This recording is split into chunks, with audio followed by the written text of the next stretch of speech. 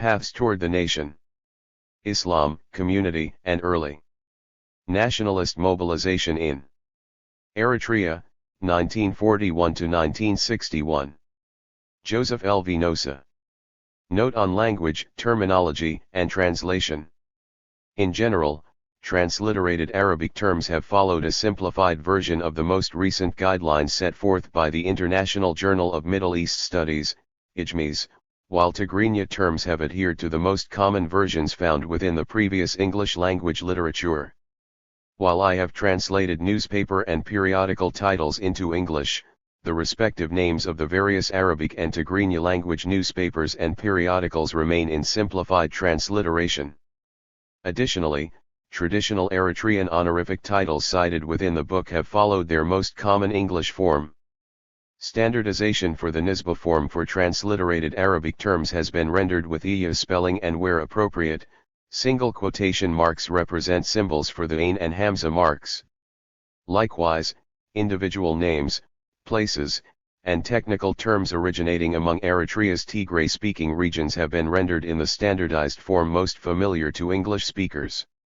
In the context of this book, I use the lowercase term Tigray as the traditional marker for those Tigray-speaking peoples of vassal or serf origins across western Eritrea, rather than as a broad ethno-linguistic designation. It is not my intention to disregard or disrespect the realities of linguistic diversity found across modern-day Eritrea or to infer the supremacy of the common English spelling of these indigenous terms. Rather, my goal has been to achieve a basic continuity that allows for a more inclusive representation of these often complex terms for a wider, non-specialist audience. Introduction. Islam, Community, and the Cultural Politics of Eritrean Nationalism. On June 10, 1947, the various branches of the Eritrean Muslim League organized demonstrations in almost every major city and town across the country. Unprecedented in scale, the protests represented one of the high points of nationalist activism in then British-occupied Eritrea. One of the largest demonstrations, held in the capital city of Asmara, saw members from the local league office lead a march through the city. In a widely circulated speech that the organization later published, Sheikh Abdelkadir Kabir, the president of the league's Asmara branch, elaborated on the significance of the demonstrations taking place across the country. Freedom is a natural right for all nations and something of value even for animals, let alone for human beings, who pursue it, make every effort to achieve it, and are willing to pay a high price to defend it. Therefore, it is no wonder that today this crowd and this nation are calling for freedom and want to destroy their chains. They raise their voices calling for it freedom and, walking toward it, they are guided by the light of this noble torch with which Allah has blessed Eritrea's heart. This torch is independence. Point 1. Kabir's speech represented one of the earliest attempts among Eritrea's nationalist leaders to frame the case for self-determination as both a moral imperative and an issue of particular urgency within the broader Muslim community. In February 2010, more than 6 decades after the League's initial protests, a group consisting of many of the descendants of the Muslim League membership issued a public call for rejuvenation in the political discourse within Eritrea and throughout the global Eritrean diaspora. Harking back to the long tradition of Eritrean Muslims in resisting oppression and domination, the group, referring to itself as Mejli Ibrahim Mukhtar II, issued a manifesto for its new political program. Entitled The Eritrean Covenant, Towards Sustainable Justice and Peace, the document addresses both the current human rights crisis in Eritrea and the often overlooked role of Islamic authorities and community leaders in leading past movements for political reform and social justice. More than 60 years since the Muslim League leadership first spoke out publicly on issues of political freedom and human rights, many contemporary opposition organizations across the diaspora continue to draw ideological inspiration from this early group of activists. Yet the precise reasons for the League's contemporary relevance as a political opposition organization and as a conduit for reframing human rights discourse in Eritrea can be understood only by first examining its role during the country's first 2 decades of nationalist mobilization. This book presents 3 broad and critical arguments in regard to the early period of Eritrean nationalism between 1941 and 1961. First, that the Eritrean Muslim League's experience, among both its principal organizers and general membership, was tied to several larger social and political transformations across the region during the post-war period. Thus, the League's dominance of the broader pro-independence discourse, coupled with the influence of those in the organization's hierarchy who absorbed much of the anti-colonial sentiment in the aftermath of World War II, gave rise to a nationalist ideology that looked to the broader Islamic world for inspiration and relied on Eritreans with links to that world as a means of furthering the cause of independence.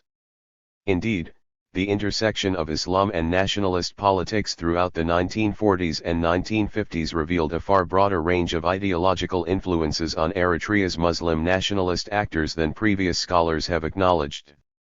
This study provides an important new framework to better understand how activists helped formulate notions of an emerging Eritrean nation-state within a truly frontier region between the contemporary Horn of Africa and the wider Middle East.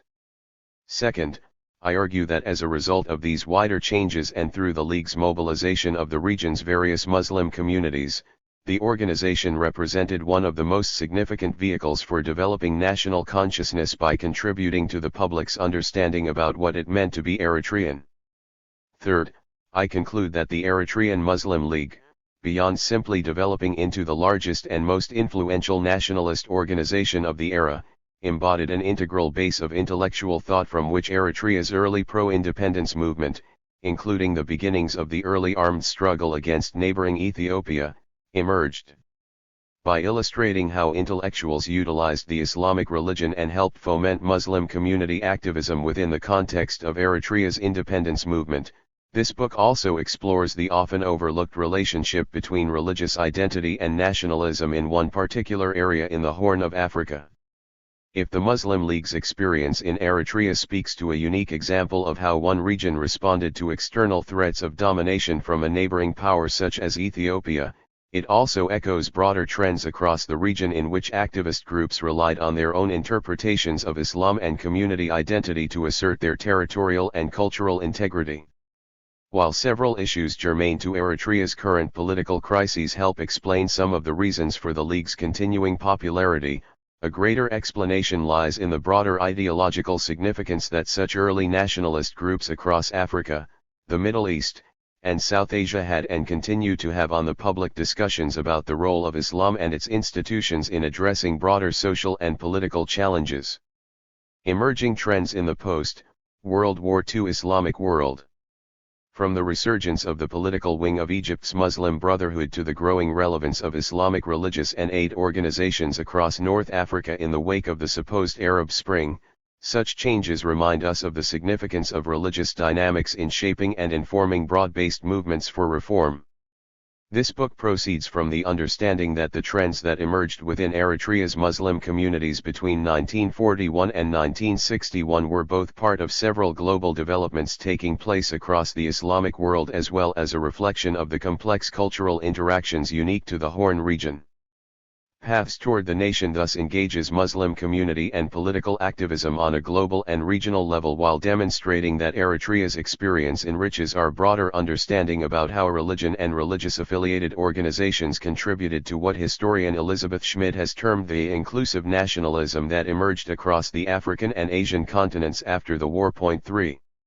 While such movements are not inherently new in contemporary history, they emerged with particular vigor across the Islamic world among peoples living under colonial rule during and immediately after World War II. The growth of anti-colonial sentiment and the subsequent rise of nationalism represented the culmination of a particular era in which political mobilization emerged simultaneously with a growing reliance on a broad communal religious identity to achieve societal and political objectives. The intersection of populism, nationalism, and religious-based community activism in particular echoes sociologist Martin Riasbroad's discussion of how societies in the midst of rapid social change throughout the 20th century have developed either fundamentalist or utopian perspectives for using religion in overcoming a particular experience of crisis. For that is, challenges within highly transformative societies often produce new understandings about how religion and religious teachings can be used to overcome political, social, and even economic difficulties. As a result, religious teachings may often receive a reassessment by those who either embrace reactionary, fundamentalist-leaning interpretations of their given theology or enunciate more expansive and inclusive ideas about how a religious revival can achieve a harmonious, near-utopian state of existence. 5 The dramatic post-war expansion of Egypt's Muslim Brotherhood, the steady campaign for a separate Muslim nation under the All India Muslim League, and the swift turn toward militarism within Indonesia's largest Islamist organization, Nahdlatul Ulama, NU, during the colony's war for independence represented just some of the many ways that Islamic-influenced nationalist ideologies took on greater political significance during the period. Viewed in this context, the experience of Eritrea's first and largest nationalist group, the Eritrean Muslim League, represented just one of many such movements that fused the quest for political independence with a genuine interest in how Islamic institutions and religious thought could more broadly serve the public. Even the leadership's decision to name their organization the Eritrean Muslim League, a tribute to the All India Muslim League, reflected activists' global awareness and sensitivity toward broader nationalist struggles occurring across the Islamic world. However, the actions of Eritrea's Islamic leaders and their associates within the Muslim League also complicate this fundamentalist/utopian dynamic by representing a new line of thought regarding how religious activism informed political mobilization. While the Muslim League in general displayed many broad-minded, inclusive qualities that would discount their activities from falling into a categorization of what Riesbrod has referred to as the reactionary-minded fundamentalist literalism of some societies, Eritrean Muslim activism also lacked a reliance on an exclusively Islamic doctrine that qualified the movement as a strictly utopian Islamic phenomenon. The triumph of a fluid and largely inclusive Muslim-dominated nationalist discourse over more dogmatic interpretations of Islam thus demonstrates how activists within the League often fluctuated between such ideological extremes and developed a broad ideology that merged certain aspects of both fundamentalist and utopian thought. While the post-World War II nationalist impulse occurred throughout the Islamic and non-Islamic worlds, what often defined the cause of many movements across the Middle East and Islamic Africa in particular was the growing influence of Muslim indigenous intellectuals in shaping and articulating formal political action. Developed by former civil servants in the colonial governments, religious officials, and the small group of university-educated elites, much of the emerging discourse that developed reflected the critical role of such intellectuals in facilitating early nationalist activity. From Muhammad Ali Jinnah and Hussein Shahid Suhrawardi's influence in British India to Messali Hadji's activities in post-war French Algeria, intellectual activism emerged as one of the major pillars within the early independence movements. Viewed in this context, the impetus across the Islamic world represented a more proactive strain of nationalist thought than compared to most non-Muslim intellectual activists south of the Sahara.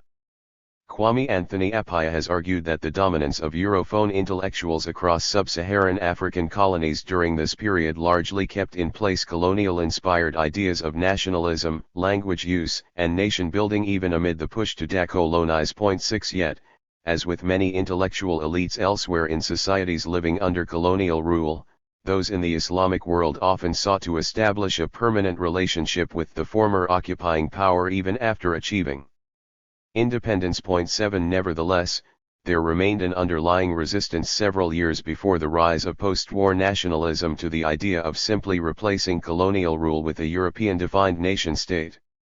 Falling within this categorization, the Eritrean Muslim League essentially promoted their own version of Islamic modernism in which there evolved a broad tendency to understand nationalism as a vehicle for advancing both society and individuals toward a more progressive, enlightened condition. Activists thus used the idiom of an Islamic worldview to embrace political goals that promoted certain aspects of modernity, such as the practicality of the nation-state and the importance of functioning democratic institutions, though not necessarily an interpretation that mimicked prefabricated Western models. Proclaiming generalized ideas about the importance of revitalizing their faith, embracing the legacy of past Islamic civilization, doing away with particular social ills, and adhering to the centrality of religious institutions, activists helped establish such ideas as the major tenets of intellectual nationalist thought across the broader Islamic world. In this sense, the nationalists of the 1940s and 1950s represented a continuation of many of the ideas of earlier proponents of Islamic modernism, including figures such as Jamal al-Din al-Afghani, Sayyid Ahmad Khan, Muhammad Iqbal, and others. Equally significant to the rise of post-war nationalism across the Islamic world and of intellectual activism was the often complex relationship between the leadership of early political organizations and the broader grassroots. Across the Middle East, South and Southeast Asia, and Sub-Saharan Africa there emerged a trend of pro-independence organizations that often treaded a challenging path of working toward long-term political and social change while also trying to address the immediate concerns of their political bases. Indeed, peasants, urban workers, lower-level religious officials, women, and youth organizations often represented essential components in formulating and executing nationalist activities. Important interactions between nationalist elites and grassroots supporters also developed, particularly with regard to the discussions between such groups about how to frame and to disseminate the nationalist program. Expanding popular mobilization often depended on how well intellectual elites navigated the tremendous social pressures emerging from those outside the nationalist hierarchy. The push for greater grassroots participation, ongoing concerns among the masses that nationalist leaders could become too accommodating with colonial officials, and the movement for more decentralized power within nationalist organizations all emerged as major issues confronting the leadership within these various groups.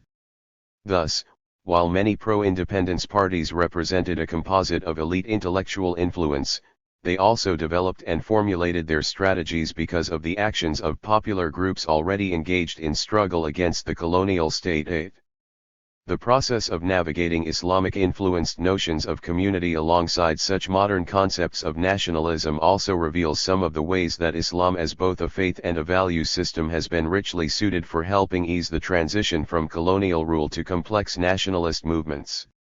According to Victoria Bernal, the Islamic faith, particularly in the context of the Horn of Africa, has been historically significant to these transformations because, as a religion that is both local and universal, it provides a ready medium for crafting solutions to the contradictions between the local and global contexts that people must increasingly inhabit simultaneously. Eritrea's experience during this period of post-war nationalism thus reflected many of the challenges inherent in these political and intellectual trends.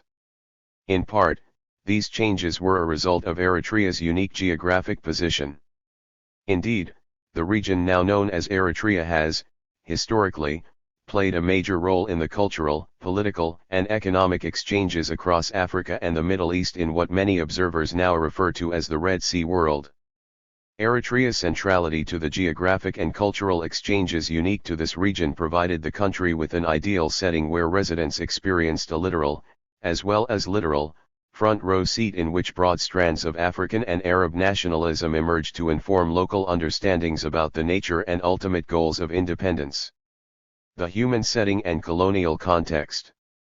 Modern-day Eritrea lies in the Horn of Africa, sharing its borders with three countries, Sudan to the west and northwest, Ethiopia to the south, and Djibouti to the extreme southeast. The country's northern border rests along the Red Sea coast, and Eritrea's location has made the region an ideal trading location from ancient times to the present day.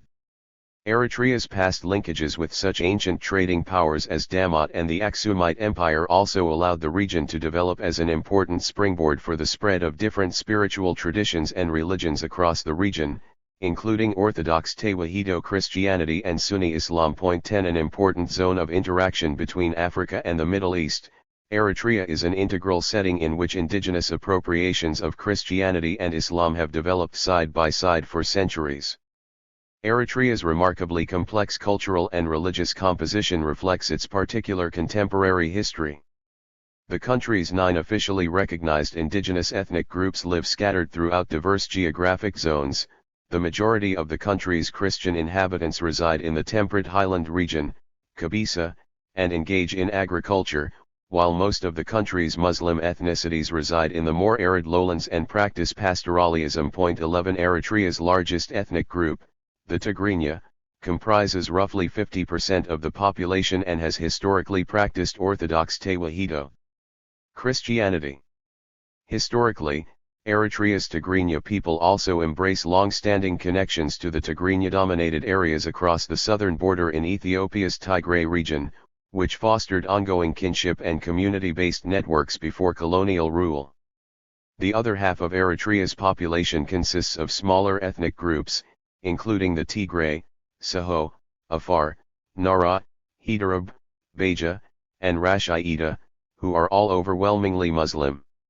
Other smaller ethnic groups, such as the Bilan and Kunama, have either retained their indigenous religions or adopted either Christianity or Islam to varying degrees. Each of the country's ethnic groups also speaks its own language. The ethnic groups fall into three categories: those who speak Semitic languages, Tigrinya, Tigray, Rashaida; Cushitic languages, Afar, Bilan, Beja, Saho; and Nilo-Saharan languages, Kunama, Nara. 12 Since the early 20th century, the country's religious heterogeneity has led to an almost even split between the number of Muslim and Christian inhabitants. Modern-day Eritrea's physical boundaries are very much the product of Europe's scramble for Africa during the late 19th century. The arbitrary nature of the country's borders stemmed from the political rivalries between the region's three major powers during that period: Ethiopia, Great Britain, and Italy.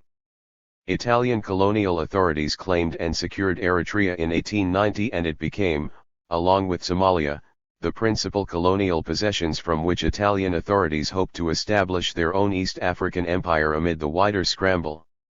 Nearly 2 decades of Italian economic and military infiltration into the Red Sea coast, 1869–89, and more than 50 years of colonial rule, 1890–1941, forged the territory into a cohesive administrative unit.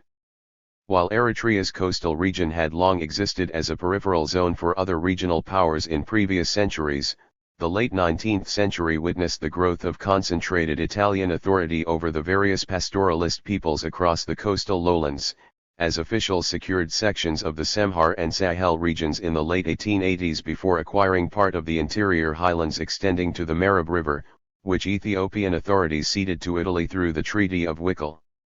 In May 1889.13, Italy's failed attempts to extend its influence further into the Ethiopian highlands, best illustrated by the Italian army's resounding loss to Ethiopian forces at the Battle of Adwa, in March 1896, relegated Italian authority to the official colonial boundaries demarcated in 1889 and 1890. After its 1896 defeat, the Italian government renewed its investment in Eritrea under the administration of colonial governor Fernando Martini, 1897–1907, who, according to historian Tekest Negish, succeeded admirably well in laying down the foundations of a colonial government more or less along the lines used by Britain and France. 14. With the growth of Italian economic influence along the Eritrean coast, during the late 1860s and the establishment of formal colonial rule in 1890, Italian officials adopted an initial favorable tendency towards Islam that reflected Italy's geopolitical concerns across the Horn of Africa during the late 19th century. These concerns included the Italian government's quest to secure colonial possessions overseas as a means of building its own imperial standing, to safeguard against both British and French influence in the region, and to encourage Italian agricultural migration to the predominantly Christian Eritrean highlands. 15 Because privileging some communities over others developed as official colonial policy aimed at winning Muslim support by counterbalancing and undermining the legitimacy and authority of the traditionally dominant Christian highlanders in Eritrea and northern Ethiopia, Islamic religious authorities represented a key component in helping facilitate the Italian colonial project. 16. Consequently, Muslim authorities, especially Sufi Islamic groups such as the Khatmiyya and the Ad-Sheikh orders, became the focal point of Italian campaigns in the late 19th century to win the support of regional power structures across the predominantly Muslim lowlands and to limit the threat of other external threats, especially the growing Mahdiist movement taking place in nearby Sudan. 17 The gradual privileging of Islam, and Muslim institutions more broadly, continued throughout the 1890s and well into the 20th century, as the Italian colonial government worked to legitimize its rule further by co-opting regional Sufi authorities in order to help solidify colonial control. Beginning in the 1920s, Italy's fascist-led colonial administration increased Italian support for Muslim religious and educational institutions as a means of augmenting colonial authority. 18. Serving as a source of manpower for conscripted soldiers used in Italy's war to secure Libya, 1911-12, and as a foundation for trading relations with Ethiopia, Eritrea nevertheless remained an understaffed and largely marginal colony during its first 4 decades. Only during the early 1930s did investment within the colony substantially increase as authorities promoted full-scale industrialization in preparation for Italy's later invasion of Ethiopia. Capital investment, industrialization, and rapid urbanization throughout the mid-1930s also increased the Italian settler population in a short time to more than 50,000 by the end of 1935. Italy's East African Empire finally crumbled under the weight of a British-led Sudanese invasion force in April 1941. Questions emerged, however, about the future of the Italian colonies even before Britain had secured complete control over most of the territory. As with other regions across Africa immediately after the end of armed conflict related to World War II, the challenge posed by Eritrea's political future was fundamentally connected to the legacy of Italian colonialism.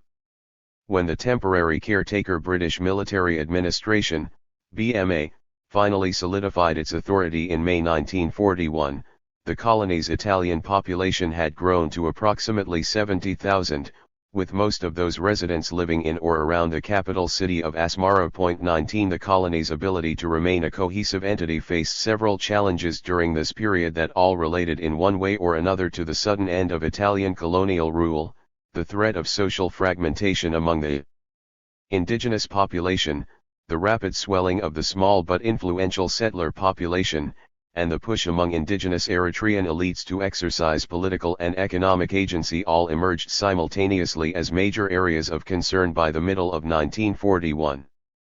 An overview of early Eritrean political activism. Following the sudden end to fascist Italian rule in early 1941, the mainly urban Italian population and the still well-entrenched colonial administration remained in charge of running the colony's day-to-day operations and economic activities under the oversight of the BMA. British officials did not consider, nor necessarily care, that indigenous community leaders would be inclined to participate in the discussions about local political and economic affairs. Yet following the establishment of British authority, a small group of Tigray and Saho activists based mainly in Asmara began to discuss Eritrea's fate in the post-Italian period. In May 1941 these activists founded Maber Fikri Hager, Party for the Love of Country, MFH, the first sizable association to emerge from Eritrea's small intellectual class. 20 From its inception, the organization featured a diverse membership that included both those who called for political union between Eritrea and Ethiopia and members who argued that Eritrea's distinct ethno-cultural makeup and its recent history entitled it to complete independence. Although many of the earliest studies on Eritrean nationalist politics have argued that the organization espoused an inherently unionist stance, the more complicated reality suggests otherwise. 21 Although some activists argued for complete union between Eritrea and Ethiopia, other members of the MFH believed that Eritrea should be reunited with the mainly Tigrinya-speaking peoples across the border in the Tigray region of northern Ethiopia to form their own country. 22 Most of the organization's highland-based Tigrinya members supported such a push for a greater Tigray, while a minority expressed wholehearted support for Eritrea's complete political union with the Ethiopian state. Initially, the small group of mainly Muslim Tigray and Saho activists within the MFH failed to articulate a cohesive message regarding their own views on the need instead for legitimate Eritrean independence. 23 Well before the end of World War II, as political differences between unionist and nationalist members intensified, the Ethiopian government also pressed its claims on Eritrea to the international community. The political fracturing unfolded as administrators within the occupying BMA struggled to maintain day-to-day control over the region. Meanwhile, the newly created UN General Assembly had yet to take up the independence debate, having only formed in October 1945. Not until nearly a year after the formation of the United Nations did the nationalist impetus, in the form of the Eritrean Muslim League, finally materialize as a political entity, in late 1946. Made up of a diverse constituency of clan chiefs, traders, Islamic clerics, disaffected peasants, and urban-based colonial civil servants, the League espoused a broad nationalist platform that initially meant different things to each respective group. For some, particularly disaffected peasants living across Eritrea's western province, independence represented a dramatic reworking of the traditional landlord-client relationship that characterized much of rural society among the Tigray-speaking peoples in the region. Others, including urban intellectuals, former civil servants, and many Muslim merchants, expected that an independent Eritrea would provide the political mechanisms needed to build up the former colony's institutions and to revitalize the region's lagging post-war economy. Later in the decade, the League's leadership, consisting largely of these former colonial civil servants and Islamic clerics, began making the case for independence in a more forceful manner. The League's program also veered increasingly toward a populist agenda that linked the nationalist movement with the need for broader social and cultural reforms. Their agenda included support for religious and educational reform across Muslim communities, attention to the concerns of the largely peasant population in western Eritrea, and efforts aimed at building camaraderie with non-Muslims in the independence movement. Through the League's publications, political reports, sponsored lectures, and public events, the language of nationalism within the organization involved a complex discourse that addressed many of the cultural, religious, and economic concerns that different segments of the Muslim population raised throughout the late 1940s and 1950s.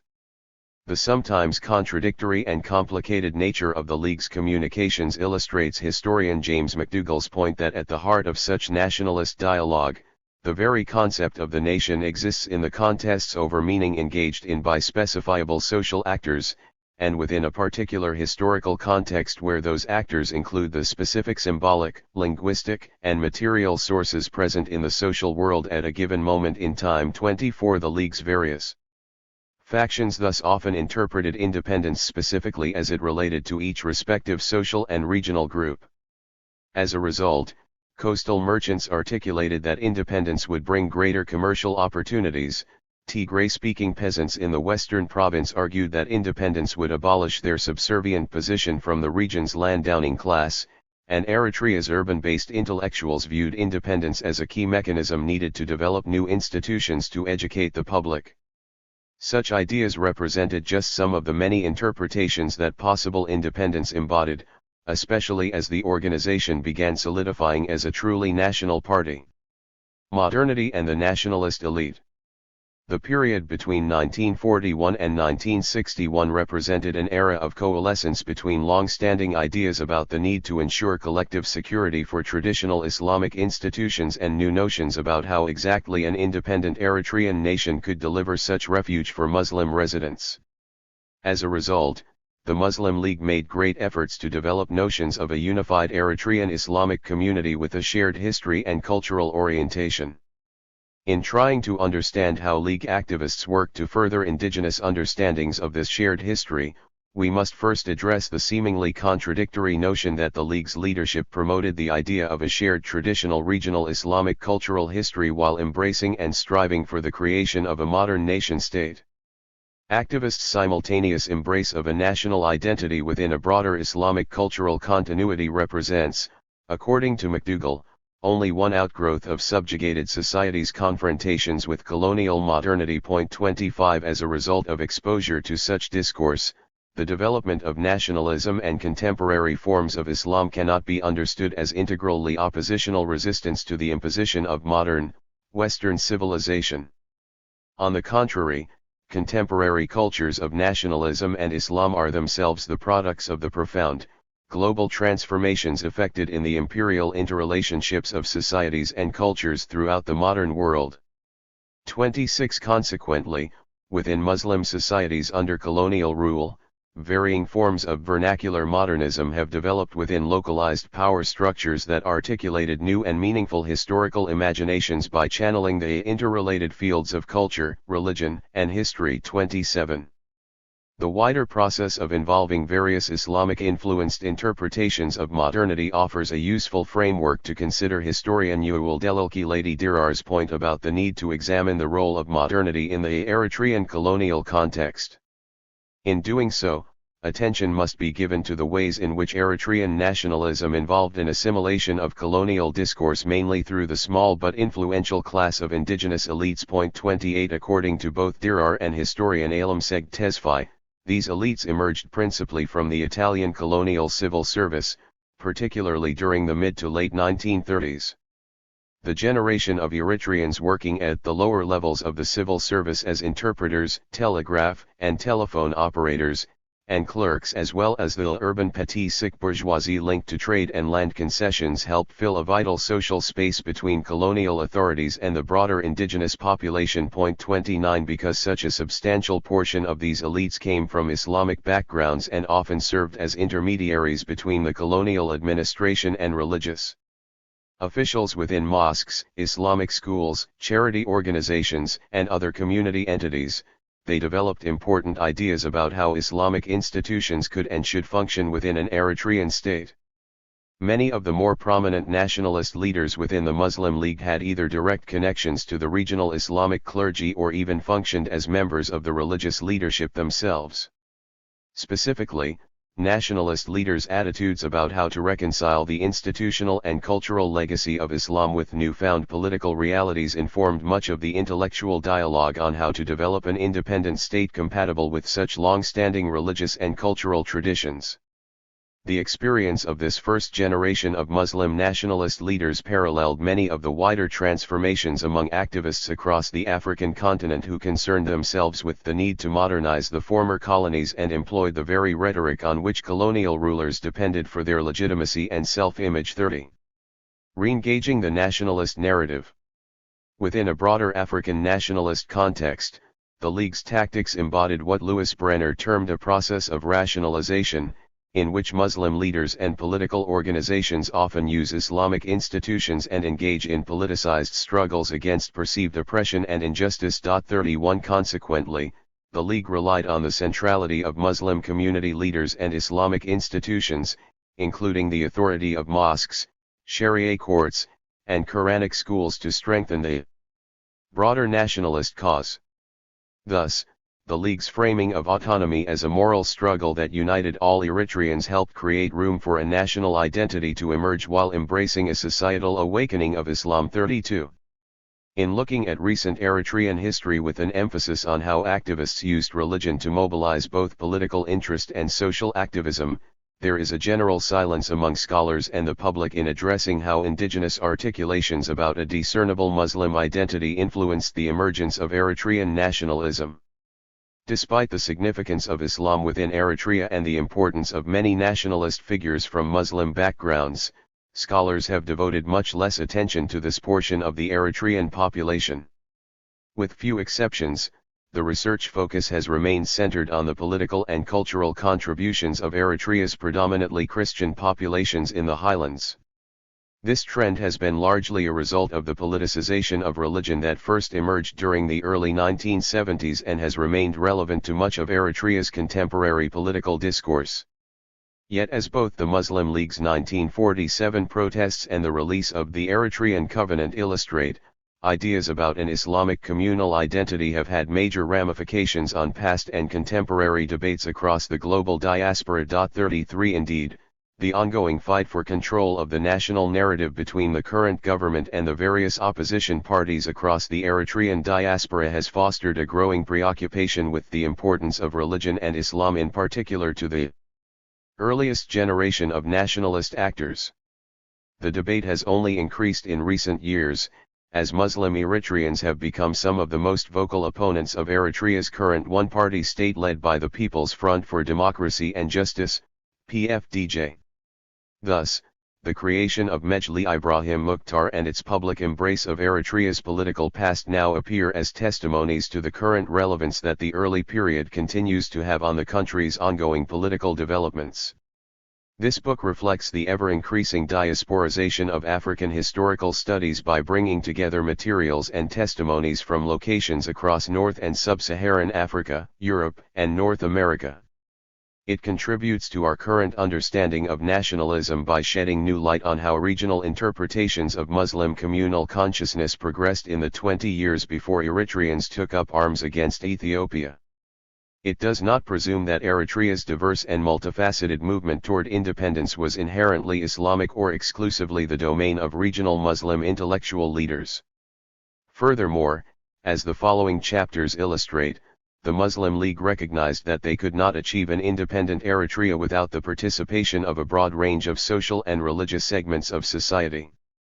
Thus, while the book argues that the League served as the primary political engine driving nationalist dialogue and the related cultural activism among pro-independence Muslims, it recognizes that a deeper process of social transformation took place, even beyond the confines of Eritrea's Muslim communities, that helped nourish a truly national consciousness.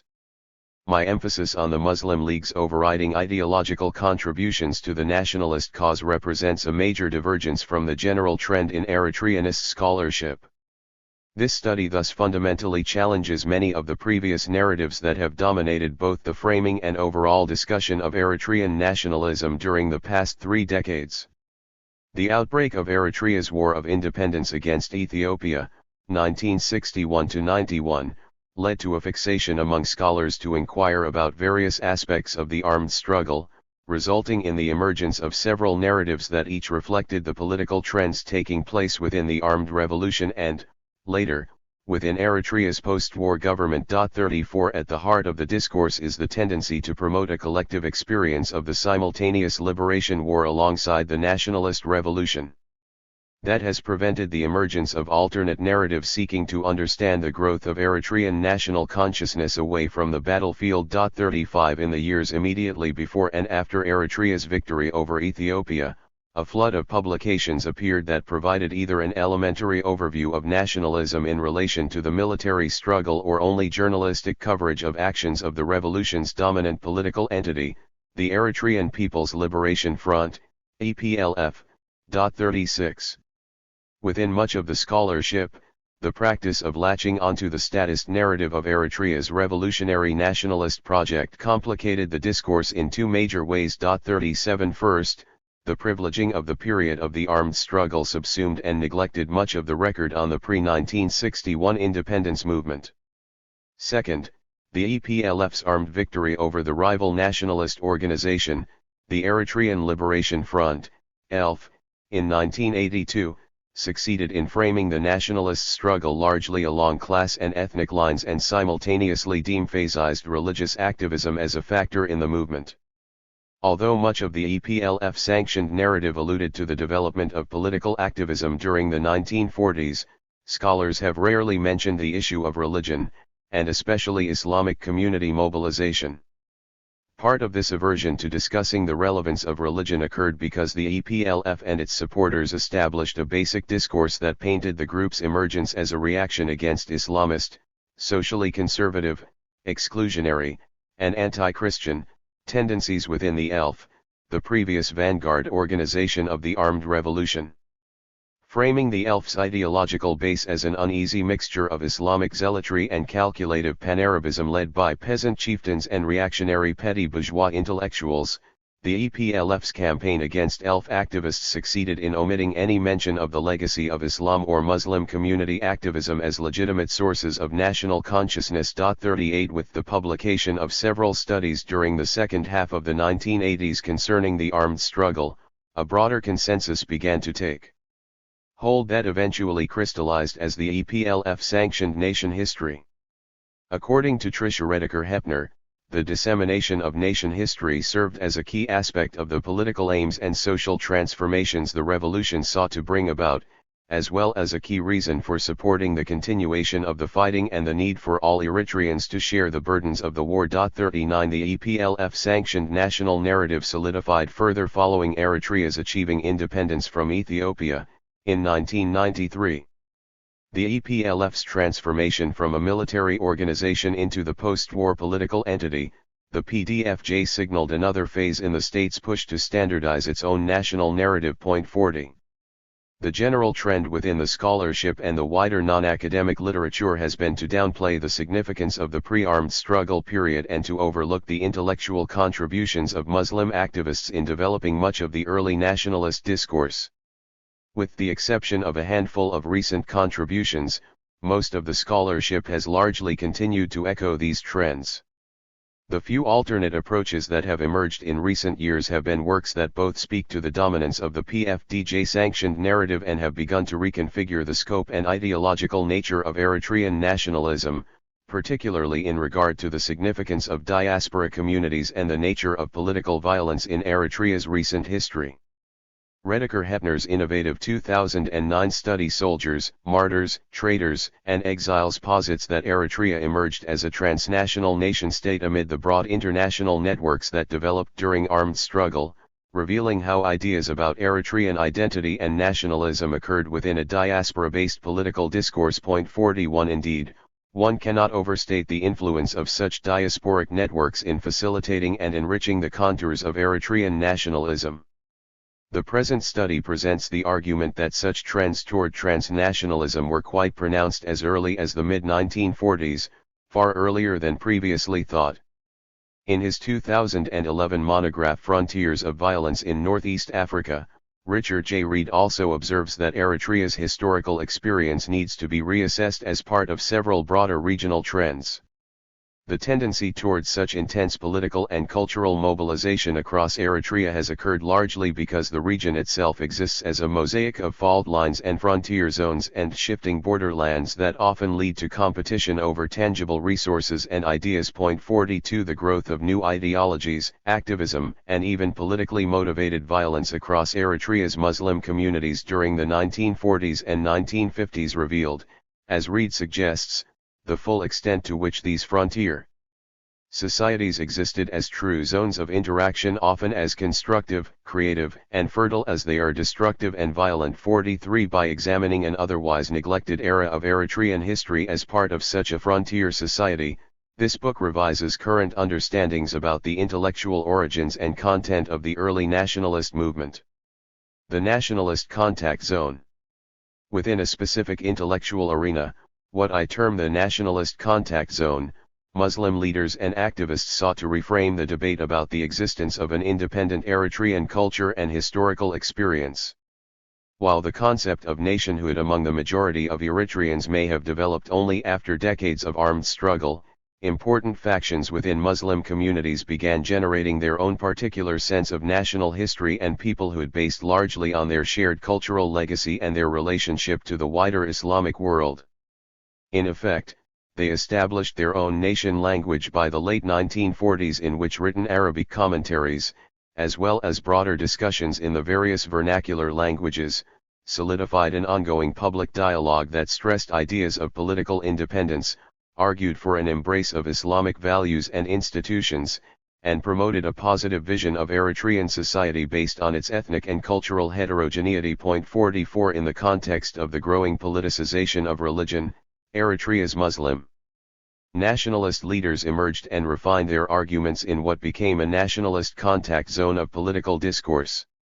While the outlines of an Eritrean consciousness emerged only gradually from the shared experience of Italian rule between 1890 and 1941, this growing self-awareness fully materialized under BMA rule and forced the presiding colonial authorities to cope with increasingly proactive intellectual and community leaders. 45 Combined with the increased rate of urbanization throughout Eritrea that began during the mid-1930s and continued through the end of fascist rule, political activism developed as BMA authorities continually recruited Eritreans into the new fold as clerks, accountants, medical orderlies, telephone operators and assistants in the public works and railway departments. 46 Within the confines of Eritrea's diverse multi-ethnic, multilingual population, Muslim community leaders facilitated early notions of civil society that correlated to continued urbanization.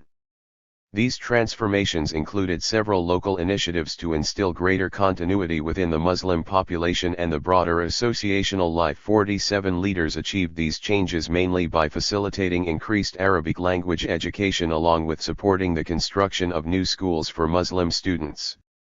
Such institutional changes were part of the spectacular organization, reform, and centralization of Eritrean Islamic institutions during the 1940s and, coupled with the growing political debates, helped forge a vague, but increasingly relevant, Islamic communal awareness. 48 In particular, activists' use and promotion of Arabic to influence perceptions of shared religio-cultural, social-political, and intellectual experiences among Eritrean Muslims helped establish the discursive anchor for many of the emerging debates. 49 Concurrent with the cultural coalescence of different groups, the Eritrean Muslim League's experience in nationalist politics illustrated how a diverse group of indigenous intellectuals waged a broad African nationalist struggle to build what Frantz Fanon termed a tenable political party as a tool in the hands of the people. 50 Activism within the League also revealed how Eritrea's unique geographic position within the Red Sea world made it an ideal convergence zone for nationalist ideologies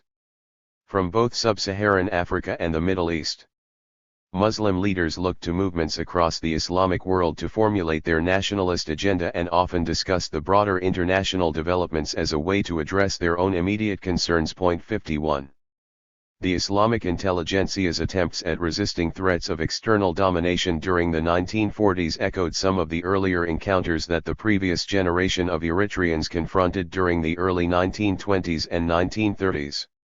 Within the limits of a rigid Italian colonialism that had installed a de facto apartheid system and limited indigenous Eritreans' education to the 4th grade level, activists' measures to negotiate and secure a degree of cultural and intellectual space proved difficult. 52 Nevertheless, the development of a comprehensive cultural contact zone, which Mary-Louise Pratt defines as a social space where cultures meet, clash, and grapple with each other, often in contexts of highly asymmetrical relations of power, characterized most of the debates and activities among indigenous intellectuals. 53 As Germain Negish hinted at when he expanded on Pratt's concept in an Eritrean context, the awakening of anti-colonial consciousness developed through the early use of indigenous languages in print as a way of critiquing the mechanisms of Italian rule. Over time, these efforts helped establish the early intellectual parameters that, by the 1940s, provided a significant degree of political and cultural space against both Ethiopian and European hegemony. 54 Yet unlike these earlier discussions during the Italian era, the nationalist contact zone that developed during the early 1940s did not pertain exclusively to a colonizer-subject dichotomy. Instead, this contact zone denoted a more multifaceted space of political interaction and dialogue within the region's diverse indigenous communities. Moreover, the intellectual and political discussions often expanded far beyond the realm of the written word of local newspapers and commentaries.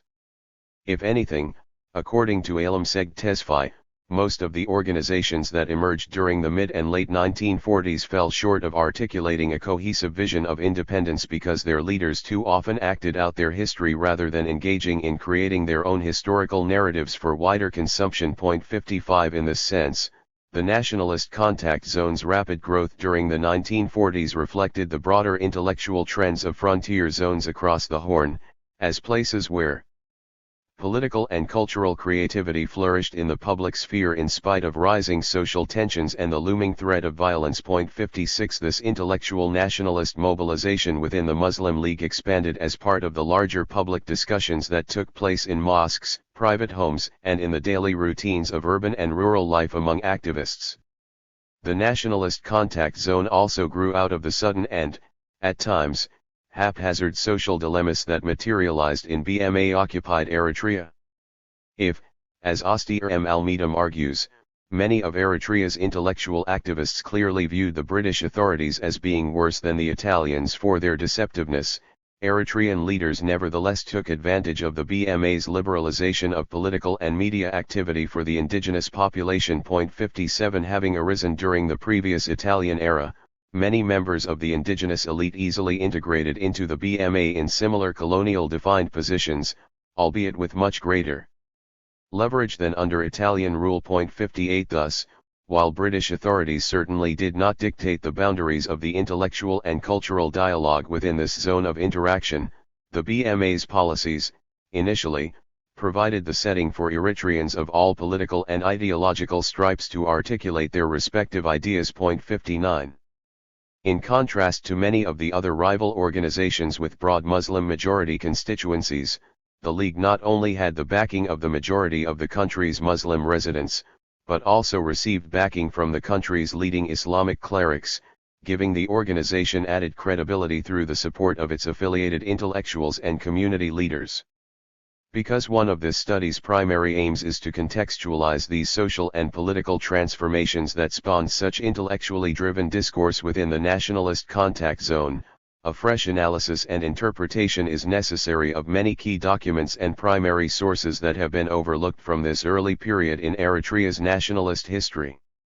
Source material and organization. This book builds on three general categories of sources. First, it relies heavily on a comprehensive analysis of the Arabic and, to a lesser extent, Tigrinya language newspapers, reports, and commentaries that activists produced across Eritrea within the confines of the nationalist contact zone from the mid-1940s to the beginning of the armed revolution, in 1961. With few exceptions, the Muslim League's publications and related literature have remained almost completely neglected in much of the scholarship. This neglect has obscured the organization's ideological and political relevance during the period in question. Paths Toward the Nation thus engages materials written in local languages to gain greater understanding about how activists themselves formulated and articulated their own respective ideas on the nature of Eritrean independence. 62nd, as a means of putting the League and Muslim political dynamics in a broader historical context, I also used documents produced mainly by officials within the BMA, 1941-52, and by American observers stationed in Eritrea during the later period of the Eritrea-Ethiopia Federation. Utilizing the extensive intelligence reports, memoranda, and private correspondence taken from the British Foreign Office, the U.S. National Archives and Records Administration, Eritrea's Research and Documentation Center, United Nations Archives, and elsewhere, this research provides needed perspective on how activists shaped Muslim community mobilization as well as how colonial authorities often interpreted such developments on a broader level. Finally, this study relies on the oral testimonies of former activists and many of their descendants as a means of analyzing not only the various ways in which Muslim political activism crystallized, but also as a way to access previously silenced narratives that have either been ignored or minimized through the PFDJ-dominated discourse. In building on this wide array of sources, each of the chapters herein addresses a particular component of the wider process of early Eritrean nationalism. Chapter 1 examines the major social and political transformations that took place during the first 5.5 years of BMA rule to illustrate the origins and social context of the Muslim League's establishment. The chapter demonstrates the ways in which the movement for Tigray emancipation in western Eritrea, the growth of greater Islamic institutional cohesion, and the actions of the small, urban-based Muslim intelligentsia all contributed to the League's ideological underpinning and its initial strengths as both a political and a social movement. Chapter 2 investigates specifically how the League and its leadership worked to build a political and intellectual base during its crucial first year of existence, from December 1946 to December 1947. The chapter addresses the various ways in which the organization contributed to the concerns within Eritrea's nationalist contact zone and how the leaders worked to build the organization as a truly national party, irrespective of religion. I argue that one of the major strengths of the League was the success of Muslim intellectuals and writers in presenting their organization to colonial authorities as an entity that supported the creation of a modern nation-state in opposition to the uncivilized feudal kingdom in Ethiopia. Chapter 3 examines how the League and its allies in the nationalist movement responded to the political pressures surrounding the issue of Eritrean sovereignty as well as the crisis brought on by Ethiopian intervention and the rise of armed aggression against supporters of independence, 1948-49. Building on these developments, Chapter 4 investigates how the League responded to the rise of rival Muslim political organizations that challenged its primacy in the independence movement through 1950. Examining the transitional period between the UN General Assembly's decision to federate Eritrea with Ethiopia from December 1950 to the Federation's actual implementation, in September 1952, Chapter 5 looks at how the League's intellectual base negotiated its political agenda and nationalist discourse while the new regional government took shape. Chapter 6 discusses how political action and nationalist discourse became even more intertwined as the perceived oppression against Muslims by Ethiopian authorities increased from the Federation's inauguration, in late 1952, through the rise of mass civil discontent throughout 1957. Consequently, the protection and autonomy of Islamic institutions became one of the major rallying points for activists as the decade progressed. The chapter also explores the relationship between a broad Islamic identity within Eritrea and the larger political forces of Pan-Arabism and Nasserism. Finally, Chapter 7 focuses on the crucial three-year period immediately before the outbreak of the Armed Revolution, 1958-61, as way of examining the various competing ideologies that emerged among Muslim activists. This section also illustrates how the period in question witnessed a final break from the previous 2 decades of Muslim activism and the influence of the Muslim League. The chapter also demonstrates some of the ways in which the League and its leadership, despite the new circumstances and the wider ideological changes taking place within Eritrea and across the diaspora, managed to maintain influence among the first generation of activists in the ELF. The epilogue draws several broad conclusions about the significance of Muslim cultural and political action in relation to this early period of Eritrean nationalist mobilization. Ultimately, explaining how the League and its offshoots contributed to the development of a separate Eritrean national identity also provides new essential information about the social, religious, and ethnic complexities that defined nationalist movements within many frontier societies throughout the 1940s and 1950s. Illuminating our understanding of this early period has direct relevance to the ongoing debates taking place across the global Eritrean diaspora, and consequently the study speaks to broader issues about how nationalism, intellectual activism, and religious affiliation continue to influence political and social change in both sub-Saharan Africa and across the wider Islamic world. 1. Early rumblings. Muslim activism in British-occupied Eritrea, April 1941 to November 1946. With the coming of British Sudanese forces, in April 1941, Eritreans found themselves living within the confines of a new colonial authority. For the next 5.5 years, people across Eritrea adapted to the new realities and opportunities as a mandated territory under the British military administration. For communities across the region, especially in Eritrea's western province, the transition from Italian to British rule, in April 1941, presented an opportunity to rework the traditional social and economic constraints under which most residents had lived for roughly 3 centuries. Although Eritreans as a whole found themselves under a new colonial authority, those on the lower rungs of Tigray-speaking society known pejoratively at the time as Tigray adapted to the new realities and opportunities that materialized during the BMA's caretaker rule, between 1941 and 1952. During this period, 3 crucial social processes took place within Muslim communities across the Tigray-speaking region of western Eritrea as well as in the colony's major cities. Each of these transformations among Eritrea's various social groups had tremendous consequences for the formation of a broad Islamic consciousness across the country. First, Tigray discontent toward local landlords, known both as Shamagal and also Tigray speakers, surfaced with increased intensity. Refusing to comply with the traditional payment of customary dues and taxes to their respective Shamagal, disenfranchised Tigray serfs pressed their claims for their own economic independence from the traditional system. This broad movement among Tigray communities during the early and mid-1940s represented the first major thrust in Eritrea's movement toward decolonization, as activists simultaneously challenged both the traditional landlord-serf dynamic as well as the long-standing colonial acquiescence of the exploitative, quasi-feudal economic system. Ultimately, many of the leaders in the Tigray emancipation movement helped articulate new understandings about Tigray identity that stressed the righteousness of their cause as a Muslim people and the necessity of breaking away from the supposed primitive feudalism of the Shemagul. Second, the movement for Tigray emancipation dovetailed with another critical movement in which increased efforts for religious standardization, meaning the creation of uniformity of Islamic practices and institutions across Eritrea, and the spread of more uniform Islamic education allowed scholars to help influence notions of a singular Muslim community across Eritrea.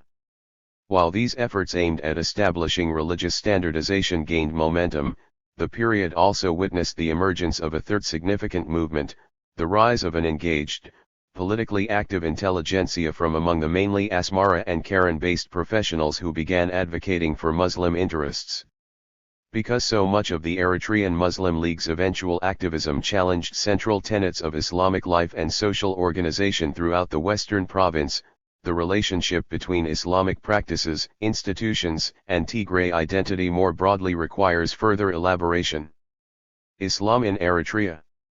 Taking stock of the inherent cultural and linguistic pluralism across Eritrea, Jonathan Miron has observed that the country's heterogeneous Muslim communities historically reflected a truly kaleidoscopic historical configuration of peoples from multiple ethnicities, speaking a variety of Semitic, Cushitic, and Nilo-Saharan languages, and living in diverse social and political organizations. 1 Traditionally, Eritrea's Tigray-speaking communities, which accounted for roughly 40% of Eritrea's total population by the early 1940s, were divided into a number of tribes and tribal confederations and included groups such as the Beni Amr of the Western Lowlands, the Marya, Betjek, and a large part of the communities in the area around the city of Karen, including groups such as the Habab, Ad Tikals, Ad Temiryam, Ad Mualim, and other smaller groups inhabiting the interior region beyond the Red Sea port city of Massawa. 2.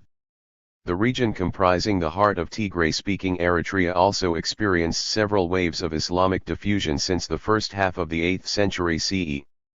The majority of residents of the Western Lowlands and the affiliated coastal communities embraced Islam during the 13th century.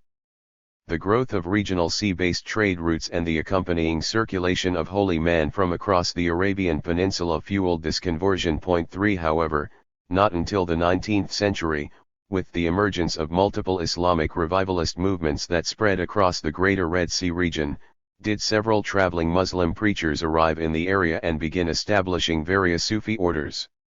Across the region, the energetic Turuk and Holy Families fostered widespread spatial networks, or webs of connections, straddling the area between the Red Sea coasts and the inland regions in the eastern Sudan. 4. Aiming both to deepen Islamic practices among Muslims and to gain new converts, two regional Islamic entities powered much of the revivalist momentum, the Ad Sheikh Holy Family and the Katmiya. 5 Originally of Meccan origin, the members of the Ad Sheikh family established operations in Eritrea during the early 19th century and successfully won over large segments of the Tigray-speaking population within a few years. With their Naib allies along the Red Sea coast, they helped bring locals into their ranks as members of the Qadariyya Sufi order. 6 While the Ad Sheikh's success continued throughout much of the coastal region, Western Eritrea experienced an equally significant degree of revivalism based on the growing influence of the Katmiya order under the leadership of the Al-Murghani family. Founded by Muhammad Uthman al-Murghani, 1793–1852, the Katmiya's success in expanding their membership and allegiance within local communities developed largely out of the order's ability to incorporate the pre-existing religious formations, notables and holy lineages, into a super-community network that had far-reaching social consequences. 7 Ultimately, these developments solidified Islam among the majority of the population to the point where virtually all Tigray-speaking groups had adopted Islam by the 19th century. 8 The intensification of proselytization activity among the Sufi groups and holy families within the various segments of Tigray-speaking society effectively created an Islamic space throughout much of western, northern, and eastern Eritrea, one that became increasingly political over time. 9 These developments later had a profound influence on the course of Eritrean nationalism, as shifting ideas about Islam, social organization, and authority all contributed to the wider political changes during the 1940s and 1950s. The concretization of this Islamic space and its later political ramifications echo Richard J. Reed's argument about the wider historical trends unique to borderlands and frontier societies across the Horn of Africa. Reed observes that periods of economic and environmental upheaval often rendered these frontiers highly volatile and competitive zones, where human suffering but also economic opportunity and political creativity coexisted. 10 Indeed, the later rise of political activism among Tigray-speaking Islamic communities and those affiliated with the Katmiya in particular demonstrate the extent to which the very creation and expansion of the Eritrean Muslim League owed to these broader regional trends. Within the frontier of western and northern Eritrea, social and political unrest among the Tigray. The serfs, or Tigray, as they were commonly known, were as much the property of their masters, the Shemagul, as their camels or goats. Each Tigray was bound to an individual Shemagul, he and his sons passed in inheritance to the descendants of his Shemagul, and at the will of his Shemagul the Tigray could be sold, given away, punished by flogging, or put to death. 11. The subservient relationship between the Tigray and their Shemagul masters stood at the heart of economic life in Tigray-speaking society. 12. Although the relationship between Tigray and Shemagul depended on the latter's position as the proprietor of the land and its resources, relations between the two groups also varied according to clan, community size, and the particular nature of the local subsistence economy. Nevertheless, a basic continuity throughout the Tigray-speaking region had solidified well before the advent of European colonialism. Although the major clans, Kabilate, identified both the Shemagul and Tigray as belonging to the same group, Tigray residents generally viewed themselves as belonging to a series of smaller subclans or races that lived in proximity to one another and under larger clan markers such as the Bet Askid, Ad Tickles, and Bet Jut. 13. Local variables notwithstanding, certain aspects of the relationship between Tigray and Shemagul were universal. The Tigray who worked the land paid customary dues in the form of locally harvested foodstuffs to the Shemagul landholder, yet he could not engage in debate or argue with his Shemagul, negotiate the terms of the traditional land contract, or terminate the relationship of his own accord. Shemagul could also expect their Tigray vassals to provide unpaid supplemental labor when needed. Usually this included supplemental agricultural work like the milking of animals and the fetching of firewood and other supplies.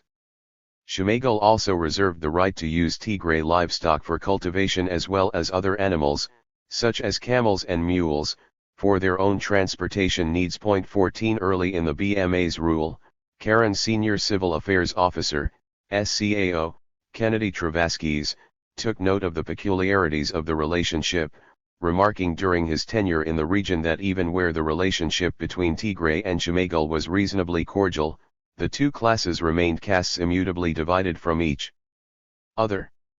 15 The divide between Tigray and Shemagul also involved a complex system of political authority within the communities. While historically many of the Tigray groups lived under the authority of a council of elders, or mahaber, that tied many of the kinship groups together, the Shemagul-led positions of Shum, chief, and the subordinate ranks of sub-chiefs also developed into markers of respect, although the real legislative and judicial authority lay with the mahaber and not with the Shum personally, although he would act as its spokesman and leader. 16 Nevertheless, Shemagul economic power intertwined with political influence as the landlords solidified their authority as the main authorities within the clans over time. Although uprisings against the landowners occurred throughout Italian colonial rule and surfaced with particular intensity during the 1920s and 1930s, the situation for most Tigray had worsened by 1941. This deterioration owed partially to the increased economic burden placed on rural Eritreans during Italy's military involvement in Ethiopia and then by the wider instability brought about by fighting between Italian and Allied forces in nearby Sudan in 1940, which only exacerbated the challenges of the landlord-serf arrangement that the majority of Tigray-speaking communities had lived under since the 17th century. 17 Set against the stresses of the wartime economy and the power vacuum brought on by the end of formal Italian rule in early 1941, Many Tigray again began refusing to pay customary dues to their respective shemagol across the western province. BMA responses to Tigray resistance.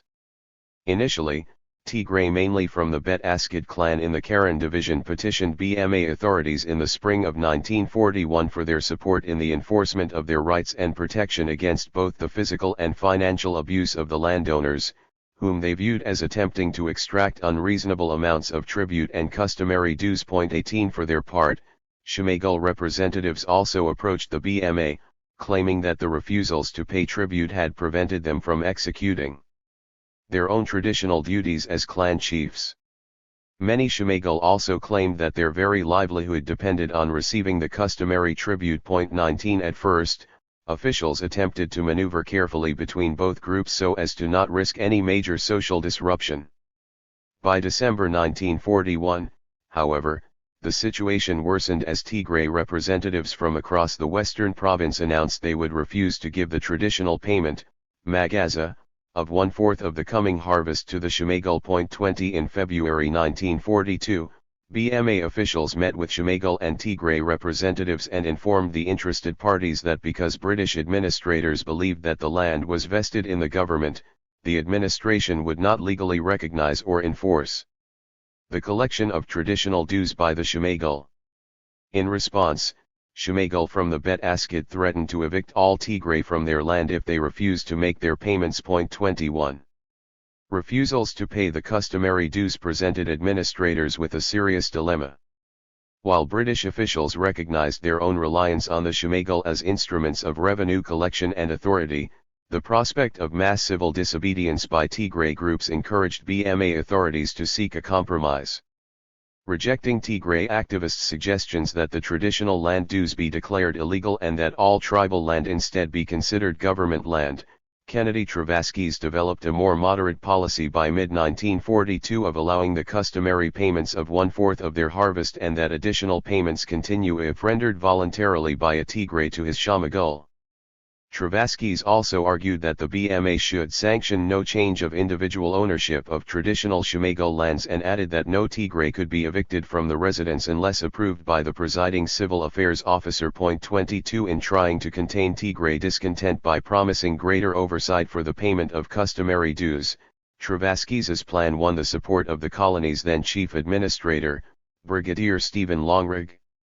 Having considered the range of possible actions on the Tigray land issue, Longrig summarized the need for a cautious policy, the abolition by a stroke of the pen of all feudal dues, much as we may recommend it on general grounds, cannot be upheld. Such a change, which would have far-reaching repercussions, must go hand in hand with a general reorganization of tribal society, its tributary system, political representation, etc. The present time is hardly suitable for such far-reaching schemes. 23. Although by June 1943 the BMA had fully articulated a policy that recognized shemagol authority while promising to increase oversight to guarantee the Tigray's protection and security of tenure against possible abuse, British attempts to sever the traditional subservience proved inadequate. Rather than petitioning to simply redress the terms of the traditional payments, Tigray activists sought nothing short of guaranteeing their complete independence from conditions many Tigray viewed as nothing short of slavery. 24. Despite the BMA's apparent success in holding a joint public assembly for shemagol and Tigray representatives in Karen in late June 1943 to address the situation, the possibility that some activists would ultimately be unwilling to compromise only stoked administrators' fears. In particular, BMA officers worried about the actions of Karen resident Mohammed Hamid Taj and his group of Tigray supporters from the Atikals clan. While British reports alleged that Taj himself did not cultivate land because he worked as a merchant, he gained a loyal following among the Atikals for his bold public declarations that he would rather die than allow a single rupiah of Durasik to be paid over to the Bet Askid, Shemagol. 25 Taj's early activism as a spokesman for the Atikals set a precedent within the larger Tigray movement. While coming from the ranks of the local Tigray communities, most of the representatives who gained prominence as leaders often did not work the land themselves but instead were members of the colonial educated intelligentsia in the nearby cities. 26. Beyond the inability of administrators to come to terms with the complexities of levying appropriate customary dues, many British officials believed that a substantial portion of the Shumagal themselves lived in conditions of abject poverty and therefore could not survive without the payment of tribute.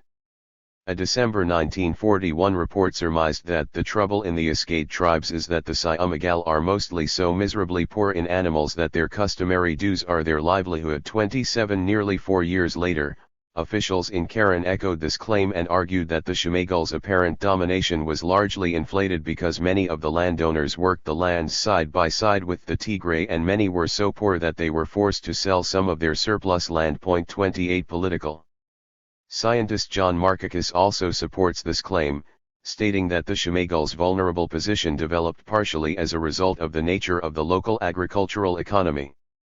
For several years the growth in the Tigray population resulted in a large increase in livestock and overall agricultural capabilities that helped transform many of the supposedly subservient Tigray into a group often wealthier than the nobles. 29. Nevertheless, emancipatory activism progressed throughout the region with increased vigor. One of the more dramatic episodes occurred in early 1943 when a Tigray from the Rugbat clan, Humid Shentub, purportedly killed a Shumagal during a confrontation after the landowners told Shentub to vacate his plot in the village of Salim Denjel for refusing to pay tribute. 30 If some activists believed that openly refusing payment could end Tigray subservience and a few were even moved to violence, others proposed that the best way to solve the crisis involved complete social reorganization of the clans. In January 1944 the SCAO in Karen reported that authorities had imprisoned 5 Tigray from the Atikals on the grounds that they had illegally collected goats, dura, and money from serf families while inciting people to disobey the administration by breaking away from their tribes and forming a tribe of their own under the name of Askid. 31 Commenting on the apparent widespread support for the activists, the report noted that all the residents of the local Tigray clans have taken an oath that they will not give evidence in court against the 5 above-named accused. 32 The concretization of this highly charged anti-feudal movement, set against the backdrop of elite-supported Islamic institutions and colonial-approved social hierarchies, had tremendous ramifications on the overall ideology of Tigray peasant activists in seeking to overturn what they viewed as the legacy of economic injustice against their respective communities. Their rapid mobilization supports Reed's argument that such communities, living within the confines of a frontier zone of conflict and competition within the Horn often produce militant movements of social upheaval, thereby reflecting the deeper political tectonics inherent to the region. 33. Concerned that the Tigray from the Atikals and other clans could realistically break away from the Shumajel-ruled tribes and form their own autonomous section, the BMA looked to local religious authorities to try and end the turmoil. Thus the Katmiya order's precise role in the Tigray emancipation movement needs to be explored, particularly in light of its previous role as a useful tool of Italian interests in the period before BMA rule. The Al-Murghani family's response to Tigray resistance. With the advent of Italian rule, in the late 19th century, colonial authorities adopted an initial favorable tendency towards Islam that reflected Italy's geopolitical concerns in the region. 34 Accordingly, early Italian attitudes were shaped largely by the need to maintain stability among the tribes, and inseparably, by the need to respond to the divided Mahdiist and anti-Mahdiist loyalties of the Katmiya and the Ad Sheikh. 35 In this context, the gradual privileging of the Katmiya over the Ad Sheikh had major ramifications that ultimately weakened the latter's influence and allowed Katmiya authorities to continue their order's expansion. Thus the coming of British authority, in 1941, presented a dilemma for the Katmiya, as its previous, privileged position as a co-opted authority under Italian administration came to an end. Nevertheless, within Eritrea's Islamic communities in general, the BMA's arrival represented an opportunity for engaged Muslim leaders to capitalize on what they had benefited from during the previous decades. Italian policies and attitudes toward Islamic institutions, in addition to solidifying the shared experiences of Eritrean Muslims under colonial rule, also contributed to a more discernible Muslim consciousness, particularly among the ranks of the country's urban elite. 36 However, If the coming of British authority signaled an adverse change for some previously privileged groups such as the Al-Murghani family, the BMA's arrival also unleashed new possibilities for the majority of the communities living in the Tigray frontier of northern and western Eritrea. 37. Echoing their earlier role in serving as an intermediary between residents and Italian administrators, the Katmiya order became an important source of indirect authority for BMA officials in 1941. Their influence reflected the significance of Sufi authorities, centered on the lodges, zawayat, and Quranic schools as crystallizing spaces and circuits of religious and social confluence among Muslims throughout the Tigray-speaking territories. 38 Ever mindful of the region's religious dynamics, Travaskis noted their influence early on during his tenure in Karen. Today the whole of this block of Muslim, and Tigray-speaking, communities are culturally united not only by the fact that they are almost all Muslim, but also by the fact that, together with many communities in the Sudan, they adhere to the Tariqa al-Katmiya, the religious path or sect founded by Said Mohammed Osman al-Murghani, a descent Sikh of the Prophet, who died in the northern Sudan in 1853-39. Katmiya leaders nevertheless faced a major dilemma as calls for Tigray emancipation grew. Because the order's adherents stretched across the Tigray-Shamagal divide, they provided a valued but fragile religious continuity across Tigray-speaking society that meant that the Katmiya order's position on the issue could adversely affect its support among both segments of society. 40 Both the BMA and many proactive Shamagal made a point of reaching out early to the Al-Murghani family in resolving the matter, especially in dissuading activists from creating new independent clan structures. According to BMA officers, the Assab-based exiles associated with Taj, who were responsible for promoting the idea of forming new Tigray clans, also went around collecting money from poor credulous people promising they won't have to pay and squandered the money collected on food and drink. 41. Following the death of Eritrea's leading Katmiya authority, Sayyid Jafar b. Bakri b. Jafar b. Muhammad Uthman al-Murghani, in 1943, the BMA turned to Jafar's nephew and heir apparent, Sayyid Muhammad Abu Bakr al-Murghani, for help. In February 1944, Sayyid Abu Bakr made an 8-day tour of the Atikals communities, after being asked by officials in Karen to convince some of the rebellious Tigray Hisit, sub-chiefs, into paying their customary payments and to withdraw support for creating the new clans. 42 Although al-Murghani reported to British officials that most of the agitators had fled to the nearby mountains rather than stay behind and be disrespectful of his suggestions, he managed to procure a list of the names of the 30 activists allegedly responsible for inciting the local people to create new groups. 43 If the BMA and Shamagal leaders had reasoned that the al-Murghani family's involvement would help bring most of the Tigray activists to heel, they were only partially correct.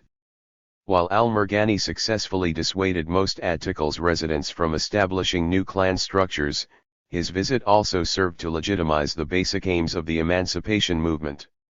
In a petition sent to Eritrea's chief administrator, Darcy McCarthy, in late March 1945, some Tigray representatives recalled al-Murghani's earlier visit and its significance to their growing cause.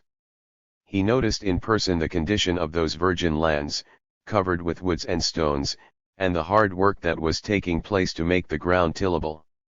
As a result of such ascertainment, he stated to the Bet Askid that his conscience did not allow him to bid the Tigray to pay them the Shamagal a share of the crops, as it is unjust to sweat peoples, in opposition to Syria Sharia as well as to any human law. 44.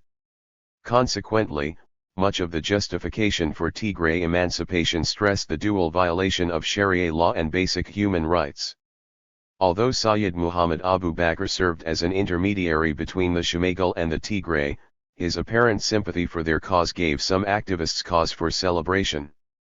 When al-Murghani himself later assumed the largely symbolic position of president of the Eritrean Muslim League, in 1946, the official connection between the Katmiya leadership and the Tigray cause further solidified. Nevertheless, because a majority of Shamagal also served in positions of leadership within the order, Katmiya authorities as a whole neither sanctioned the Tigray movement nor provided its leaders with significant material support during the early and mid-1940s. Thus the movement's main actors, while acknowledging the significance and role of the Katmiya as the main regional Islamic authority, viewed their own identity as Muslims on different terms. In general, much of the justification for Tigray emancipation included references to the fact that in the past the majority of the Shemagul within the clans had actually practiced Christianity until the Islamic revivals of the early 19th century. 45 This late turn to Islam by the dominant class provided activists with additional validation that their status as a true Muslim people justified the moral struggle for emancipation, arguing we could call it an evolution in the opposite sense, as not we, the dependents, have adopted religion, language, and customs of the dominating people, but they, the dominating class, have adopted our religion, language, and customs. 46. This perspective regarding the Shemagul's supposed inauthentic religious and moral standing helps explain why many Tigray representatives rejected the legitimacy of the elites as true Muslims. When discussing the origins and early activities of another influential Sufi authority, the Ad Sheikh Holy Family, Tigray representatives noted that although the local Shemagul were descended from the venerated Sufi saint Sheikh Al-Amin b. Hamid b. Nafute, they eventually subjected the Tigray population to the same system and treatment that other local Askid, Shemagul, had practiced, despite the fact that the Islamic religion does not impose such barbarous and abusive forms, they nonetheless carried out the system in a false way. 47. Accordingly, activists also made a point of appealing to British sympathies about how the legacy of both divine and human laws illustrated that the residue of slavery that was imposed on them could be wiped away only by the British applying the appropriate principles of civilization and liberty. 48 Tigray representatives carefully argued that their emancipation did not necessitate a broad rejection of all local, i.e., BMA, authority, but specifically freedom from the customary tributes and illegal taxes unknown to British authorities. 49 Moreover, Tigray leaders used their moralistic language and ideals to play on European sympathies as a means of garnering support. In describing their historical oppression, they made a point of mentioning that their condition represented a condition worse than even slavery, a form that not even the Nazis have given the world, while Shemagul are being accused of the ill treatment of humanity, humanity created partially by God, with all the organs of the body and the senses of man. 50. The strategic language employed by activists also demonstrated that although the discontent among much of the population materialized as mass protest and refusal to pay customary dues, the responsibility for directing and articulating Tigray appeals to colonial authorities fell to a small group of politically savvy merchants that had originally come up through the ranks of the previous Italian administration.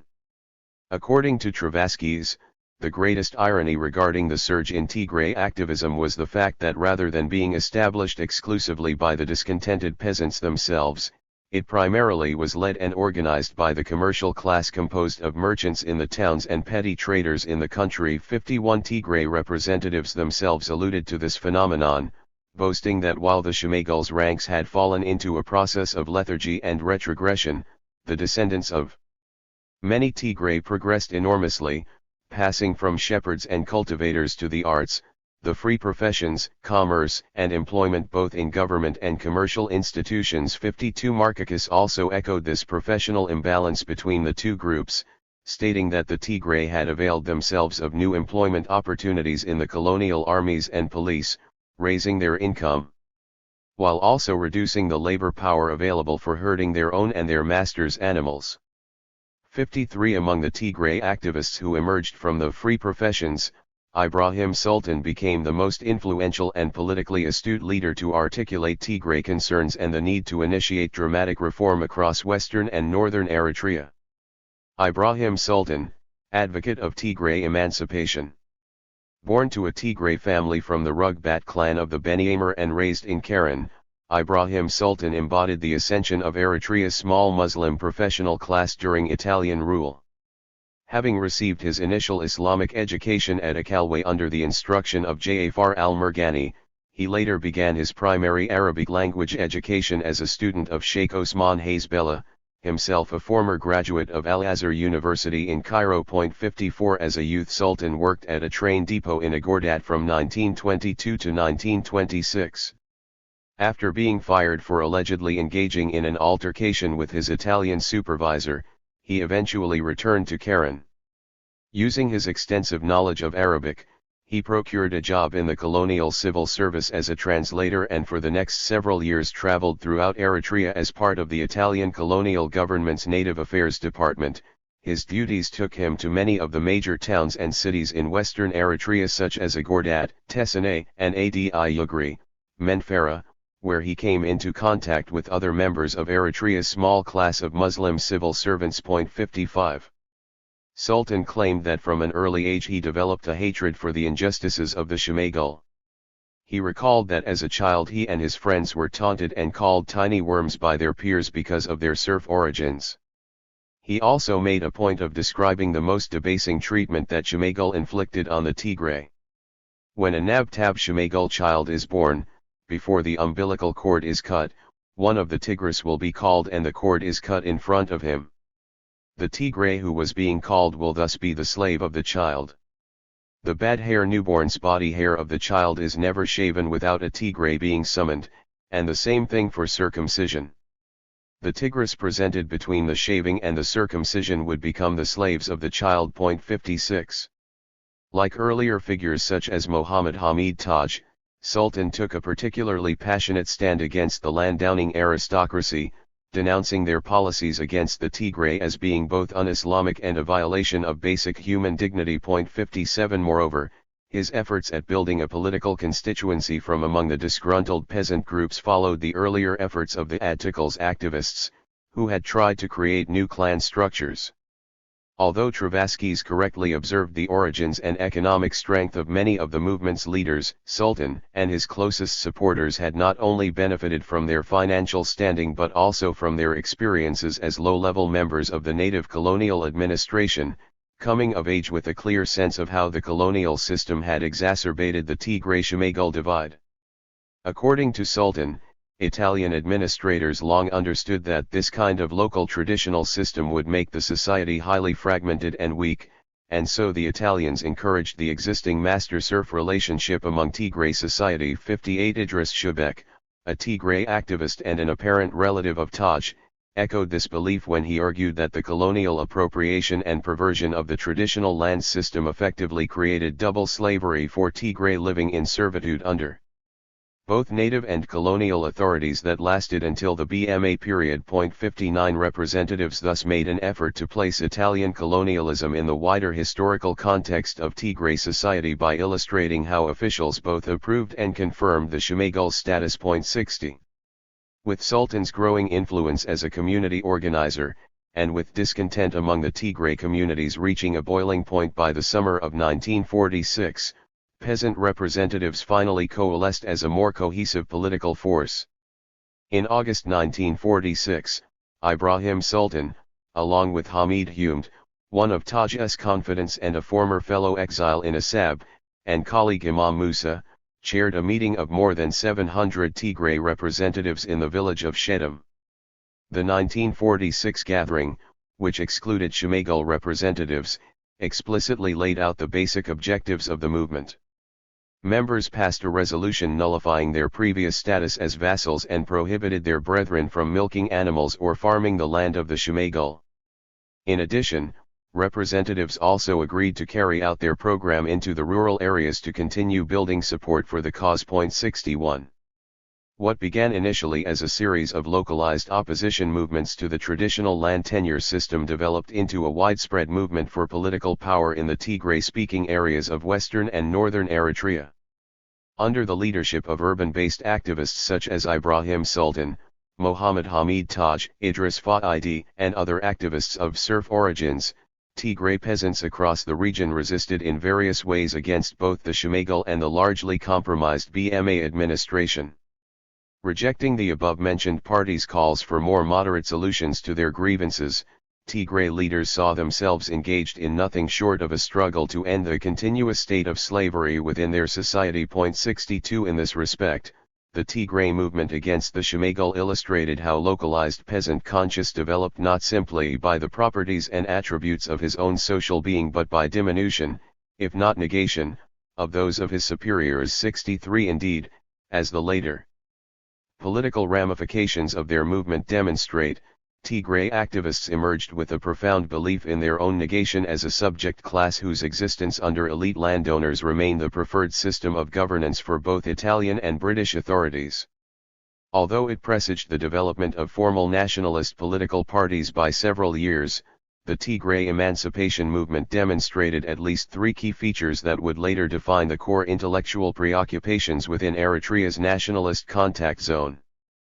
Broad ideas about the need for grassroots participation to address injustice, the use of Islamic teaching as a means of social and economic liberation, and the rise of a small, proactive Muslim intelligentsia within the leadership apparatus all signified how early Tigray mobilization helped concretize ideas about religious identity, political representation, and the nature of community within an Eritrean context.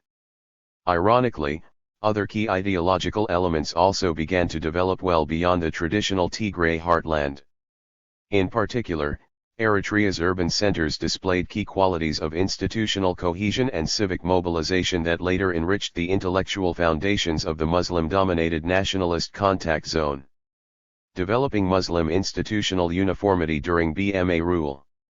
If social and political turmoil marked the early years of BMA rule in the Tigray peasant communities, a different kind of activism took hold among Eritrea's small but influential class of Islamic scholars and clerics. Members of the ulama embraced a bold mission of promoting greater uniformity and centralization of Islamic legal and educational institutions. Although during Italian rule administrators had supported the construction of mosques and privileged regional Muslim authorities such as the Khatmiyya, the BMA period initiated an era of new possibilities for those Islamic scholars who wished to bring about greater uniformity across Eritrea. Grand Mufti Ibrahim al-Mukhtar represented the most influential and proactive leader to address these broader community concerns. As the highest-ranking Muslim leader and judge in Eritrea, the Mufti sought to regulate and standardize Islamic institutions throughout his tenure. Born in 1909 near Mount Kended, in Akalgoze, Ibrahim al-Mukhtar came from a family with a legacy of involvement in Islamic religious affairs. Many of his family members within the Saho-speaking Harak Fakih subclan served as prominent Islamic scholars and jurists in the area. In January 1925 he traveled to Sudan to continue his religious education and eventually made his way to Omdurman, where he stayed for several months until finally arriving in Cairo. In 1926, he was only 15 years old. However, beyond his academic abilities, Ibrahim al-Mukhtar also developed a keen political sense about the pitfalls of Italian colonialism. While still a student at Al-Azhar University, he became aware of Italy's military actions in neighboring Libya and noted how the Italian embassy in Cairo, which kept government officials informed about the activities of Eritrean students, often warned Cairo-based Eritreans about the dangers of getting involved in political activism. 64 Nevertheless, Ibrahim al-Mukhtar's political education developed during his time in Egypt and he began a close association with many of the resident Eritreans living in the city.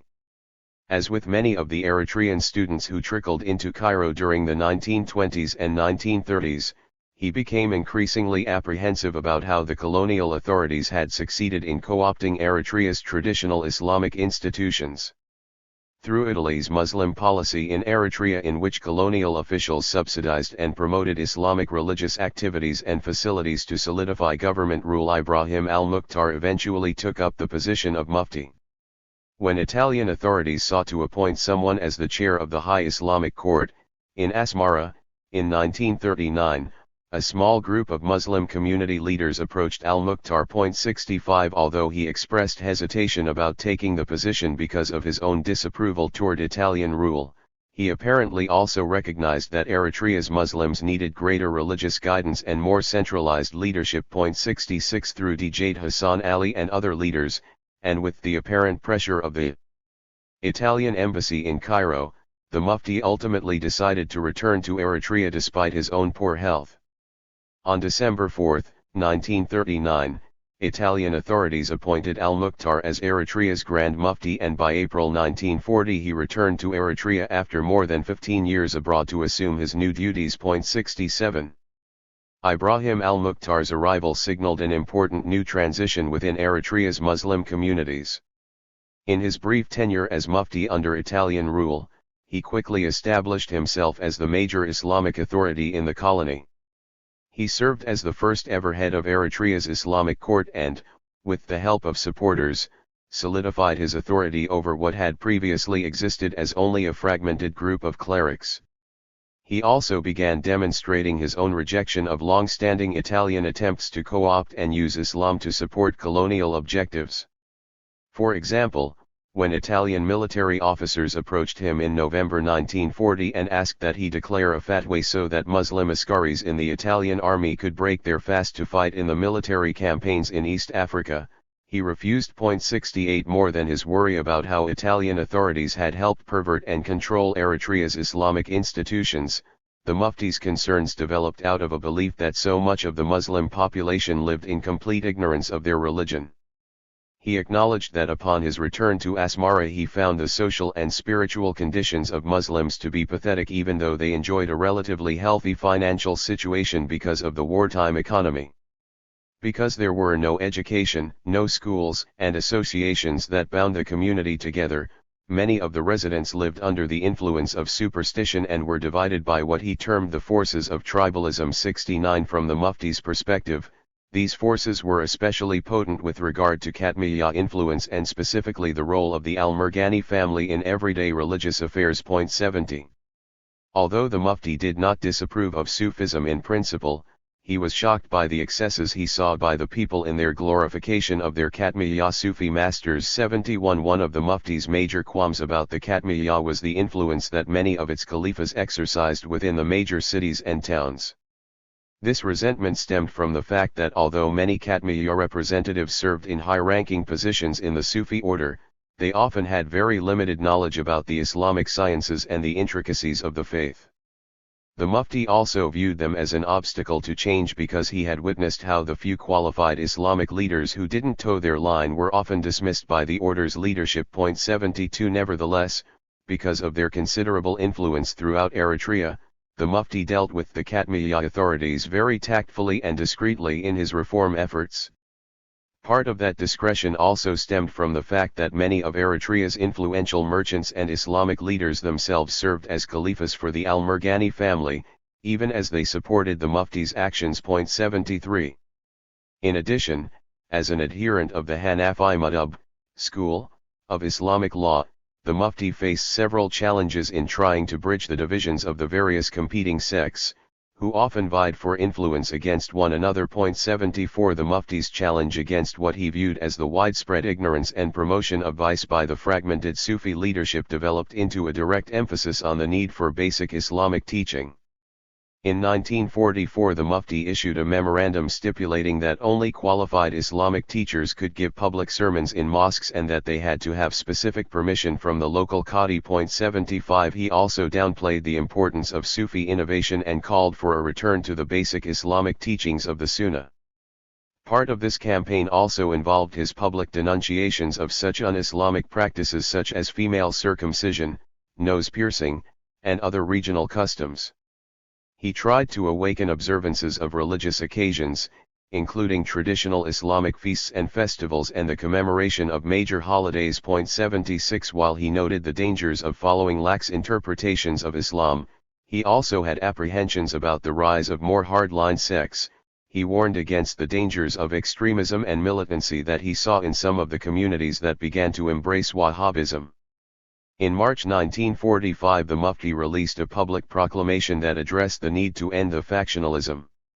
Decrying the exclusion and hostilities against fellow Muslims in the mosques, he also warned against embracing the harmful distinctions between different Sufi and Wahhabi sects within Eritrea's Islamic community and called upon worshippers to embrace their community as one. 77. When Italian authorities did lose their hold over Eritrea, in early 1941, the change in leadership from Italian to BMA rule presented the Mufti with greater latitude to carry out his agenda. By June 1943, After completing a comprehensive tour of the more than 17 separate Islamic courts within Eritrea, the Mufti provided reports to each administrative unit with a list of recommendations for the courts. That same year, the Mufti gained additional influence when BMA administrators transferred to him the authority to appoint members for Eritrea's Waqf committees. 78 Specifically, the Mufti issued a general rule whereby each Sharia Qadi of the principal towns was vested with the power of establishing an Awqaf committee and appointing its members in his administrative jurisdiction. 79 While the Mufti's actions served as the driving force behind the process of standardizing and improving Muslim education across Eritrea, his efforts could not have materialized without the assistance of Muslim leaders who provided the much-needed funds to establish the new institutions. The Mufti acknowledged as much, stating that despite the poor conditions of Islamic education upon his arrival, he felt encouraged initially because the wealth concentrated in Muslim hands could assist him in his efforts. His hopes increased after many of Eritrea's rich Muslim merchants answered his call. 80 Between 1943 and 1951, the Muslim community helped open several Islamic institutions in Asmara, Misawa, Keren, Agordat, and other major cities. 81. In particular, Muslim businessmen made a point of contributing to the education of their respective communities through the institution of the Waqf. One of the more opulent examples of this spirit came from Saleh Ahmed Kekiya, an influential merchant based in the village of Hirgigo, near Misawa.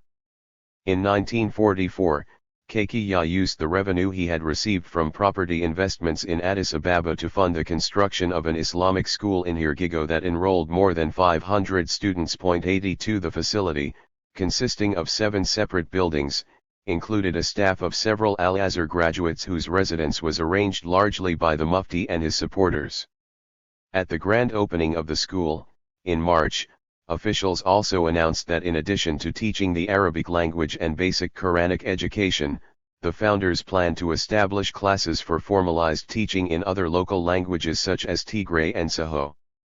Local writers expressed their jubilation at the school's opening and their appreciation for Kekiya's actions in a column printed in the weekly Tigrinya language newspaper Ne Ertra Simuna I Gazeta, Eritrean Weekly Gazette. Until today, we have never seen such work being done in our country. This deed must have had the help of the will of God, however, as we have never encountered such generosity and kindness in a human being.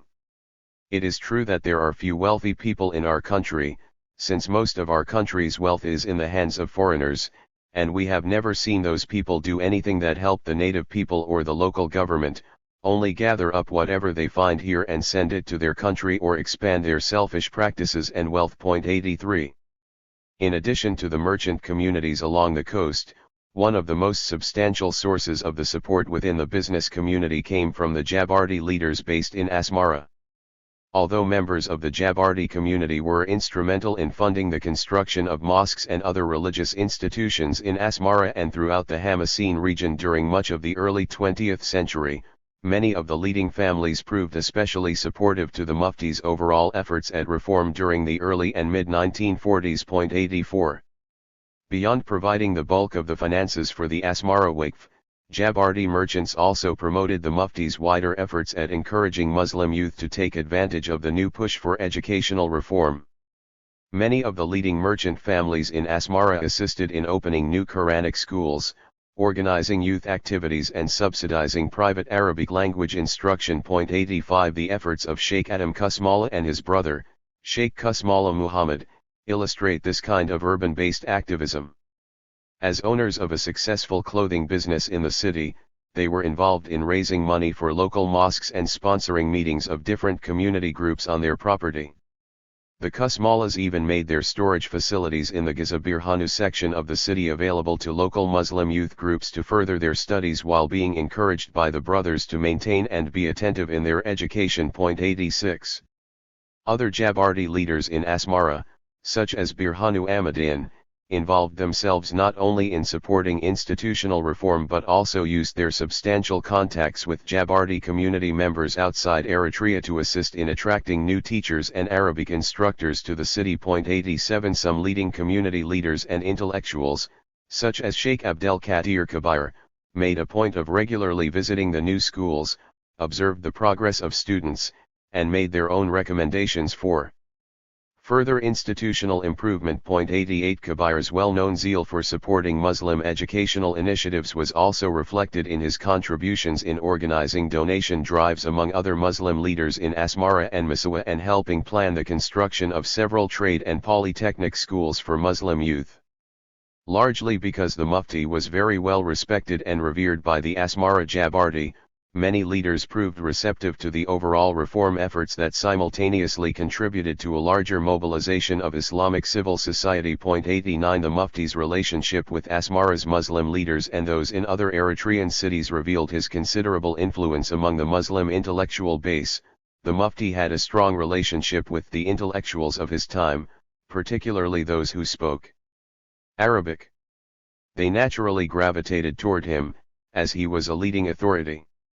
The Mufti was well versed not only in Islamic subjects but also classic Arabic literature, history, politics, etc., and that appealed to intellectuals of his time. 90. While the Mufti made it his personal mission to establish new schools and promote greater uniformity for the Muslim population, he also benefited from the small but active group of British administrators that also worked to improve basic education for the population. While their motives differed from those of local Muslim leaders, British administrators did contribute by expanding school attendance and establishing new educational institutions. BMA officials, working with the Muslim leadership, developed a growing network of local schools that ran parallel with Muslim reformers' agenda. According to Major H.F. Kynaston, 11 schools for indigenous students were established in January 1943 alone, with an additional 54 schools opened through April 1946. 91 BMA administrators also worked with Eritrea's Islamic clerics to import Arabic language texts from Cairo and Khartoum and even supported the employment of native inspectors to develop the Tigrinya and Kunama language materials. Kynaston also highlighted the fact that community elites played a major role in the affairs of schools.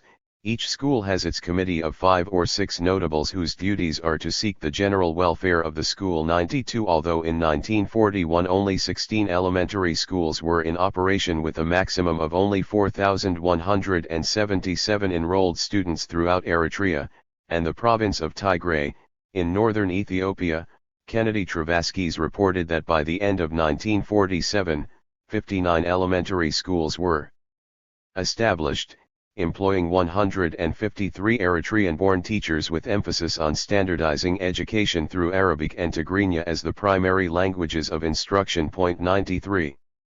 Concurrent with the growth of education and religious standardization, the Muslim leadership within the Eritrean capital also exhibited a greater degree of unity and self-awareness as representatives of regional interests. Part of this process included using the small but growing indigenous language print media in the city, especially the commentary sections of Ne Ertra Simuna I Gazeta. In particular, leaders in Asmara made use of the growing media to develop greater community awareness and stress the need for moral guidance during the transitional BMA period. For Muslim-specific topics, written commentaries focused on stories from the Quran and the Hadith to remind readers of their moral duties. One of the more colorful entries, published in February 1944, reminded readers that because God had the power to see all things, even a black ant moving along on a black stone in complete darkness, the hearts of all people and their deeds would be seen and judged. 94 Other times, many of the commentaries appealed to the fundamental unity of Eritrean Muslims and Christians as brothers. One of the most frequent ways that commentators expressed their hopes for equality and unity included the emphasis on education of the youth, particularly issues of language. Many editorials addressed the need to be adamant in using native languages in the schools, both as a means of preserving culture and of developing their country. 95. Achievements in education and religious standardization represented one of the major accomplishments that the members of the Eritrean ulama achieved as the decade progressed, working in tandem with concerned merchants and community leaders. The proliferation of Islamic institutions added additional momentum to the growing activism among the Muslim urban intelligentsia. That activism became an important source of strength and cohesion for community leaders, particularly for those residing in Asmara, as the previously unknown forces of sectarianism emerged by the middle of the decade. Muslim intellectuals and urban life, the case of Maber Fikri Hager. Although its origins have remained largely obscured, the significance of the MFH has carried far beyond its initial creation, in May 1941, and its supposed pro-unionist transformation, in 1944. Initially, the group of community leaders that came together in the spring of 1941 to form the MFH expressed immediate concern over the fate of their respective communities and the future role of indigenous Eritreans in the new British-controlled administration.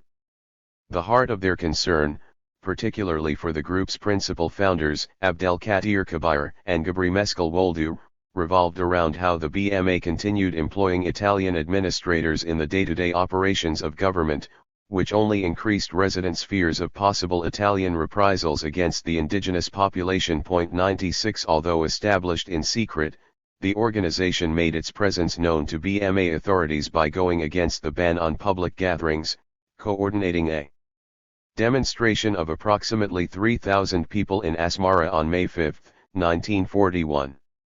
The core group that founded the MFH represented the leading Eritrean intellectuals of their day. While some members came from Eritrea's previous generation of community elites, the thrust of the organization's program came from the group of former colonial civil servants that were born during the first decade of the 20th century.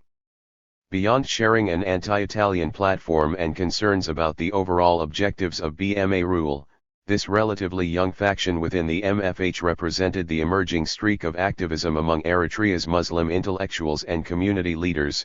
Most of them had attained a modest education in the colonial system and worked in positions within the indigenous civil service. 97 Through their efforts, this small but influential group eventually established the basic parameters of the nationalist contact zone.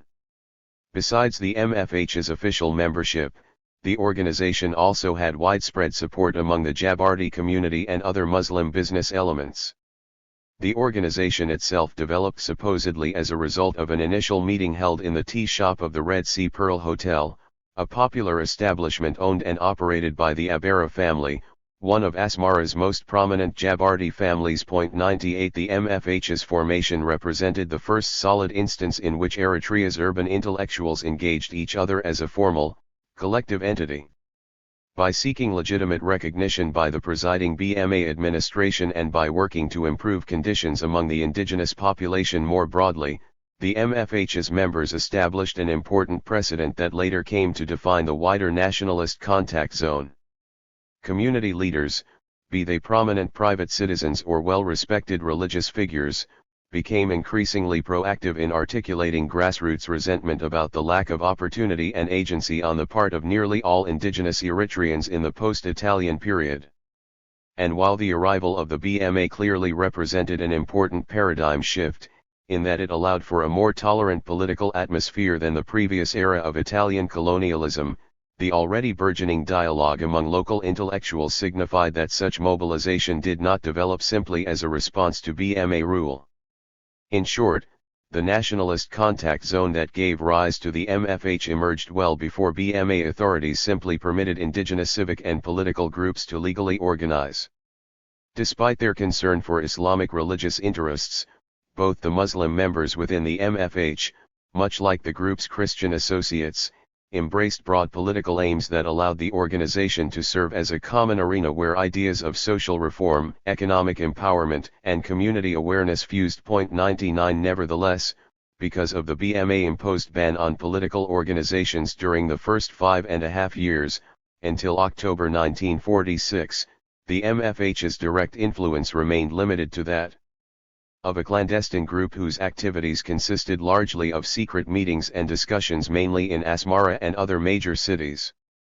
Both Jordan Gabramedin's and Ruth Eob's studies refute long-held claims that the MFH served from its inception as an irredentist organization with direct Ethiopian support. One of the more substantial points Gabramedin raises is the fact that initially, many of the most ardent supporters of unionism, particularly those in the hierarchy of the Eritrean Tewahedo Church, rejected the MFH because its membership included Muslim, Protestant, and Catholic members of the urban intelligentsia rather than only the traditional elites from the Tewahedo community. 100 Thus, the linkages between Eritrea's Tewahedo Church and the broader support for political union between Eritrea and Ethiopia merit further discussion. Intellectuals and Irdentism. The genuine movement among those who believed in the cultural and historical links between Ethiopia and Eritrea, particularly among the Tigrinya-speaking Christian residents in the Eritrean highlands, cannot be overlooked. Tekest Negash's observation that the Italians had failed to create loyal subjects of the Christian Eritreans needs to be considered to understand how unionist political leaders within Eritrea helped mobilize the widespread irredentist movement fairly rapidly among many segments of the Christian community from 1941 onward. 101 Outside Eritrea, the Ethiopian state also succeeded during this period in embracing its historic connection with Eritrea's highland communities as the cradle of Orthodox Tewahedo Christianity. Having developed within the Aksumite Empire in the early 4th century CE, the Tewahedo Church remained the major religious authority among the Tigrinya majority communities both in the Eritrean highlands and throughout Ethiopia's northern province of Tigray. Despite the gradual decline of the Aksumite Empire, the expansion of Islam across the region in later centuries, and even the eventual carving up of the traditional Tigrinya heartland between Eritrea and Tigray, Orthodox Tewahedo Christianity remained a central element throughout the region through the construction of churches, monasteries, and the preservation of the Old and New Testament in Ge'ez, the written language of ancient Aksum. Based on this legacy, the modern Ethiopian state that emerged during the early 20th century embraced this historical legacy in its attempt to gain support from Eritrea's mainly Tigrinya Christian inhabitants. Emperor Haile Selassie's government also embraced political union with Eritrea as part of its broader strategy to secure territorial and economic security. With concerns about possible European efforts to compromise Ethiopian sovereignty even after the country's liberation from Italy in 1941, officials within Haile Selassie's now reinstated monarchy viewed the acquisition of Eritrea as one of several major foreign policy priorities in the post-World War II period. Thus, the links between the Eritrean Tewahedo Church and Ethiopian religious authorities, coupled with the Ethiopian government's support for the church's activities and the long history of mobility across the Eritrea-Ethiopia border, all contributed to the steady growth of a unionist political program throughout the early and mid-1940s. A significant and complex dialectic developed that witnessed the growing politicization of religion among the MFH membership, as each camp began articulating competing definitions of what it meant to be Eritrean. One faction, dominated mainly but not exclusively by Muslim intellectuals, argued in favor of Eritrea's unique status as a separate entity forged out of Italian colonialism, while the other emphasized the inherent historical connections to Ethiopia mainly through the legacy of the Tewahedo Church and the region's pre-colonial past. 102. While the most hardline unionist elements within the organization eventually used the MFH to build support for unification with Ethiopia, the shift to unionism, or Haganate, among many within the intelligentsia did not occur overnight. 103 In fact, the trajectory of the MFH illustrates that the supposed political split between most Muslim and Christian Eritreans did not represent a major breakdown in interreligious cooperation, at least among the pro-independence intellectuals. When an explicitly pro-unionist faction finally emerged in 1944 with the establishment of the Ethiopian Liaison Office in Asmara and its puppet organization, the Society for the Unification of Ethiopia and Eritrea, most of the MFH's Muslim members and a small number of Protestant Christian representatives veered off in their own direction in an attempt to retain the earlier spirit of unity. MFH member Wolde Woldemariam recalled how in 1944 Saleh Ahmed Kakiyat organized a secret meeting of the pro-independence members at a residence in Asmara in which Muslim and Christian members shared a symbolic meal where the attendees ate meat slaughtered by both a Muslim and Christian and then swore to each other on both a Bible and a Quran that their group would remain united in their objectives. 104. The Betji Yurgis Conference and the Muslim response. In theory, the political conference that took place on the outskirts of Asmara at Betji Yurgis in late November 1946 should have illustrated the considerable strength of the Eritrean intelligentsia, both Muslim and Christian, in addressing the growing political fragmentation. With BMA Chief Administrator John Meredith Benoy having lifted the ban on formal political parties during the previous October, the intelligentsia, led by Wolde Woldemariam and with the assistance of MFH President Gabri Meskel Woldu, Muhammad Umar Kudi other more moderate representatives, planned to organize a general meeting to address the fragmentation. The official meeting on November 24 itself represented the culmination of several secret gatherings during the prior weeks, in which some members of the competing factions of the MFH attempted to stave off the division, forging a basic 12-point agreement that sought to guarantee the local autonomy of most political and cultural institutions from Ethiopian control in the event of political union.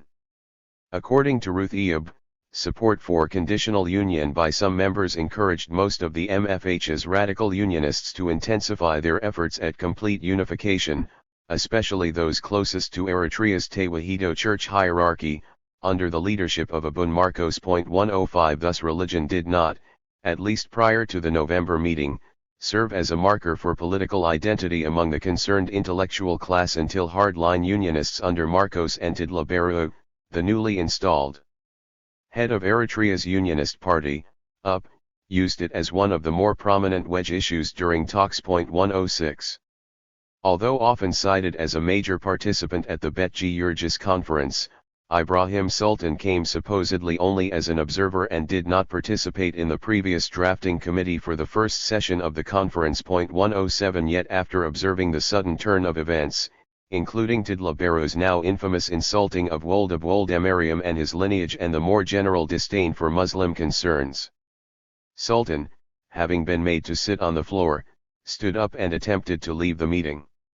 When some representatives noticed this and then asked Sultan to provide his opinion on the issues, a pro-unionist youth allegedly yelled out to Sultan that no matter what he said, the Muslim herders would have to obey what the Christian elders decided at Betji Yurgis. 108 Sultan later claimed that one attendee told him that because 1,000 mules must follow one horse, he and every other Muslim leader, being mules themselves, had no right to instruct the Christian representatives on what needed to be done. 109 While Sultan retorted that he came to the meeting only as an observer and did not represent all Muslims, he staged a walkout from the meeting with most of the attending Muslim representatives and immediately headed toward his office, at the Asmara Chamber of Commerce. Although some of the Asmara's more prominent pro-independence Muslim leaders remained at the meeting for the duration, Sultan began drafting the founding document for a new political organization that could represent pro-independence interests. After later presenting the political program to associates Haj Suleiman Ahmed Umar and Abdel Kadir Kabir, Sultan and his supporters took the program to Djait Hassan Ali and the Mufti for their approval in the following days. Afterward the group made a point of going around to all of Asmara's mosques and Islamic centers to get signatures for Sultan's petition the BMA to form the new political organization. 110 On Friday, November 29, Sultan and his group organized a dinner in the Akraya section of Asmara and celebrated as they received approval for creating Eritrea's first official nationalist political organization. The leaders then set a date for December 4 to meet in Karen to elect the leadership for their new association, the Eritrean Muslim League. Conclusions. Between the arrival of British authorities in April 1941 and the opening of the Betji Yurgis Conference in 1946, an emerging generation of pro-independence Muslim leaders across Eritrea began articulating the concerns of their respective communities through social, religious, and political activism in several unprecedented ways. Whether concentrated among the Tigray-speaking clans of the western province, within the confines of religious and educational institutions or among the urban intelligentsia, the broad if somewhat crude formation of a distinctly Eritrean identity among the region's various Muslim peoples began to emerge. Although a singular, politically unified Muslim community did not materialize, the intelligentsia that made up the bulk of Muslim leadership took important steps in forging community cohesion like never before. This basic cohesion helped propel activists into establishing the Eritrean Muslim League by late 1946. Those who established the organization and continued to build a program for Muslim interests illustrated the significance of the three major transformations that took place within Islamic Eritrea in the early and mid-1940s.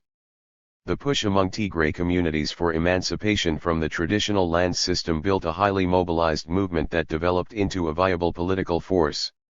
Simultaneously, the concern that Islamic practices and education had fallen into despair led members of the ulama to establish stronger institutions on behalf of the Muslim community as a whole. Concurrent with these two phenomena, the small but active Muslim elements that emerged within the MFH in 1941 continued to push for safeguards for their communities against both European administrators, and later, against the perceived pressure of the Unionists aligned with the Ethiopian government. With the establishment of the League, each of these interrelated transformations took on deeper social significance as the Muslim League's political program solidified. Although the politicization of religion that manifested during late 1946 demonstrated the temporary fission between urban Eritrean Muslims and urban Christians, it did little to thwart those activists who committed themselves to establishing an independent Eritrea through new political means. 111. 2. Founding success. The Muslim League and the early nationalist movement, November 1946 to December 1947. Just as the sky does not have a pillar, the Muslim does not have a nation. Popular joke within Eritrea's Unionist Party 1. In late November 1946, the various factions among Eritrea's indigenous political, social, and educated elites gathered in an indoor compound at Bet-Giyorgis, on the outskirts of Asmara, in hopes of finding a workable solution to the growing fragmentation between the pro-independence and pro-union camps within Maber Fikri Hager. Instead, perceived attacks by the predominantly Christian Unionist supporters precipitated a walkout by a number of Muslim attendees. Citing opposition to the supposed disdain that Unionists had displayed toward the Muslim delegations, Ibrahim Sultan decried the Christian conspiracy at Bet-Giyorgis as a meeting designed to sell Eritrea to the wolf. Too soon after, he and other leaders planned to form their own political organization, the Eritrean Muslim League, to help secure pro-independence interests. During this period, two main ideas emerged that both the League's leadership and the affiliated Muslim intellectuals used to further their agendas. First, the League refined its basic argument that Muslim identity and rights would be compromised if Ethiopian authorities annexed Eritrea. Second, the League presented the case to international observers that Eritreans wished to develop their own nation-state and played to Western sympathies that Eritrea be given an opportunity to establish a civilized government to guard against the backward feudal system inherent to Ethiopian rule. Fig 2.1. A crowd of Muslim League supporters gathers in Karen, November 1947. Photograph by Kennedy Travaskis. MSS, Brit. EMPS 365, Box 180, File 3, Folio 39. Establishing the Eritrean Muslim League. With the blessing of Asmara's leading Islamic clergy and the official approval of the British military administration, pro-independence leaders convened an initial meeting in Karen in early December 1946 at the invitation of Sayyid Muhammad Abu Bakr al-Murghani. Held at the residence of the late Sayyid Ja'far al-Murghani, the meeting reflected the considerable diversity within the initial nationalist constituency. Those in attendance included representatives from four influential and sometimes transposable factions: the urban intelligentsia, Tigray emancipation leaders, Islamic officials, and the local dignitaries of Karen, including members of the powerful al-Murghani family and their affiliated caliphs. The meeting also included a small number of pro-independence Tigrinya Christian activists who later formed their own nationalist organization, the Liberal Progressive Party, LPP. Attendees elected their colleagues to positions in the Muslim League's Executive Council. 3 Although League leaders later guarded against being labeled a purely Islamic organization, the founding conference illustrated that activists sought to build upon their basic strengths as a political outlet for all Eritrean Muslims. With Ibrahim Sultan elected to the position of Secretary General and wielding much of the actual executive authority, officials elected Sayyid Muhammad Abu Bakr al-Murghani as League President. Although al-Murghani himself did not carry much official power within the organization, his symbolic position and informal influence illustrated how the new organization planned to build the broadest degree of support under the banner of Islam. 4 Besides Sayyid Muhammad Abu Bakr's position, other members of the al-Murghani family in Eritrea played a pivotal role in the League's initial development and its introduction to the outside world, particularly in major cities like Kassala and Khartoum, where their influence carried tremendous weight. 5 Several months after the League's formation, the organization's officials praised al-Murghani publicly for his initial role in bringing Muslims together at Keren and helping representatives address their concerns under one accord. 6. Although the League's first meeting did not constitute a mass gathering of all of Eritrea's diverse Muslim constituencies, those in attendance established three main objectives, which they later presented to their respective communities across the country to help draw support.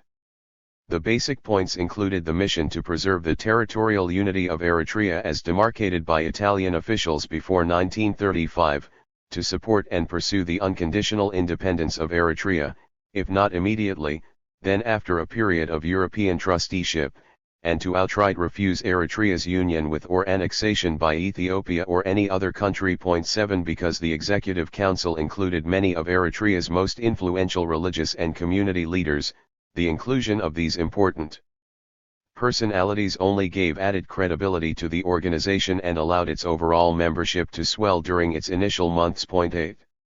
Building League membership across Eritrea. Between the founding meeting, on December 3, 1946, and its first official conference, in late January 1947, the League relied on these Muslim community leaders and members of the intelligentsia to build support at all levels of society. While some held official positions within the organization as presidents, vice presidents, and secretaries of the various branches, many of the organization's older members served as advisors to the League's relatively young leadership. Some veteran political leaders from Asmara's Muslim community, including Djed Hassan Ali and Imam Musa Abdu, served as key links between the Executive Council and clerics in the major cities, while other religious officials gave their own tacit support to the organization. In particular, Mufti Ibrahim al-Mukhtar worked closely with the organization's leadership. Having been consulted by several pro-independence activists before the League's official establishment, the Mufti gave considerable moral support to their agenda and served as a voice of counsel. Even before the meeting at Bet Giurgis, the Mufti became increasingly apprehensive about what he saw as Ethiopian-supported unionist ploys to gain influence in Eritrea's political affairs, and he encouraged the formation of a new political organization as a way to protect Muslim interests. More than a month before the League's founding, in late November 1946, Sayyid Muhammad Abu Bakr al-Murghani sent a letter to the Mufti requesting his presence for a future conference in which all Muslims of opinion and influence could exchange their views about Eritrea's future. 9 Although, according to Ismail al-Mukhtar, the Mufti was a very passionate nationalist, who was probably among the most knowledgeable on the intricacies of Eritrean politics, his position as the highest-ranking Islamic authority placed him in a delicate situation where his official duties did not allow him to take a public stance on political issues. Consequently, he did not attend the League conference in Keren in January 1947. 10 He did, however, send his representative, Sheikh Idris Hussein Suleiman, to give the League his blessing and support. In addition, the Mufti included a brief speech to be read aloud to delegates. In his communication he noted that the quest for independence reflected the pride of Eritreans everywhere who wished to breathe life into a homeland of freedom and equality. In addition to agreeing with the League's three founding aims from the early December meeting, he implored all Muslims to maintain unity in their political objectives. 11. Throughout the League's first few months, the Mufti carefully followed the developments through his close association with many top officials, including his brother Haj Suleiman Ahmed Umar, Qadi Ali Umar Uthman, and his former student and League official Sheikh Yassin Mahmoud Ba. 12 Expressing to League leaders his worries of the imminent danger facing the country from continued Ethiopian and pro-unionist interference, Ibrahim al-Mukhtar remained well informed of the organization's intentions and remained in close contact with the League's leadership, especially Asmara-based leaders Djed Hassan Ali and Abdel Kadir Kabir. 13 Consequently, the Mufti's allegiance as an unofficial supporter became an invaluable tool for the League in gaining further legitimacy as an organization capable of speaking on behalf of Eritrea's Muslim communities. Rural support for the League. In the weeks after the December meeting, members of the Executive Council traveled from Keren and Asmara across the country to inform their communities about the new developments.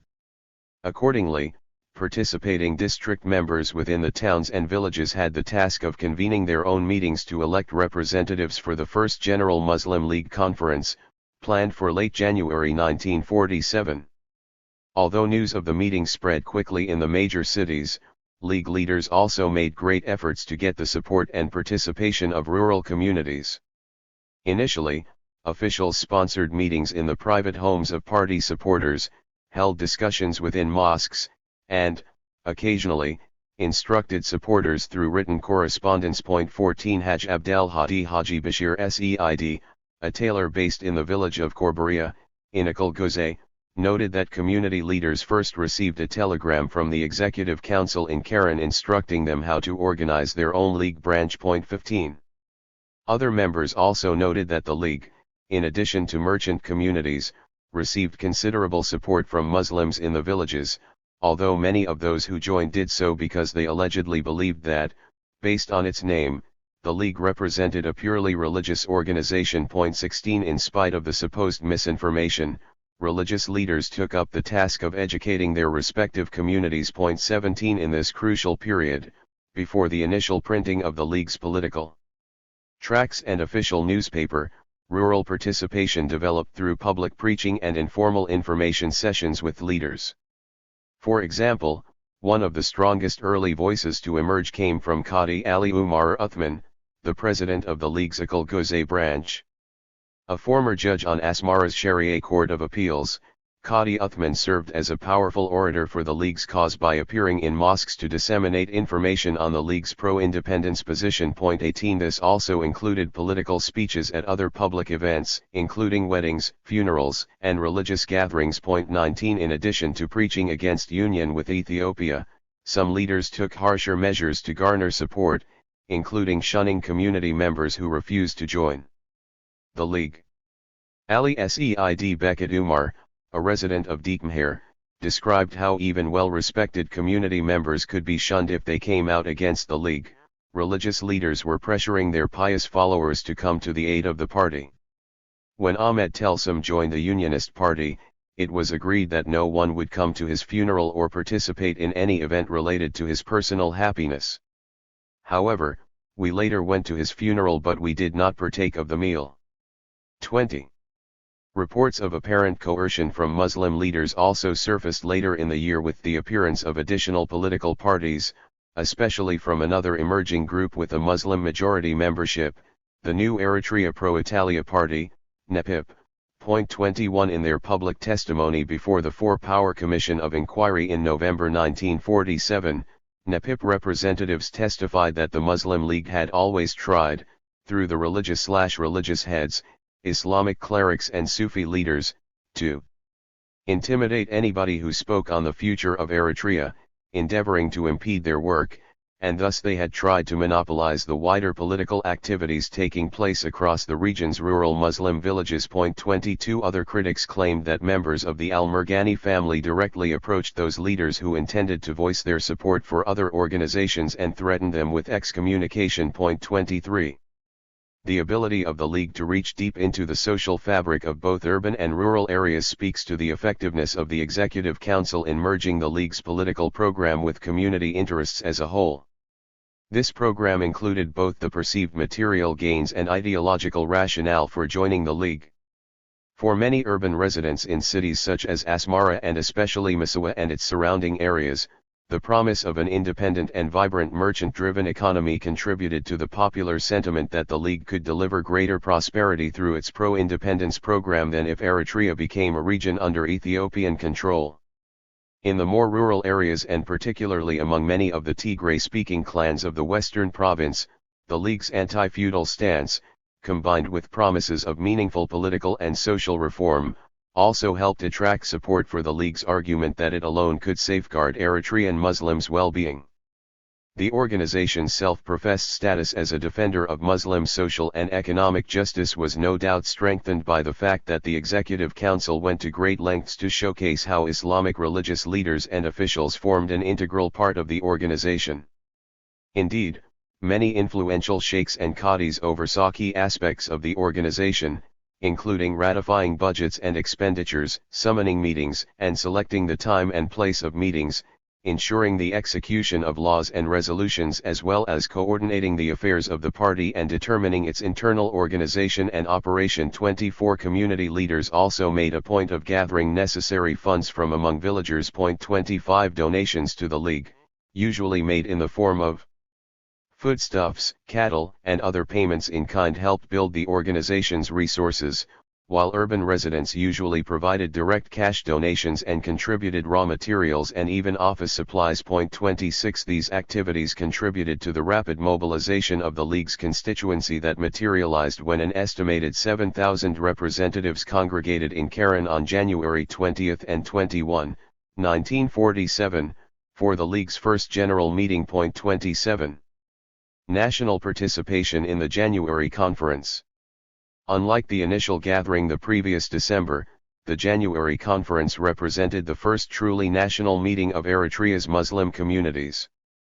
Because much of the League's program had yet to be drawn up, its vaguely nationalistic position drew a wide cross-section of representatives. Coordinated by the Executive Council, the two-day meeting heard testimonies from most of the major subfactions and ethno-cultural groups across the country, including those from the major cities, tribal leaders from the villages, and representatives from various groups of Tigray activists and Shemagul.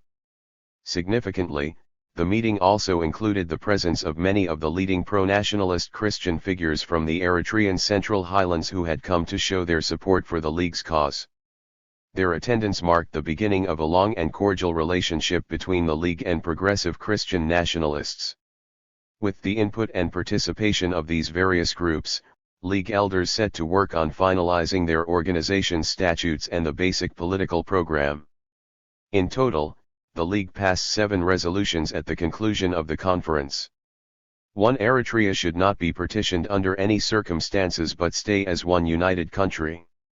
2. The achievement of complete Eritrean independence. However, if this is not possible because of a lack of basic education, political readiness, the Eritrean people should have internal independence and remain under the trusteeship of Britain or the UN for a period of 10 years.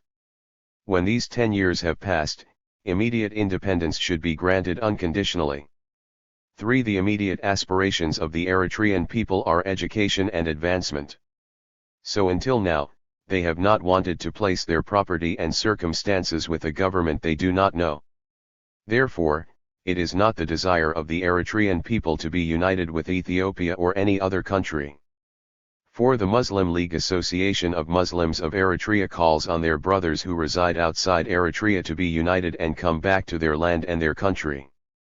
5. Any issue concerning full independence or trusteeship should be discussed and debated by those educated and wise people that are selected. 6. If it is not possible to achieve full independence, the country that administers Eritrea under trusteeship should be observed and monitored by the UN.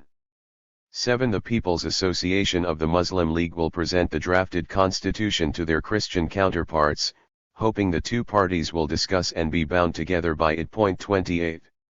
In each of the resolutions, League authorities demonstrated that their organization represented far more than an exclusively Islamic political association concerned solely with Eritrea's independence. At the core of its many official aims, the League sought to build on the growing sense of Eritreanness that had developed during the previous years of BMA rule. The League's founding statutes provide an important overview of how the leadership tried to integrate its program as a vehicle for wider social reform. While the Executive Council served as the guiding body on a national level, the provincial committees were a more direct reflection of grassroots political involvement. 12 members were elected to each provincial council, and representatives had the right to choose their representatives by a majority public vote among its members and also to have meetings with the Executive Council upon request. What is also striking about the League's initial statutes is the leadership's insistence that members of the provincial committees strive to learn the views of personalities, chiefs, and notables of the Muslim League before taking any decision, merely to be conversant with their ideas. 29 In truth, such early edicts reflected the League's penchant for top-down organization that would prove problematic in subsequent years, when leaders faced growing resentment from among the grassroots about its overall direction. Yet the emphasis on building a more educated and critical membership at this early stage reflected the League's standing as an inherently intellectual organization whose leadership extended its activities from the political realm to broader cultural concerns among the public.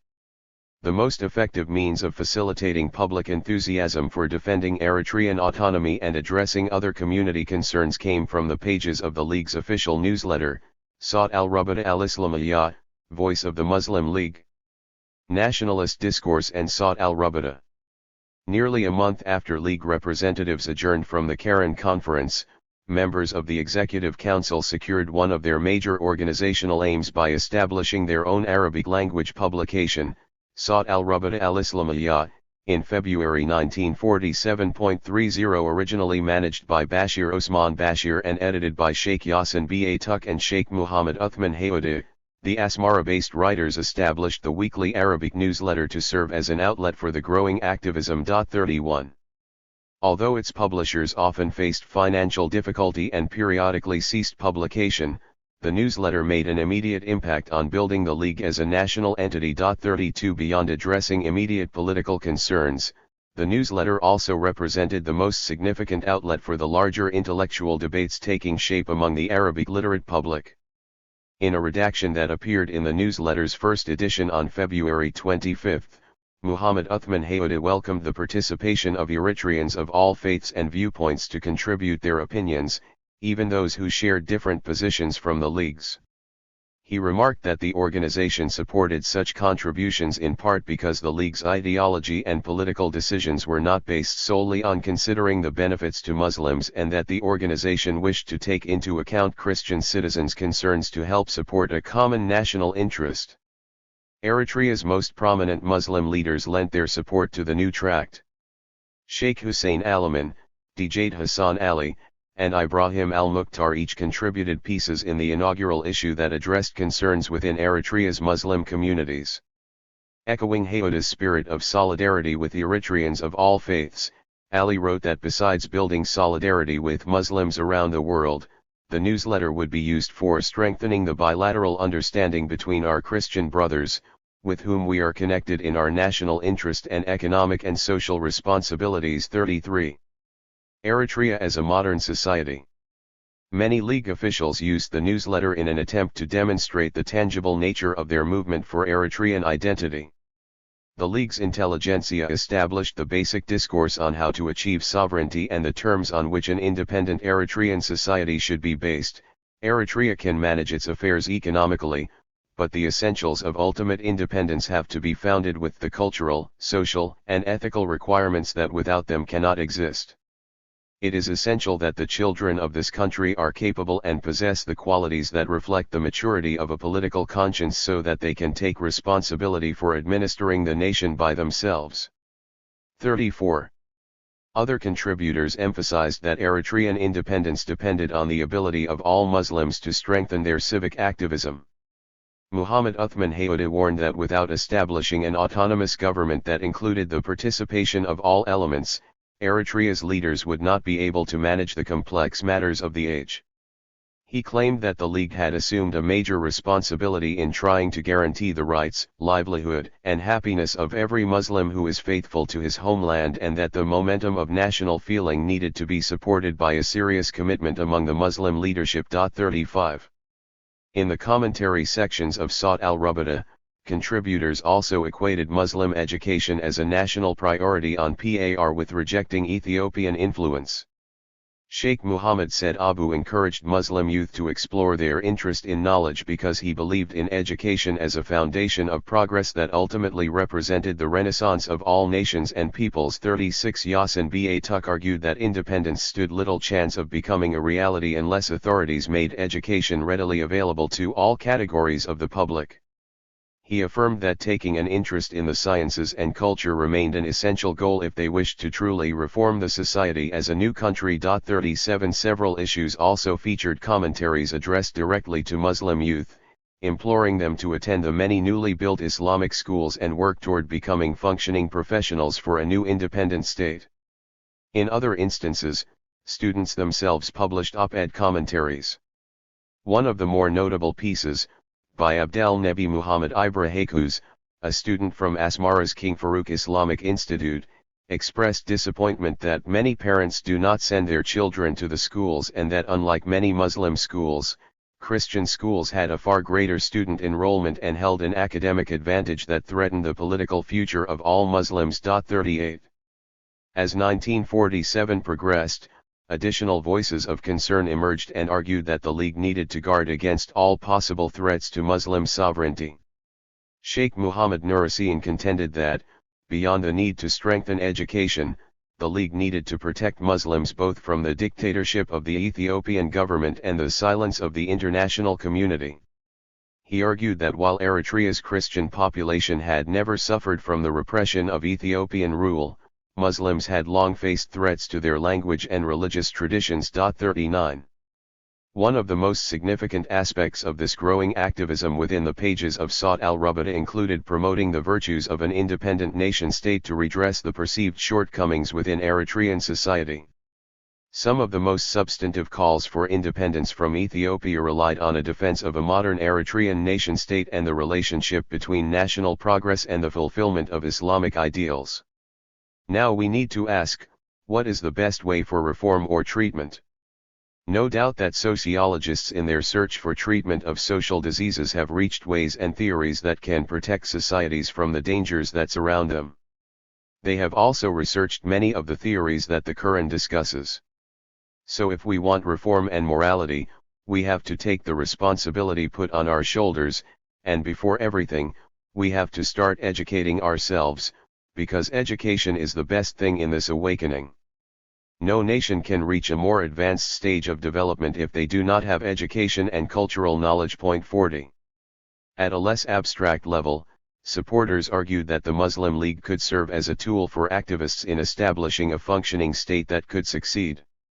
In a commentary titled "Our Ministers Are Writing with Scissors," League member Mahmoud Nurasian Birhanu criticized many of Eritrea's unionist leaders for their weak hearts in taking many of the League's public statements out of context. He instead focused on justifying why Eritrean Muslims, as with cultural and religious groups in other societies, had the fundamental right to pursue social progress through an independent state. After defining a state as a group of people connected by common objectives, certain geographic ties, and a particular political tradition, Birhanu asked rhetorically of his critics, what is the difference between the state in other societies that represents them and the League that represents us? 41. Echoing Birhanu's argument, Ali Muhammad Hassan, a League representative from the Tigray-speaking Ad Sheikh group, argued that a nation was based on many things and that, specifically for Muslims, their faith represented the cornerstone of national identity on which other aspects, including language, rights, science, arts, traditions, history, shared pains of the past, and shared desires of the future could be used to cement a national identity. 42. He went on to assert the guiding significance of Islam in the pursuit of national sovereignty. It is apparent to the Muslim that the bigger nation is his Islam. In Islam is his happiness, pride, and glory. And he cannot be changed, and he ought to protect his nation, because that is his duty to his ancestors, who fought and bore pain in order to protect it, the nation, for the Muslim individual and his fellow believers. 43. Arguments in favor of establishing an Eritrean nation-state thus became increasingly intertwined with the rationale that only a new state could guarantee Muslim rights. Ahmed Abdelkarim, a League member from Misawa, proclaimed that as long as there is respect for justice and humanity, a nation's self-determination is a right for everyone. He continued, our wishes and desires as Eritrean Muslims are that we live free and that we do not want to tie our destiny to a nation that we do not already have any ties with, such as Ethiopia. 44. The nationalist language that League members employ changed little when representatives finally made their appeals directly to members of the international community charged with deciding Eritrea's fate. When representatives of the Four-Power Commission of Inquiry arrived in Eritrea, in November 1947, League members harked back to the fundamental incompatibility between Eritrea's Muslim populations with a political system in which the influence of the Church over the government of Ethiopia by definition reduced Muslims to second-class citizenship. A Muslim Sikh does not have the right to be equal to a Coptic Ethiopian or to fill an administrative vacancy of any nature.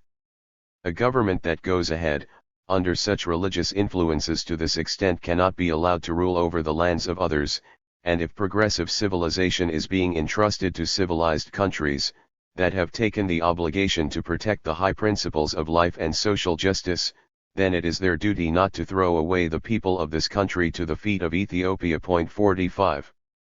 Indeed, fears about the conditions of Muslims within Ethiopia were often a rallying point for arguing against any form of political union. In private correspondence with his colleague Muhammad Nurasian, the president of the League's Asmara branch, Abdelkadir Kabir, confided that he and others had long worried about the situation of the more than 10 million Ethiopian Muslims who had become mute and powerless under Ethiopian rule. 46. Throughout 1947, League writers went to great lengths to illustrate how the Ethiopian government historically refused to concern itself with the welfare of its Muslim subjects. One League supporter argued that Ethiopian indifference revealed itself immediately after the defeat of the Italian army, in 1941, when the Ethiopian government did not include a single mosque when they gave money to rebuild many of the churches in Ethiopia and Eritrea damaged in World War II. According to League proponents, proof that the government did not care about Islamic issues was also evident in Ethiopia's curtailing of Arabic language education, instead imposing Amharic instruction on residents and reducing the overall number of Muslims in their census. 47 League writers also addressed the protection of Muslim rights in different ways. One of the most effective campaigns included a push by writers to place their struggle in a broader, international context. Thus, many of the League's leading writers enriched the nature of the nationalist contact zone by essentially internationalizing the movement. By framing Eritrean Muslim struggle as simply part of the broader quest for independence in the post-World War II period, the League began a process in which its membership constructed new understandings about the role of Muslim identity that carried the political debate well beyond Eritrea's borders. As a result, these discussions took place within a nationalist contact zone that began to break out from its previous incarnation. While Eritrea's Muslim intellectuals had long promoted the idea of religious freedom and equal representation in politics for the country's various ethnic groups, the League's new emphasis on internationalism demonstrated a significant shift within the overall dialogue. Saud al-Rubada and the wider world. As international debate over Eritrea's political future increased throughout 1947, Muslim League officials increasingly framed their struggle as part of the wave of nationalism spreading across the world after World War II. Many articles provided reports on political uprisings in Syria, Somalia, and elsewhere across the Islamic world. The Somali independence movement received particular focus in the League's publications.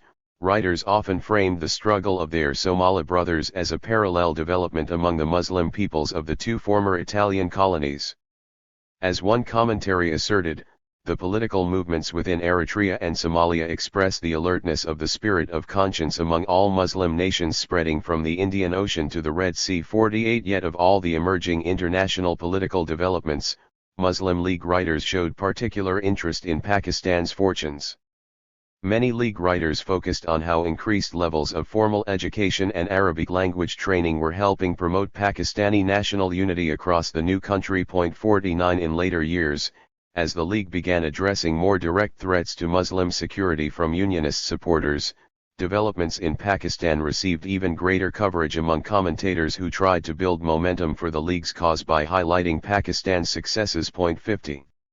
During deliberations on Eritrea's future at the UN General Assembly, the League began publishing a series of articles documenting the wide range of support that Eritrea's cause had received from other Muslim nations at the General Assembly, including Syria, Saudi Arabia, and Pakistan. Some officials, including Sawt al-Rabada editor Yasin Ba-Tuk, traveled abroad during the UN debate and presented Eritrea's case, warning audiences throughout the Middle East and South Asia about the crime of Ethiopian occupation. 51 other leaders, particularly Abdelkader Kabir, also used the newsletter to write about Eritrean independence in the context of regional political movements. According to Warka Solomon, Abdelkader Kabir's political leanings were heavily influenced by many of the political figures he came in contact with while working as an Italian civil servant in Yemen, 1930–34, including figures like Palestinian Mufti Amin al-Husseini, Syrian writer Hashim al-Atassi, and others. 52. Beyond emphasizing Muslim identity as a fundamental element needed in constructing an independent Eritrea, many League activists went on the offensive to use the nationalist cause to help break down the previous legacy of tribalism between different Muslim groups. The emphasis on a singular community became one of the major strategies that League writers employed to encourage Muslim unity. In other instances, the paper promoted the activities of other emerging Muslim organizations, such as the Society for Cultural Cooperation, an association that held fundraisers and promoted events and lectures for Muslim residents in the major cities. 53. Through all these emerging initiatives, League activists developed a nationalist platform while articulating the need for drastic social reform to achieve independence. The proliferation of Sawt al-Rabada had a tremendous influence on changing the political discourse of the emerging nationalist contact zone. Extending beyond calls for independence and emphasizing the inherent autonomy of Eritrean society, League authorities used the growing Arabic media to present Eritrean independence as a struggle similar to movements among other indigenous peoples. The Muslim League thus expanded the parameters of the nationalist contact zone by using emerging outlets of indigenous knowledge to articulate the shared interests of all Eritrea's Muslims, as well as to incorporate nationalist trends from the wider Islamic world. 54. Complementing these growing trends in the League's outreach efforts, a sizable number of students and Muslim youth also were drawn to the organization during its initial months. Broad participation in the League, Muslim youth. As regional support for the League's cause increased, Muslim youth also began taking an interest in political mobilization. Tesfaye notes that Muslim youth had a significant presence even at the outset of the League's creation, explaining that although many of them did not possess a deep knowledge about the organization and its inner workings, they were all highly affected by the political environment. Several hundred youths from every province were also invited to observe the League's first national conference, in Keren. Afterward, support to create a separate wing specifically for Muslim youth gained momentum. 55. Despite the early interest among the public to form a youth association, the branch's creation was largely due to Abdelkader Kabir, who sought to engage the country's youth in the growing mobilization. Having witnessed the relative success of Unionist supporters in tapping into the mainly urban Christian youth, Kabir sought to instill a greater sense of purpose for the Muslim students, who were now watching their elders within the independence struggle. 56. Eventually, Muslim League representatives established Shaban al-Rabada, the Youth Association, in May 1947 after a meeting in Asmara's Red Sea Pearl Hotel. 57. Responsibility for running the new organization fell mainly to Muhammad Said Abera, Kabir's son-in-law. Besides serving as its first president, Abera also used his family's commercial resources to help build the association into a viable organization that could serve and protect the interests of the League's elders. 58. With the assistance of other high-ranking youth leaders such as Said Sfaf and Mahmoud Umar, the Youth Association quickly took on a major role in most of the League's affairs, and its members were charged with the responsibility to organize demonstrations, mass mobilizations, and to ensure the distribution of different pamphlets, booklets, leaflets etc., and dissemination of the party's objective through campaigns. 59. Following Shaban al-Rabada's creation, many Jabarti families in Asmara stepped up their logistical support for the new wing. The Kusmala brothers, as they had done previously for Muslim students, used their resources to assist the association and offered their storage compound in Gaza Birhanu to allow local youth to gather for meetings and practice drilling exercises. 60 While youth association representatives also worked to expand membership, the most practical function involved serving as a security force to protect League members from supposed unionist aggression. 61 As early as February 1947, BMA reports noted the steady rise in politically motivated attacks against Muslim residents, especially in Asmara. A particular cause for concern involved the fact that many of the attacks were actually instances where unionist Eritrean police constables had abused their power to physically harm or imprison those who identified themselves as League members. 62 Consequently, members of the Youth Association, or the Brotherhood, as they called themselves, became responsible for protecting League facilities, meetings, and those within the leadership most often targeted by Unionists. 63 Thus, the Youth Association served as the principal security force, guarding meetings with sticks and swords. In particular, Muhammad Said Abera put great effort into recording acts of aggression and other slights against League supporters. His major concerns included Unionist influence within Asmara's police force and the financial support that Unionist youth supporters in the city received from the Ethiopian Liaison Office. In keeping with the basic attitudes of the League's senior leadership, Abera argued that Unionist supporters represented the worst enemies of the Muslims and added that the promises of equality made by the Ethiopian government certainly conceal their real plans which aim at the suppression of the Islamic religion. 64 Often, the Youth Association's direct exposure to the urban unrest and abuses by the Eritrean police allowed its members to provide up-to-date information on events to the Executive Council. In public, the Youth Association presented itself as a highly mobile and disciplined force. Most accounts also indicate that the organization actually served as one of the more open forums for participation in nationalist politics. In particular, the Youth Association seems to have provided a means for the wider involvement of Muslim youth in political activism, even, in some rare cases, for Muslim women. Women's participation in the Muslim League. Overall, the political role of Muslim women in early nationalist politics has been extremely difficult to assess. Almost universally, women's participation in the Muslim League has been dismissed as non-existent. Ibrahim Sultan himself commented that women had no role whatsoever among the League or its supporters. 65 When questioned in public about women's involvement in the League, many former members simply stated that Sharia law did not allow their participation, in addition to the fact that most fathers had forbidden their daughters from taking part in any kind of public activity. 66 Owing to the general cultural climate and gender constraints in 1940s Eritrea, and among Muslim groups in particular, female political participation seems to have at best manifested itself as auxiliary support. Most observers have noted that women were often responsible for sewing Youth Association members' uniforms, flags, and banners as well as preparing meals for meetings and other public gatherings. Beyond these basic contributions, the record of women's involvement leaves many unanswered questions. The Muslim League leadership's attitudes on the participation of women were perhaps best captured during an exchange between representatives from the Four Power Commission and League delegates in Asmara in late 1947. When the Commission's Soviet representative asked the 6 League delegates in attendance about the duties and role of women in the League's political affairs, they responded curtly, "Women have no say in such matters, the men speak for them." 67 Nevertheless, some instances of more direct participation did occur. According to Haj Ibrahim Ban Ahmed, an organizer for the Youth Association in Akil Goze province during the late 1940s, many of the unmarried girls between the ages of 14 and 16 participated in Youth Association, sponsored marches in towns such as Adiki and Ginda.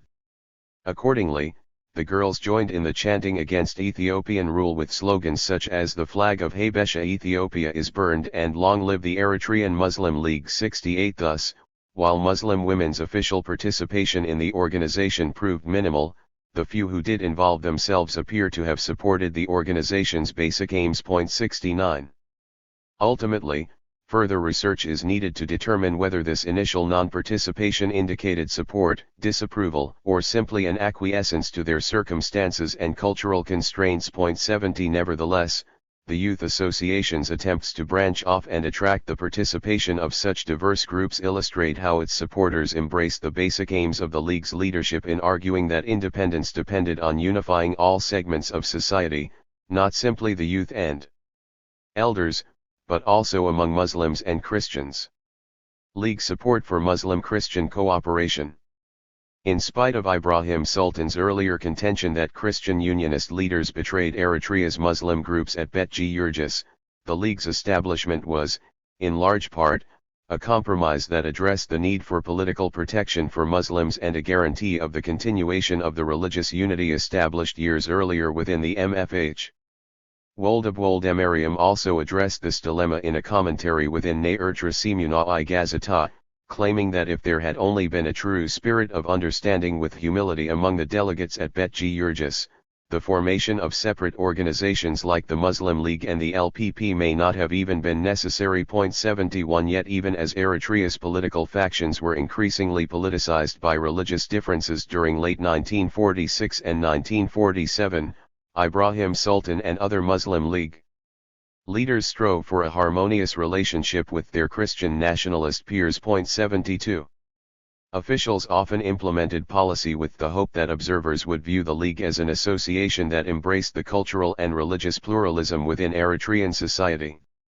Indeed, the League's resolution to adopt both Tigrinya and Arabic as its official languages represented a gesture to demonstrate that it was a nationalist party, even though it was overwhelmingly composed of Muslims who did not speak Tigrinya as a first language. 73 Resisting unionist characterizations, the League's leadership argued that their organization already possessed a strong legacy of joint Muslim-Christian political cooperation, best illustrated by the partnership of Ibrahim Sultan and THIRD-WORLDISM, the Tigrinya Christian nationalist leader.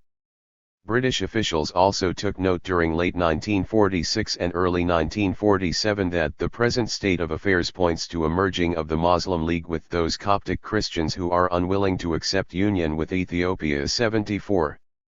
Although many of the MFH's Christian members eventually joined with Eritrea's unionist camp after the regional Christian leadership's alliance with the Ethiopian government changed the equilibrium in favor of pro-union sentiments, WOLDIB and a small group from among the urban intelligentsia began pushing a nationalist platform. 75 After both the formation of the League and WOLDIB's LPP, in February 1947, members who had formed the nucleus of the MFH continued to work together from within their new respective organizations.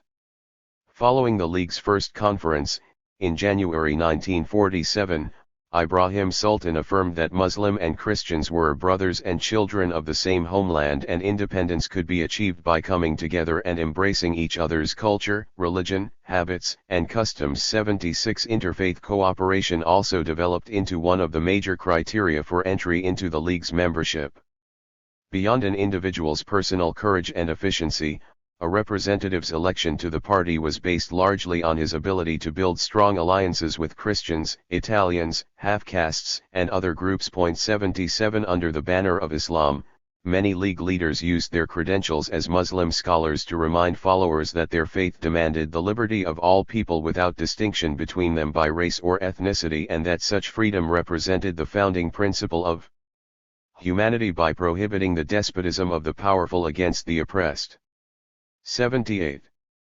The League's Executive Council led by example to cultivate Christian allegiance and supported the agenda of its sister organization, the LPP.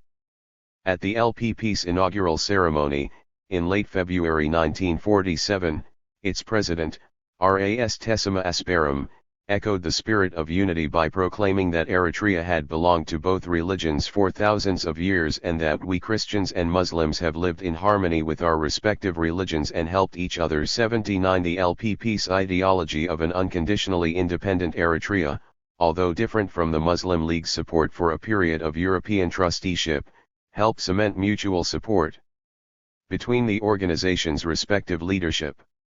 Ibrahim Sultan, Abdelkadir Kabir, and other Muslim League officials even made a point of attending the LPP's founding ceremony as a sign of solidarity. 80 The Executive Council thus promoted religious plurality as an integral component of its program by highlighting the appeal of independence for all Eritreans. Officials within the LPP were also proactive and outspoken in their demands for independence, as well as in establishing their alliance with the Muslim League. Ruth Eob cited the testimony of Ismach Birhi Don, vice president of the LPP Siri province branch, who derided unionists for falsely proclaiming that all nationalist Christians had converted to Islam. 81 Even BMA officials could not deny the strong message of religious unity between the League and the LPP. 82 Concerns over maintaining religious camaraderie are also evident in many of the private testimonies of Muslim League officials. Writing to his colleague Muhammad Nurasian, Abdelkadir Kabir elaborated on the organization's rationale for Eritrean unity. It is not our purpose to dominate the Christians of our home country or to expand the Muslim religion. The purpose is to reject, in all conditions, the supported statement of Ethiopian Federation. Since Allah, the listener and the knower, has given us the power of reasoning, how do we stand united with the deceiver and colonizer Ethiopia? 83. Kabir's concerns help illustrate how leaders from within the League made political overtures to Christian nationalists without reservation that their gestures would be seen as detrimental to Muslim interests. By and large, Islamic religious leaders, including both those within the Executive Council and the general membership, recognized the importance of this rich legacy of Muslim-Christian interaction and used it to their advantage as political activism developed throughout 1947. From the perspective of many within the organization's hierarchy, part of being a pious Muslim meant working with non-Muslims for the betterment of society. 84 Several League representatives even claimed, however incorrectly, that an overwhelming majority of Hamasine Christians belonged to the LPP and thus only a fraction of Christians didn't support the goal of independence. 85 While the League may have embellished the LPP's numbers, both organizations' leaders often viewed themselves as simply two branches of a wider nationalist consortium.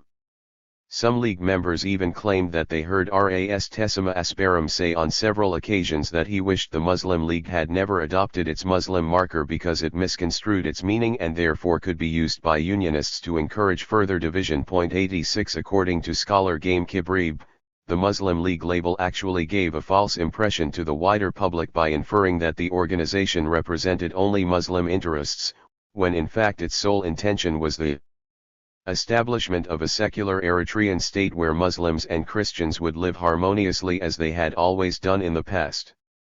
87 Yet while most within the League's leadership may have indeed believed in developing a state in which religious differences would not take precedence in the political process, the general mood among the organization's middle and lower ranks demonstrates that the Muslim emphasis within the organization's name represented far more than simply the adoption of a strategic label.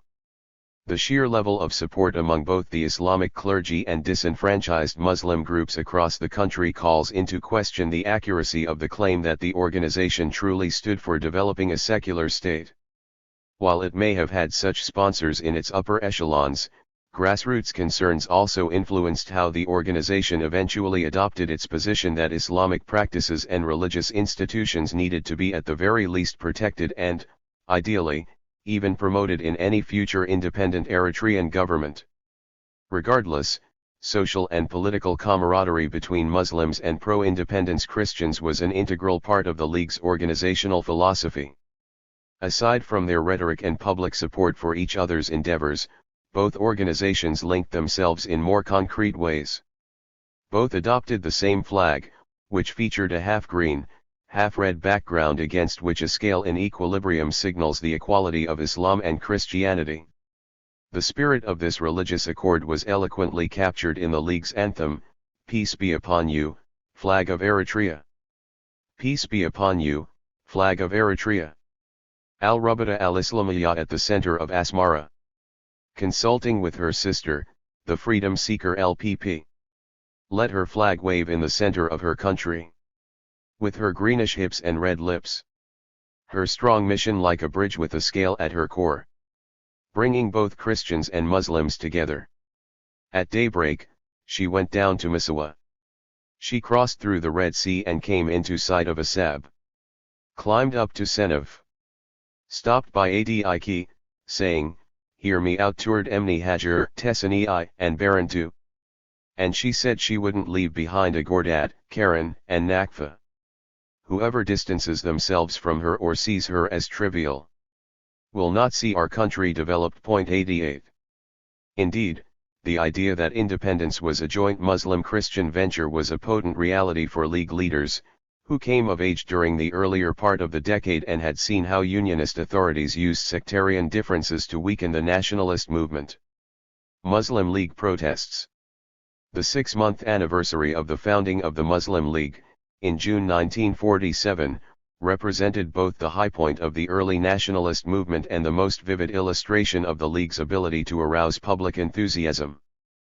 Planned in the wake of Unionist demonstrations that took place the previous May, the League organized pro-independence activities in more than a dozen cities on Tuesday, June 10, 1947. Claiming to also be responding to the alleged harassment from Ethiopian-supported Unionists, the Executive Council through the Youth Association representatives coordinated the protests to demonstrate that the League represented the majority of the inhabitants who affirmed the claim of independence and rejected any incorporation or union with Ethiopia. 89 With the participation of Islamic clerics, council members, and energetic groups within the recently established the Youth Association. Protesters filled city streets shouting slogans and carrying banners in support of independence. Demonstrations in Karen, Asmara, and Agordat each attracted more than 5,000 people, while other cities featured several thousand participants and an array of public proclamations from League officials. 90 In his own estimation, Abdelkadir Kabir believed that the protests across the country had no resemblance in past history, and in his speech before an Asmara crowd, Kabir told supporters that the protests marked Eritrea's most memorable day. 91 Elaborating on the protests' significance and the League's role in organizing them, he boasted that the demonstrations represented the day that the majority of Eritrean people woke up and stood up to claim their existence and declare that they want one thing and nothing else, and they articulate that in 2 words: there is no third word, freedom and independence. 92. Beyond the brazen and often idealistic arguments for independence, most of the official speakers at the demonstrations stressed the need to build unity between Eritrea's Muslim groups within the confines of a new nation by securing self-determination. Ahmed Abdelkarim, a League representative from Misawa, spoke about the independence struggle as a path toward achieving natural rights for all Muslims. "We want independence and we call for freedom. We call for our natural right, a right that no force on earth can keep from us. As long as there is respect for justice and humanity, a nation's self-determination is a right for everyone. Our wishes and desires as Eritrean Muslims are that we live free and that we do not want to tie our destiny with a nation with which we have nothing in common, like Ethiopia." 93. While the League facilitated much of the activities for the occasion, the June 10 protests also featured substantial participation from the LPP. As a whole, the June protests illustrated on a grassroots level what its leadership had articulated since its founding. Although the League called for both political unity and the need to protect all Eritrean Muslims, its members did not present themselves as having an inherently religious cause. Even BMA officials recognized this strategy. In the latest demonstrations of the ML, the placards carried were purely political, denouncing union with Ethiopia and demanding independence of Eritrea. The flags which they carried were those of the 4 great powers as well as Muslim banners. The ML knew its greatest strength and held its biggest demonstrations after it had declared its political policy. 94. The significance of Muslim League and LPP cooperation during the protests should not be overlooked, particularly when noting that the LPP included not only many of Eritrea's most influential Tigrinya-speaking Christian intellectuals, but that it also commanded respectable numbers in the supposed unionist strongholds in the Eritrean highlands. Even the relatively conservative BMA estimates placed support for the LPP at 30% of the population in Akalgoze and Siri provinces. 95 Public support also extended into politics in other meaningful ways. Ali Said Beckett Umar noted that some League members in the rural areas of Akalgoze and Hamaseen publicly changed their affiliation to LPP to protect themselves from anti-Muslim unionist attacks. For their part, LPP leaders proved more than willing to protect their Muslim colleagues. Ras Tessima Asparam allegedly used his own automobile to safely transport members of the League's youth association to the various towns across Hamaseen and Akalgoze. 96 This initial logistical cooperation between the LPP and the League continued in later months even as confrontations with unionist supporters intensified. As with its support for interreligious cooperation, the League's leadership continually branched out by tapping into wider movements for social reform during its first year of existence. While it secured its support base and furthered its partnership with the LPP, the League continued to make strides in addressing the issue dearest to many of its constituents, the push for permanent Tigray emancipation. Tigray emancipation and Eritrean sovereignty. The Muslim League's creation, in late 1946, developed, in part, as a result of Eritrean nationalists' investment in what Jordan Gabramedin called the new confidence of the serfs as well as the growing political cohesion among Muslims as a whole. 97 The emphasis on empowering those most oppressed within the traditional social structures of Western Eritrea was not lost on either League leaders or BMA authorities as the nationalist movement widened. In July 1947, Kennedy Travaskis reflected on the surge of grassroots popularity of the League in connection with the Tigray issue. I made the mistake of expecting political leadership, if it came at all, to come from the chiefs. In fact, it came in the first instance from the huge mass of serf or subject classes which remain in a state of political and partial economic subjugation to the small aristocratic ruling groups of the northern and western Eritrean tribes. 98. Indeed, the establishment of the Muslim League came at almost the exact time Ibrahim Sultan gained his broadest support for Tigray emancipation and for British promises of intervention in the clan restructuring proposal. 99 According to Kibrib, Sultan and his supporters' later success in working with the BMA and the Shamagal by resurrecting the social organizations of traditional Tigray society could not have been achieved without the legacy of the deeply embedded social organization that was inherited from the past and the subsequent contributions of many sympathetic members of the Muslim clergy in helping resolve the conflict. 100 This inheritance was linked to the considerable activism of Muslim leaders among the Tigray, including Ibrahim Sultan's colleagues in cities such as Keren and Agordat, who used their religious authority, much as Muslim businessmen used their economic influence, to shape the negotiations with BMA officials and quell the uprising. 101 In the midst of these social transformations, wider forces were at work that soon helped dramatically shift the speed and aims of the nationalist movement. Delegates from Britain, France, the United States, and the Soviet Union had first convened talks in London in September 1945 to discuss the future of Italy's former colonial territories. Only when representatives faced an impasse at the follow-up conference in Paris, in April 1946, did they agree to deploy a fact-finding commission to ascertain the political attitudes in the former colonies. In the case of Eritrea, the aptly named Four-Power Commission finally arrived in early November 1947 and remained in country through the rest of the year. Having worked closely with the commission in planning the visit, many of the presiding BMA officers, including some officials who also served as commission members themselves, set up public hearings in approximately a dozen major cities and towns as a way to help facilitate the inquiries. Meanwhile, the Muslim League, LPP, UP, and the recently formed NEPIP prepared their representatives for the meetings. 102 With the arrival of the Four-Power Commission, each major town and city where representatives convened their inquiries became flashpoints of political activism and civil unrest. Not surprisingly, the ongoing issue of Tigray emancipation emerged with increased vigor before the international observers. Yet even well before the Commission's arrival, the League had already done its part to keep the issue in the public consciousness. The tone within Saud al-Rabada supports the idea that League members, even those from outside the Western province, were genuinely sympathetic to the plight of the Tigray. The newsletter's first edition mentioned the circumstances from which the need for the League came about, stating that the organization represented a compromise that resulted from discussions between dispossessed serfs, religious leaders, and merchants. Within the newsletter, writers and activists often brought up the Tigray emancipation issue and sometimes even ridiculed those Shmagel who took exception to the League's agenda.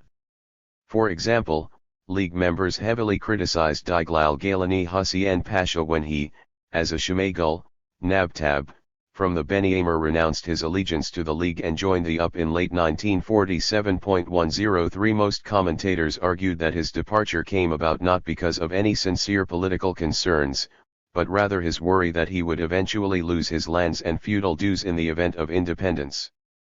One writer, Ahmed Muhammad Ibrahim al-Tigrai, argued that the existence of any of the Shmagel in an independent Eritrea was equivalent to a plague being cast upon the country's citizens. 104. A group of designated Tigray representatives later echoed this criticism before the commission.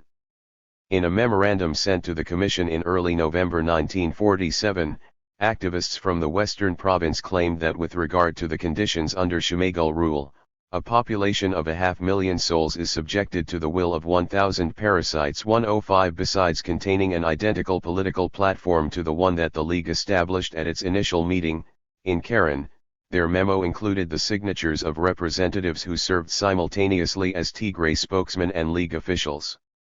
Like most of the League's official memoranda, representatives rejected categorically any system of annexation or union with Ethiopia or any other nation and claimed they were willing to accept a period of British trusteeship before assuming full independence. 106. Moreover, representatives used their memorandum to craft a detailed history of the social and economic relations between their various clans and Shmagel rulers. It is our duty to explain to your commission, with great displeasure, the very ugly situation in which we, the Tigray of Eritrea, find ourselves, a situation which has lasted for more than 3 centuries, a situation which could not even be applied to animals, seeing that there are laws that protect them from ill treatment, and people who break these laws are liable to punishment. 107. Although representatives went into detail to describe the ways in which the Tigray were abused and forced to pay various forms of tribute to the Shmagel, their testimony also illustrates how abolishing serfdom and subjugation became, in the eyes of many, one of the central tenets in the Muslim League's push for social reform. BMA Administrator Travaskis took notice of the party's grassroots strength on the issue. He noted that although in the earliest stages many Shmagel chiefs formed the party together with their subjects thinking that they would control its activities, they subsequently discovered that it was not a chief's party and that it is a party which stands, in their tribes, for serf emancipation. 108. Travaskis also observed that the amalgamation of the League and the Tigray emancipation issue took place as several aristocratic ruling groups from Western Eritrea began joining the UP. 109. Activism and anti-feudal politics. When the Four-Power Commission arrived in Eritrea, in early November 1947, Shmagel and Tigray representatives alike articulated the indivisible nature of the League's nationalist aims and emancipation. In his testimony before the commission, Kant-e-Bey Osman Hidad Pasha of the Habab clan defended the Tigray's previous social status, explaining that all the Tigray had to do was to plow the land, give us 1/4 of the crops and do the milking, but that the BMA and opportunistic Tigray leaders had interfered and caused much confusion within the traditional system. 110. Echoing these concerns, Diglal Gailani Hussein Pasha discussed his continuing troubles with the Tigray and the League's involvement. He noted the people or organization who is telling the Arabs Tigray not to pay tribute to us is the Muslim League. He went on to explain that because the organization encouraged the Arabs and Tigray not to pay tribute to the Nabtab, he believed that the League's leaders could not have promoted their program unless they were being secretly supported by the BMA. When delegates questioned him about why he had recently changed his political affiliation from the Muslim League to the UP, the Diglal again stressed that the organization harbored a Tigray agenda. First, when we formed the Muslim League, it was to decide its wishes regarding the future of Eritrea. Now the Muslim League has turned its attention from the future of Eritrea to the problem of the Tigray and the Nabtab. 111. In spite of the heated rhetoric from some Shmagel representatives, Their resentment toward the League's pro-Tigray stance did not surprise most observers who had watched since the League's founding the precarious situation between the clan chiefs and the rest of the largely populist organization. Ethiopian representatives had made a point of courting most of the clan chiefs in the western province and Kant-Ibe Osman in particular. To him, they promised to permit full powers over his tribe if he supported the Ethiopian cause, which included the resurrection of older feudal dues that the Ethiopian government would recognize if he supported Union. 112 Observing the Unionist strategy, British administrators noted that Ethiopian attempts to win the support of the reactionary old chief extinguished any possible support for their cause among the Tigray, who flocked in mass to the Muslim League. 113 League representatives also used this practice as a means of discrediting those Shemagel who publicly endorsed union with Ethiopia both before and during the Commission's visit. Resenting the chief's embrace of the apparent bribery and patronage, League representatives alleged in a memo to the Commission that Ethiopian government representatives offered Kant-Ibe Osman a magnificent gift in pounds and a good monthly salary as compensation for his adherence to the Annexionist Party after the League's creation. 114. For others, particularly some of the clan heads and coastal merchants, the Commission provided a forum to address their own unhappiness with the League's agenda now that it seemed to favor the Tigray base from the western province. According to one former League member from Hirgigo, the League's priorities had changed. I joined the Muslim League on religious grounds and I was disappointed when I discovered that it did not include all Muslims and also that it should want four-power trusteeship and not British trusteeship.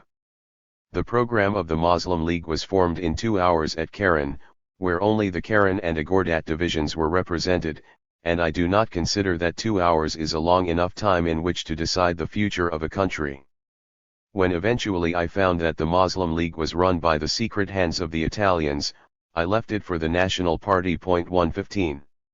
For the League's Executive Council, the willingness of many Shemagel chiefs to support union represented only the most recent evidence of the nobles' own agenda that first emerged during the initial rebellions, in 1941.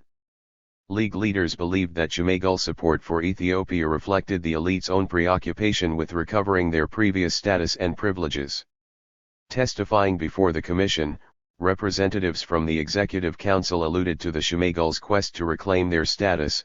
These people have got federation systems, and the Ethiopian government promised to help them, so they joined but only for their own benefit. They are deceiving their tribes and getting money from them without giving them any help. They are afraid of losing the federation system when the country receives its independence. 116. In their inquiry, Commission members also noted that for some Tigray representatives within the League, the concept of independence itself meant not so much Eritrea's future status but their own freedom from paying future tribute to the Shemagel. Some members went so far as to claim that they would leave the Muslim League if it were to decide that tribute should be paid through the chiefs. 117. In both their rhetoric and actions, League leaders viewed the Tigray emancipation issue as a struggle to break out of the previous feudal traditions that, coincidentally, remained well entrenched in Ethiopia. Consequently, support for the Tigray also aided the organization in providing additional justification for Eritrea not being absorbed into Ethiopia. League representatives noted that their constituents, Tigray and non-Tigray alike, do not like any other system than that given under the Atlantic Charter, which gives freedom of religion, freedom of the press, etc. 118. Taking their rhetoric a step further before the Commission, representatives again couched their goals as a movement to build a modern Eritrean nation rather than return to the archaic system in the Abyssinian tradition, noting that it is certain that the Amhara are primitive. Their administration, which is based on ignoble dictatorship, is that of a very remote past, and can be compared to that of the Middle Ages. 119. As the year progressed, the League's independence platform continually merged with its anti-serfdom stance. By November 1947 the organization made it clear that both objectives were interrelated, stating that of the many reasons why the League rejected both union and annexation with Ethiopia, The old worn-out feudal system of government represented another reason why the League did not think that even the Ethiopian government itself possessed any particular higher standard of administrative capacity to warrant independence. 120. Fig 2.2. Muslim League members carry Soviet, British, French, and American flags during the Four-Power Commission's visit to Karen, November 1947. Photograph by Kennedy Travaskis. MSS, Brit. EMPS 365, Box 180, File 3, Folio 38. League activity and the Four-Power Commission.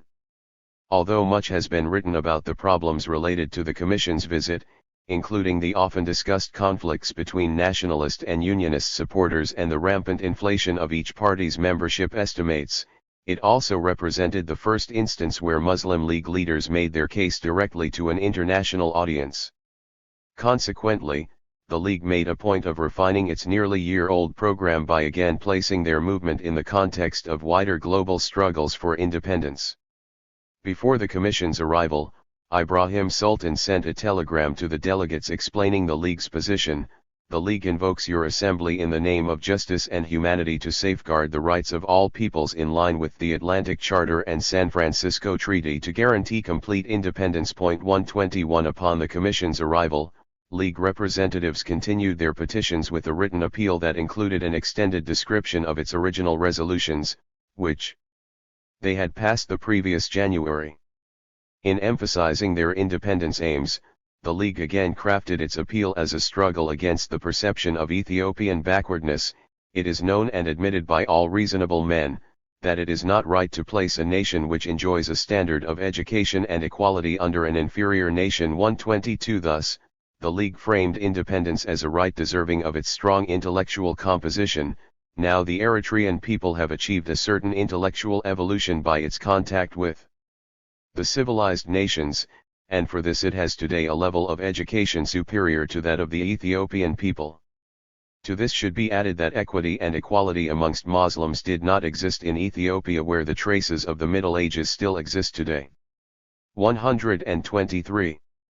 On December 16, members of the Executive Council expanded their rationale to the Commission.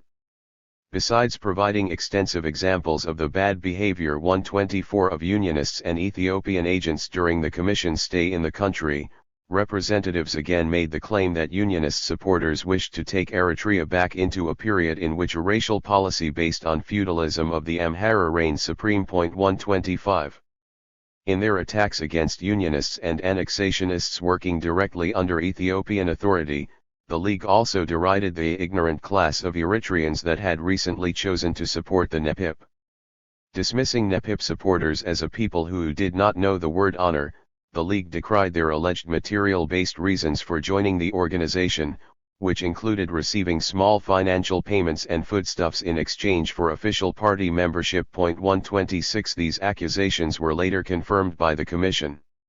When delegates recorded findings from their second hearing in Karen, they noted the testimony of one NEPIP representative who admitted that many of his constituents had recently switched their allegiance from the League to the NEPIP because they had received food, soap, flour, coffee, and cloth for their support. 127. This testimony thus supports the claims of some League representatives who argued that many from the NEPIP were actually members of the League who had simply joined the new organization to obtain uniforms for themselves and for their families, had acquired a little rice or flour with a piece of meat and a gift of a few shillings. 128. Haj Ibrahim at Ban Ahmed also recalled how representatives from the NEPIP came to Adik and recruited people by handing out money, bread, and meat on the eve of the Commission's arrival. 129.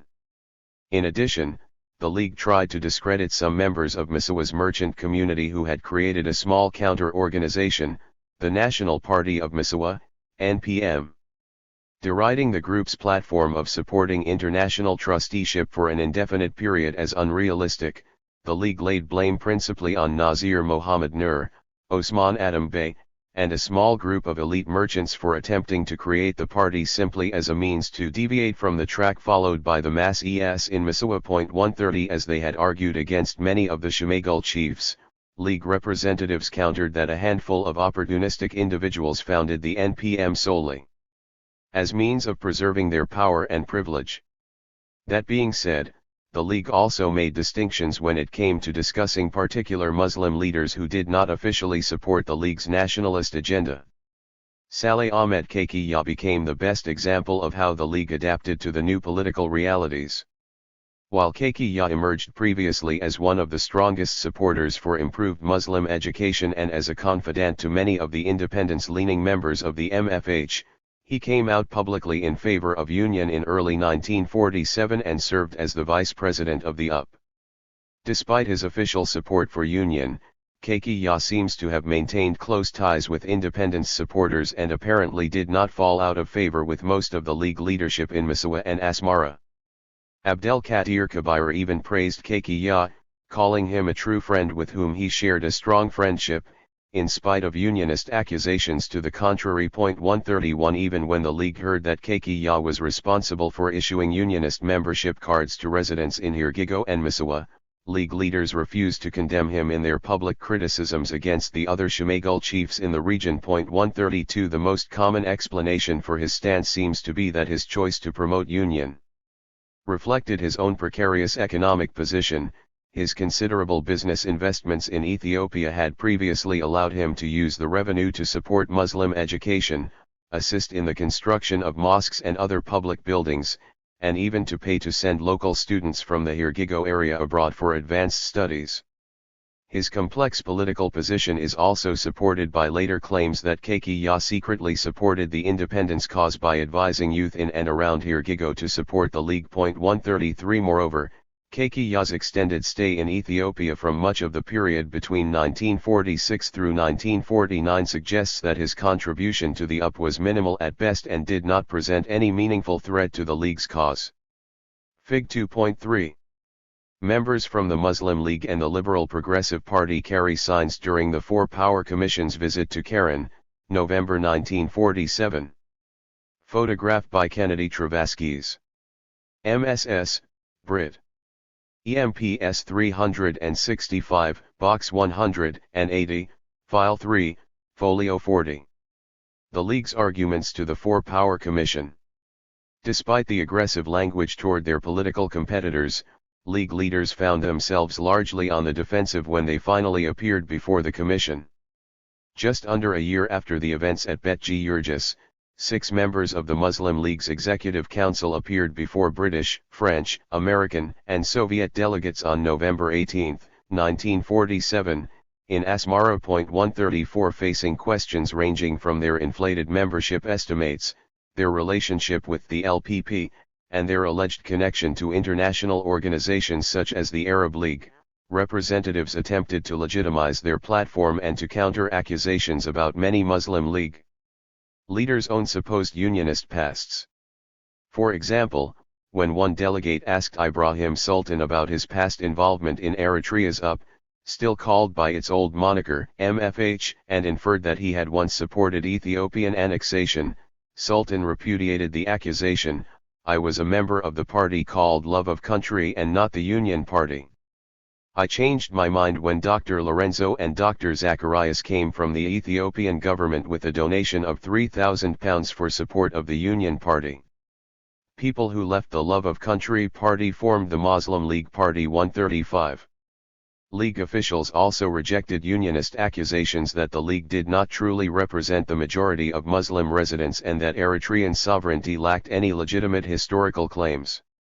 In a report filed by the UP to the Commission, Unionist representatives had previously cited the membership of the leading Nabtab, Shemagul, and about 60,000 Tigray from the western province in their organization as proof that the League did not truly represent Eritrea's Muslim communities. 136 In addition, they argued that the League's basic objectives served only the small urban elite.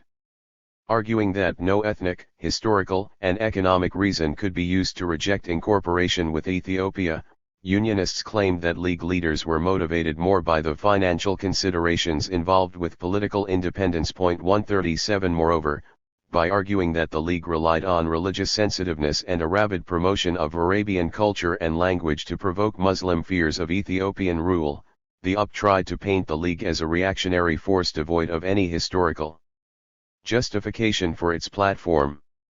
Representatives commented that the Muslim League is certainly like somebody who has lost his case and tries to regain respect by talking with a big voice. 138.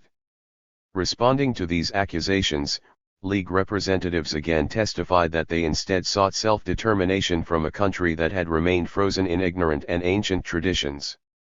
Because they believed that Ethiopia's leaders would continue to embrace their feudal system and maintain a standard of living below that of the Eritreans, these differences justified independence. Representatives stated that if given the opportunity, they believed that Eritrea could be both economically and politically self-sufficient within a few years. Although they spoke out about their concerns for protecting Muslims' rights from Ethiopian influence, religion itself remained largely absent in their overall defense. None of the representatives claimed that the League and its agenda were guided by any particular religious zeal.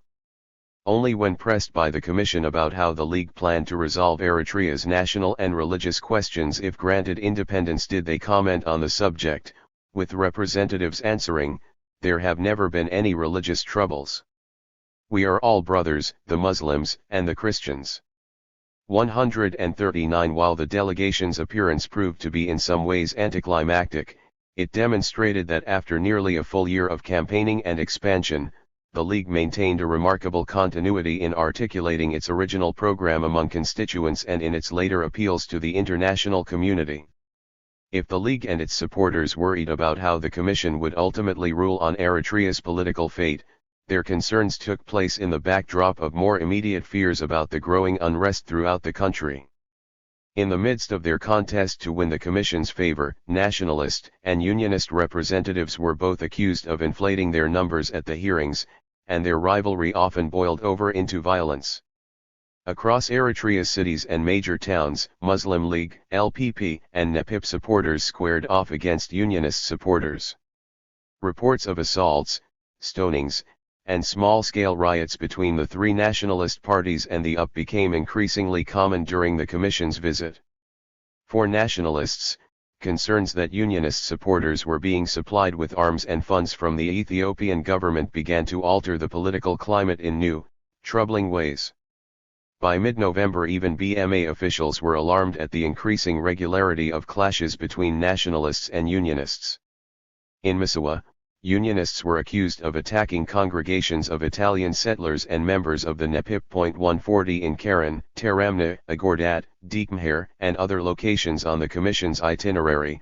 Representatives from the League, the NEPIP, and the LPP all filed complaints against unionist supporters, claiming that UP members had threatened and in some cases physically beat them. 141 At an inquiry held at Gashnashim, in northern Hamaseen province, observers recorded that the hostile demonstrations from the unionist onlookers forced Muslim League representatives to seek the Commission's protection during its stay in the village. 142 In other instances, UP and League members repeatedly came to blows when representatives gathered outside the Commission meetings before giving their respective testimonies. 143 For their part, League writers internalized the growing hostility and used the developments to build further support among Muslims to continue their righteous struggle.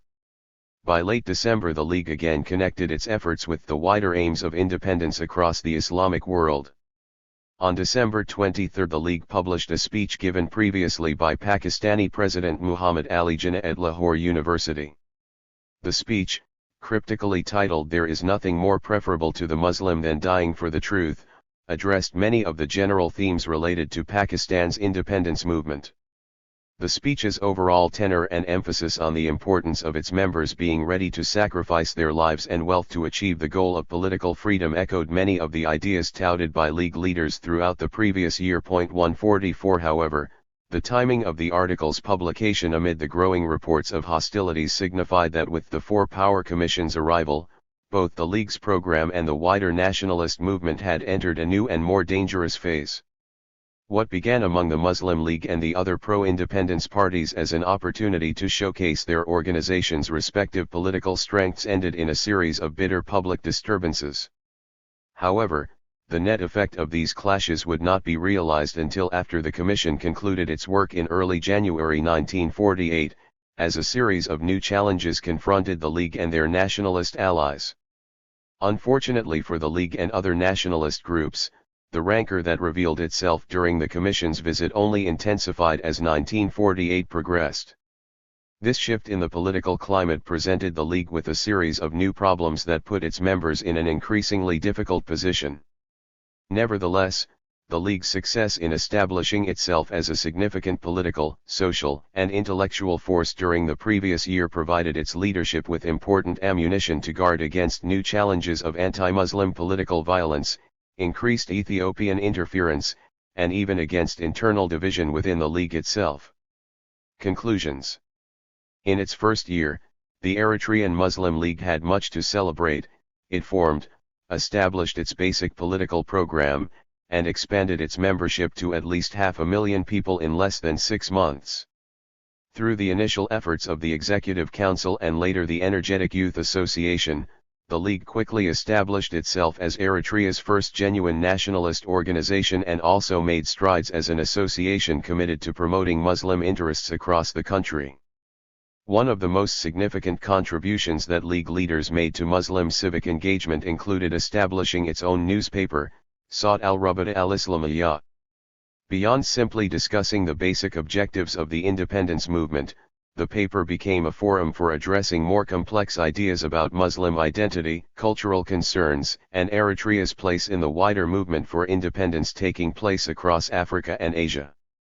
Through their efforts, Muslim League writers expressed a profound understanding of their own ontological status as native intellectuals charged with shaping a political movement in response to Ethiopian pressures and the larger skepticism among international observers. 145 By enriching the overall intellectual climate, the League established a stronger base from which its membership could engage the independence movement. This became evident in the instances where the League promoted its inclusive vision of an independent Eritrea by embracing Christian nationalists within what became the LPP. These early interactions between the League and the LPP hierarchy throughout 1947 helped set the stage for more widespread cooperation between nationalist groups in the coming years.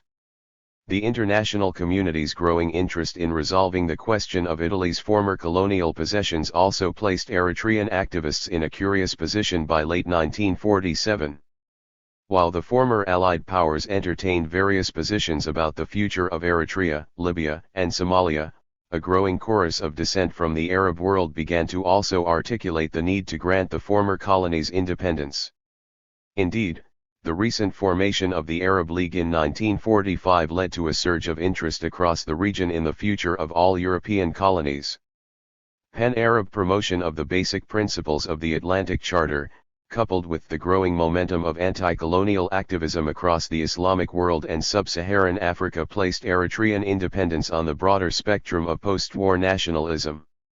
As many of the commentaries within Sawt al-Rabita suggest, League members were more than willing to seize on this fact and embrace these transnational connections. With the coming of the Four-Power Commission, the Muslim League intensified its assertions regarding Eritrea's fundamental incompatibility with Ethiopia.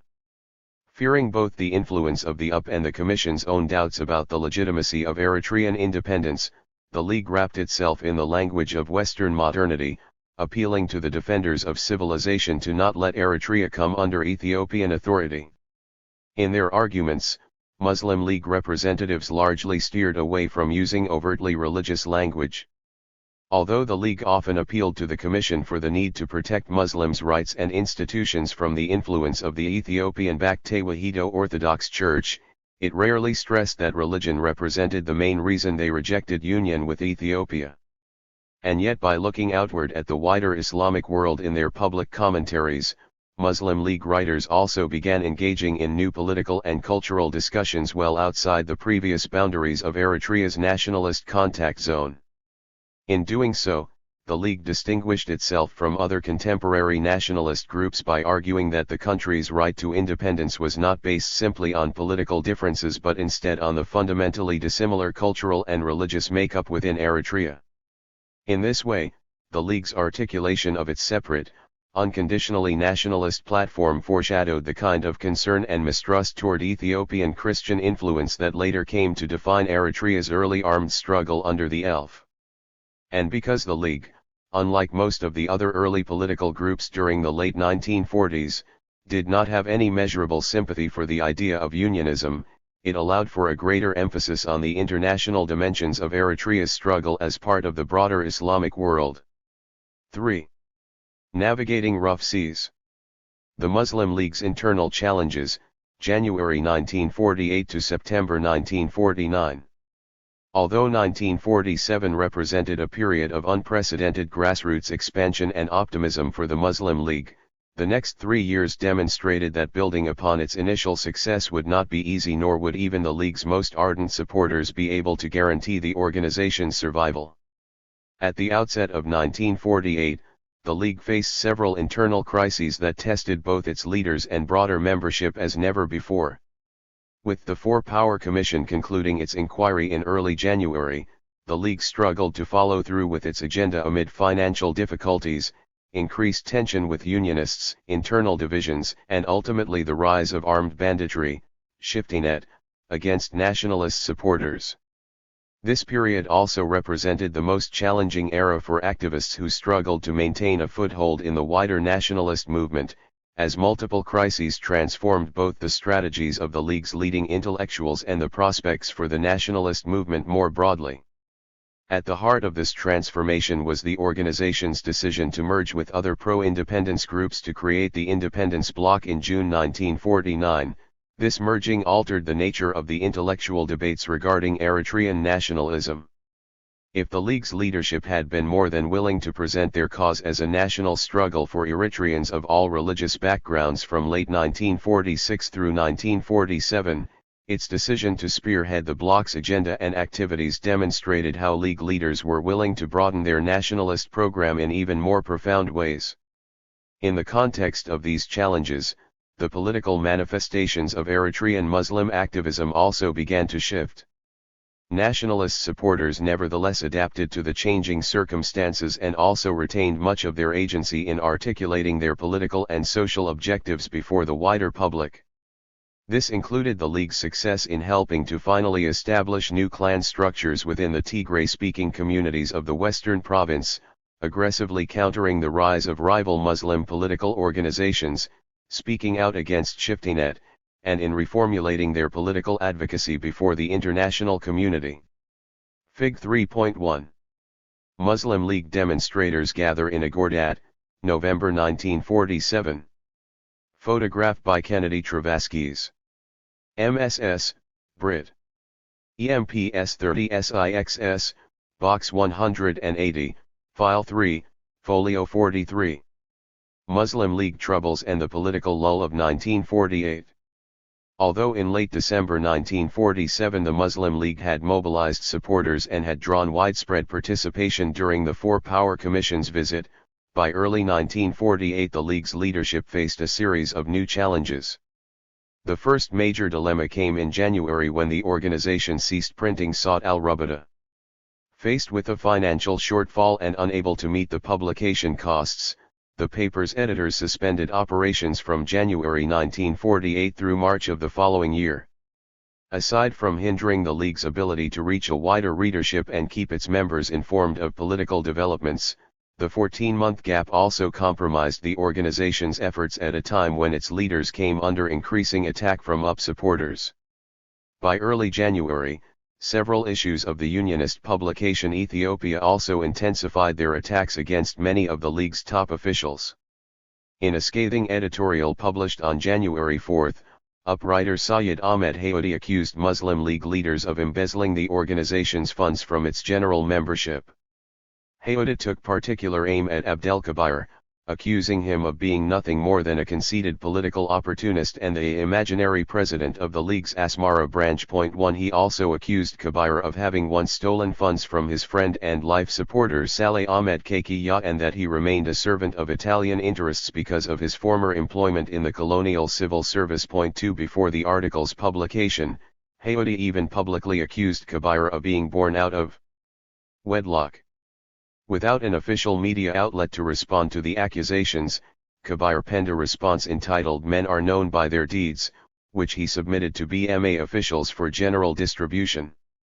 Warning that Hayoti's accusations would lead to partial enmity and even possibly a wider conflict between League supporters and Unionists, Kabira addressed the insults made toward League leaders by saying that Hayoda's lies would eventually be dealt with by officials in Asmara's Sharia court.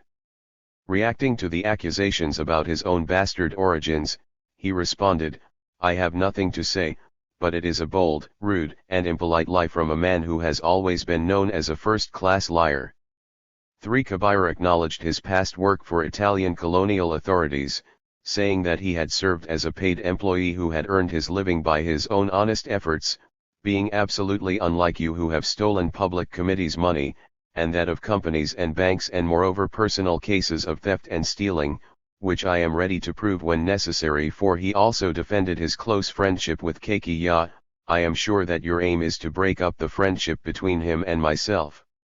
And at that time you may be liable to gain some material benefit from him.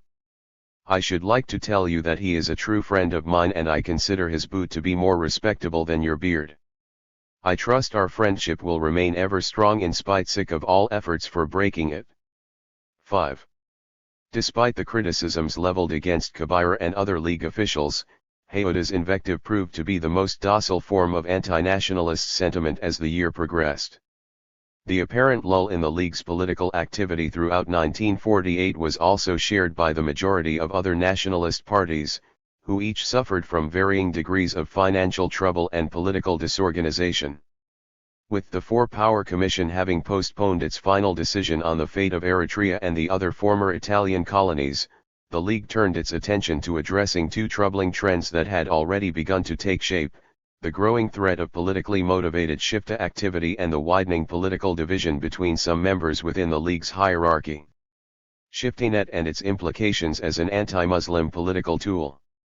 The hostilities that first erupted at the public demonstrations during the Four-Power Commission's inquiry now gave way to a new form of violence, the use of politically motivated Shiftanet. 6 Although Shiftanet was certainly not without precedent in Eritrea, as family blood feuds, disagreements over land, and other conflicts had all been motivating factors in local banditry for centuries, the political nature of the attacks that erupted in 1948 represented a departure from previous social and economic forms of armed banditry. 7 And Bsrat Dabasi notes that the rise in Ethiopian-sponsored Shifta outlaws became one of the defining characteristics of post-1947 Eritrean politics and a major concern for all nationalist groups as well as the BMA. 8 Unlike many of the small-scale raiders that subsisted historically by raiding cattle and villages throughout rural Eritrea, this new form of banditry also developed a strong urban component. In particular, the well-documented role of Asmara's Ethiopian Liaison Office as a guiding light and center for urban terrorism by supporting the UP and its youth supporters with money and weaponry added to the League's dilemma during the spring and summer of 1948. 9. Although Shifta raiders were at first directed to influence the works of the Four Powers Commission, the weeks immediately following the Commission's departure brought an unprecedented level of activity against pro-independence Eritreans. 10 BMA officials noted that by early March the attacks, largely financed and organized by elements favoring incorporation of Eritrea in Ethiopia, had caused enough worry that authorities established special anti-Shifta units and patrols. 11 Not surprisingly, many Shifta during this period operated out of key strongholds across the border in the northern Ethiopian province of Tigray. Moreover, both pro-unionist Christian Eritreans and Ethiopians shared a prevailing belief that these new groups of Shifta activists were not terrorists but patriots, cut from the same cloth as those who had taken to the bush to fight the Italian occupiers of Ethiopia in the late 1930s. 12 As Reid observed, the Shifta insurgency during this period in part presented the outcome of the unstable, contested borderland of some antiquity, as well as representing the tried and tested mechanism of political and social economic protest in the region, particularly as it related to unionist attempts at breaking the will of nationalist constituencies. 13 In general, most Shiftanet took the form of raids on villages and especially armed robbery along the routes between major cities such as Asmara, Misawa, Karen, and Agordat. An additional source of concern developed as many Shifta also began coordinated attacks on the private homes and businesses of Italian settlers, causing panic in the rural areas. 14 While the overwhelming majority of these early attacks were directed at prominent Italian residents and their properties, much of their anti-Italian political character also extended to members of the LPP, NEPIP, and especially the Muslim League. In January 1948, Mohammed Omar Abdullah, a member of the Muslim League's Youth Association and the son of a prominent League official in Keren, was killed by Shifta. 15 In mid-March, Shifta attacked the village of Ad Sharif and reportedly stole 27 head of cattle owned by Muslim League members and launched an attack on the house of the district chief. 16 The concentration of early attacks in the League's strongholds of Keren and Agordat occurred with enough regularity that even BMA reports noted that with the exception of wealthy Italians, pro-independence Muslim residents almost always received the brunt of the attacks. 17 Often lacking in financial resources, members of the League's Youth Association stepped up their efforts throughout this period to prevent further attacks. In particular, members became a potent force by helping to organize League meetings in secret so as to not draw attention to their activities. Without even a guarantee of safety at open meetings, the League came to rely heavily on the network of local branches of the Youth Association, whose members served as a protective force against possible shiftiness, particularly in the rural areas, where League supporters were most vulnerable. Apparently, some Muslim League youth even quarreled with the League's leadership over how to address the security issue. Tesfaye noted that in Akulgose, a number of Saho youth petitioned the League's leadership to provide them with arms to guard against attacks. Despite their concerns, Ibrahim Sultan apparently erred on the side of caution, refusing to permit their request for fear of Ethiopian reprisals and because the League lacked the financial resources to acquire arms. 18 Fears among rural Muslim League supporters also increased as a result of the constant reports of material support given to Shifta bands in northern Ethiopia. Reports of Tigrine authorities helping to organize fighters, gather arms, and help coordinate attacks increased throughout 1948 and only reinforced long-held claims that many Shifta leaders maintained close relations with Ethiopian authorities across the border. 19 Unlike the raids in the western province, which targeted both Italian settlers and pro-independence supporters, the attacks by Plateau Coptic Shifta were usually directed exclusively at Muslim residents and resulted in a constant state of hostility and perpetuated a series of blood feuds among residents. 20 Although the Ethiopian government's precise role in facilitating this rural support remains a controversial and speculative topic, the general atmosphere of apprehension remained high among residents, who often reported being threatened by Shifta bands to give their allegiance to Unionist authorities. 21 Adding to the growing concerns for Muslims' basic safety, League leaders were soon confronted with an additional crisis that shook its core membership during the fall of 1948 when the first major division within the League hierarchy emerged: Al-Murghani's defection from the Muslim League.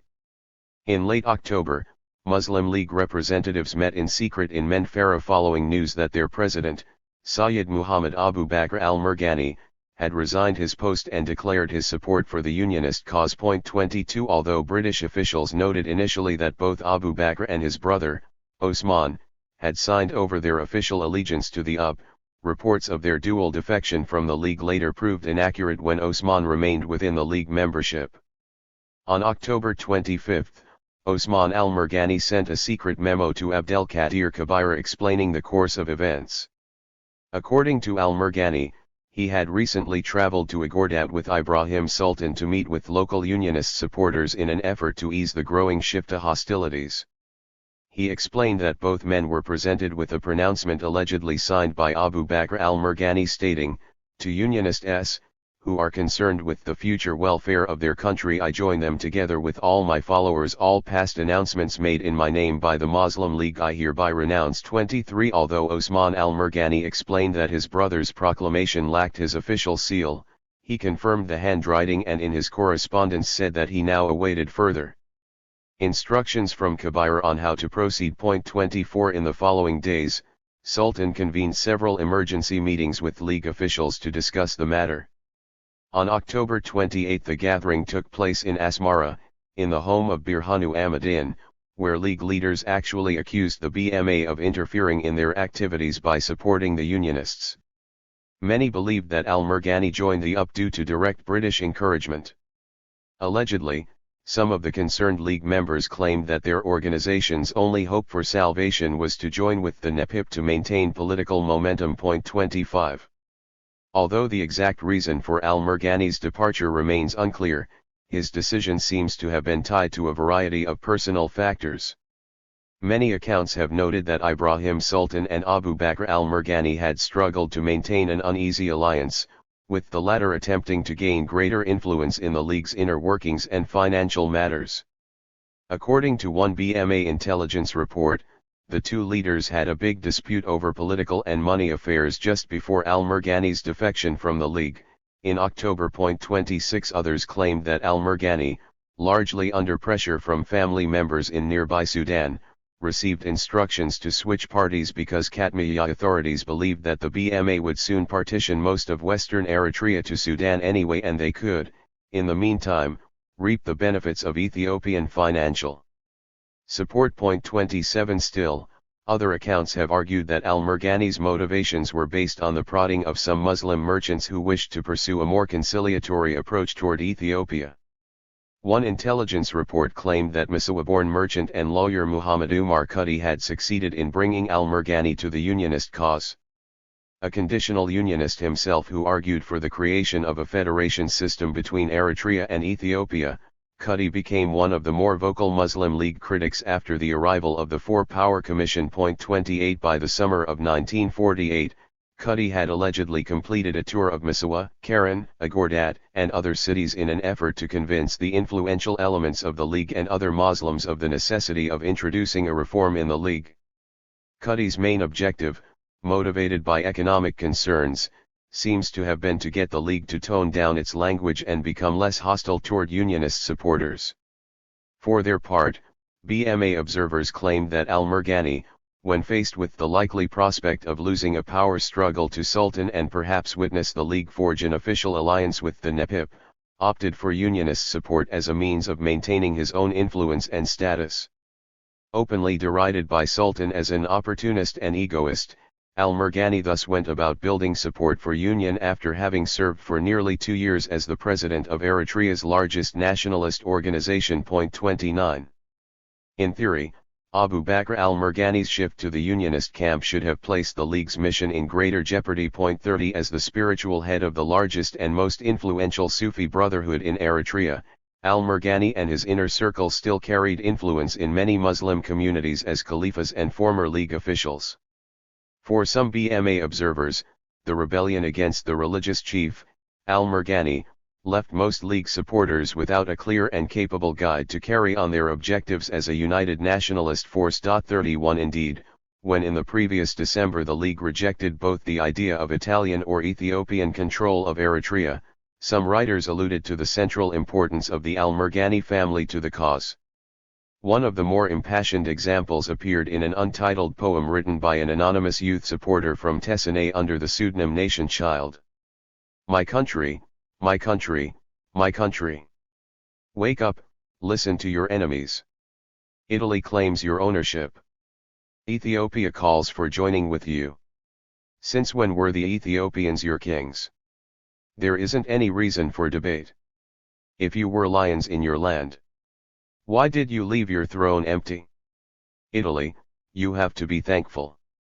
The hated son Mussolini was slaughtered. You were hit by thousands of airplanes, whose fire flames you swallowed. When did you wake up and claim this? Is your grave in such a high place? My country, I will not let anyone claim you unless I am oppressed. And I will sacrifice my soul and my wealth for you. I will not choose oppression for me or you. And I will not let your enemies kick you. Our youth are our pride. We embrace the son of al-Merghani, whom no man comes before. 32. Nevertheless, al-Merghani's influence among the broader Katmiyya public did not prevent him from falling out of favor, as his political stock slumped badly among the League's leadership upon hearing the news of the defection. 33 For many of the more orthodox Islamic clerics, particularly those League officials closest to the Mufti in Asmara, al-Merghani was already persona non grata in terms of the League's day-to-day political activities. Before his resignation, Al-Murghani had infuriated much of the League leadership when he attempted to convene a general meeting of the Executive Council in Keren in October to convince other members to get behind Cuddy to support conditional union with Ethiopia. 34 Consequently, Al-Murghani's defection did little to weaken the basic agenda of the Executive Council. If anything, Al-Murghani's switch to the up served to validate the League's earlier claims that many prominent Muslim leaders, including most of the Shamagal in the Western Province and the merchants from Misawa, were willing to support union simply as a means to guarantee their own economic influence in any future government with Ethiopia. When in mid-1949 Al-Murghani again switched his allegiance from the UP to the Muslim League-dominated independence bloc, his reputation as a viable political authority was all but destroyed. While Al-Murghani's defection appeared to further weaken the League when it already faced unprecedented challenges from Shifta activity and its own financial troubles, Al-Murghani's move illustrated that collectively the organization was willing to pursue its wider objectives even if influential Muslim leaders themselves withdrew support. This attitude goes a long way toward explaining why, even at such a seemingly low point, the League's leaders accomplished one of their key aims in mid-1948 by overseeing the first steps toward legitimate Tigray emancipation through the establishment of new, autonomous clan structures throughout the Western Province. Tigray clan restructuring in the Western Province. By April 1948 the BMA's long-delayed process of establishing new tribal structures in the Western Province finally commenced in the aftermath of the Four Power Commission's inquiry. Although the previous years of unrest eased the economic burden of most Tigray communities in regard to their obligations toward the Shamagal, the push to establish a new clan system reflected Tigray representatives' desire to consolidate control over their respective communities. In addition to providing adequate salaries and tribal retainers, the new structures also ensured that representatives could be appointed to a BMA-sponsored native court. 35. Beyond merely appointing new clan heads, the creation of the new clan, or tribal, units involved a close dialogue between BMA and especially League officials, whose political influence had served previously to worsen relations between Tigray and Shamagal representatives even after the Four Power Commission's departure. According to British officials, the political conflicts actually delayed the clan reorganization because Muslim League and UP activists had rallied their respective constituencies to the point where any compromise to alter the pre-existing clan units became as practicable as mixing petrol and water. 36 In particular, the close connection between the Muslim League and the movement for Tigray independence had caused so much concern for the BMA that only when the traditional tribal government among the Tigray-speaking clans suffered near total breakdown following the Commission's departure did authorities finally agree to formal reorganization. 37. With the BMA holding public meetings with new prospective tribal leaders, across the Karen, Nakfa, and Agordat districts, the initial meetings led to later gatherings where officials and Tigray representatives actually began the process of formal reorganization. The complex process of merging and reformulating the clans presented challenges for all parties, as worries about the need to guarantee representation and safeguards against future abuses remained ongoing points of concern. Nevertheless, by summer's end BMA officials were optimistic about the extent to which the new formations had altered the Tigray communities for the better. After 5 months 20 wholly new tribes comprising a total population of 164 have emerged as independent units, 8 former non-aristocratic tribes comprising a total population of 32,899 have been refashioned as the result of 5 months. The assistance of the police was at no time required and not a single penal case has resulted from it. 38. The peaceful and relatively rapid transition to the new clan units illustrated both the tremendous grassroots support for the new structures as well as the importance of the already designated new clan leaders who emerged during negotiations. Organized and supported by Tigray representatives within the League's leadership, the new clan heads took control in the tribal areas situated in the League's major strongholds across the Western Province, including the sub-districts around Karen, Agordat, and Tessani. 39 The BMA's reference to the relatively smooth election process for the new clan chief suggests that the League had quite successfully worked out the transition toward these new social structures with minimal division and conflict. 40. Beyond simply redressing the previous concerns among Tigray communities, the creation of these clan units reflected how the Muslim League leadership had succeeded in using grassroots support to establish new political units with a strong adherence to the independence cause. The reorganization, carried out with logistical support from BMA officials who hoped to finally stabilize the unrest among Tigray clans, proved to be a wholesale success. Encouraged by Ibrahim Sultan and other activists, the representatives from the new clans benefited both British authorities and Muslim League leaders by presenting manageable units of authority and social organization that previously did not exist. Although some scholars have indicated that the League's leadership, particularly Sultan, desired nothing more than to acquire supreme chieftainship over the new clans, the evidence suggests that although the restructuring provided significant advantages for the League's organizational strength, it did not reflect a newfound power grab by League officials. While Ibrahim Sultan and several other emancipation leaders gained newfound status as chiefs and sub-chiefs in the new structures, in general their power was confined to the small local subclans, where their political influence had already made them de facto leaders of their constituencies among those that had argued that the new units needed to be based exclusively on kinship. 41.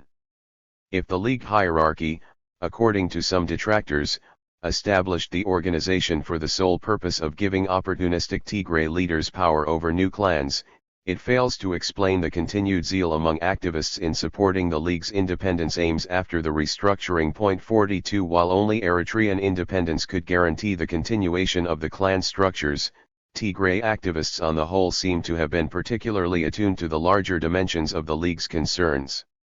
During this period, for example, the Tigray political leadership, desperate to improve their revenue, began taking advantage of the financial benefits that the new clan structures presented to local authorities. With the BMA's approval of tribal retainers for chiefs and sub-chiefs as well as for land inspectors and elected representatives to the native court, the new clans opened up a new line of funding that leaders could use to contribute greater revenue to the League from their salaries. Unlike the previous chieftainships, where revenue could be raised through taxation and force, the new clan safeguards included preset salaried and uniform retainers under colonial supervision that, in theory, would prevent a return to the previous exploitation. 43 Officials also believed that bringing direct administrative oversight over the collection of tribute by the new clan heads would provide the administration with adequate tribute and the tribe with adequate funds by allowing each clan group to build up its own tribal deposit to raise money for community expenditures. 44. By helping solidify local power structures and clarify land ownership and financial matters among the Tigray-speaking groups, these new clan authorities represented tangible results for activists who had long sought to emancipate their respective communities from Shemagul influence. Just as important for improving localized community objectives among the Tigray, the new clan structures gave the Muslim League an important victory in an otherwise bleak period. Clan restructuring secured one of its major social objectives and permanently solidified Tigray majority support for the League's efforts. This support became significant during later attempts to fracture the League and its leadership throughout the Western Province. 45 Even British officials alluded to the fact that the clan reforms were a clear advantage to the League's overall nationalist aims. Whether the measures proposed by BMA are of a nature to commend themselves to the Ethiopians is doubtful. We feel, however, that the importance of this point can be discounted, particularly in view of the possibility that the administration of the Western Province will not fall to Ethiopia. 46. When taken together, the creation of the new clans and the later loss of al-Murghani to the UP suggest that his decision to leave the League may have also hinged on fears that the new structures also posed a threat to his traditional authority via the Shemagul. Clearly, the UP's earlier success in late 1947 in corralling Shemagul support gave little reason for Tigray supporters to maintain cordial relations with many of the traditional elites, including the Katmiya head. Despite al-Murghani's earlier public support for the easing of customary payments against the Tigray, many of the League's leading representatives came to resent Murghani's perceived indifference to their plight given the inclusion of many Shemagul as local Katmiya Khalifas. Compounding the situation, the noted rivalry between Murghani and Ibrahim Sultan, the most prominent spokesman on the emancipation issue, suggests that al-Murgani's decision to break from the League in the fall came once the League had finally delivered on the clan restructuring issue and solidified Tigray support. Ironically, only a few months earlier Abdelkader Kabir had alluded privately to the fact that al-Murgani's stature and leadership in the Muslim League's formation had helped ensure that 999/1000 of the Muslim villagers were allied with the League's cause. 47 Regardless of either al-Murgani's actual motives or the concerns of many in the League's leadership, the success of the clan reorganization toward the end of 1948 helped consolidate the League's strength among both its rural base in the Western Province and the rank-and-file members in the cities. More important, the League's ability to continue its activities and address the issue of Tigray representation in public demonstrated that even without the day-to-day existence of the League's press and publication resources, it remained an active force that shaped the broader dialogue of the nationalist contact zone. Indeed, redressing Tigray grievances and actively working to establish the new clan structures only demonstrated that the League did not necessarily need to rely on publications to mobilize its membership. In this sense, whatever logistical challenges confronted the League, they did not impact the organization to the point where it compromised its core intellectual activities and political message. This kind of broad-based support among the general membership proved crucial when the League finally began to re-engage the rivalry between Unionists and other nationalist groups in the following year. The nationalist resurgence of 1949.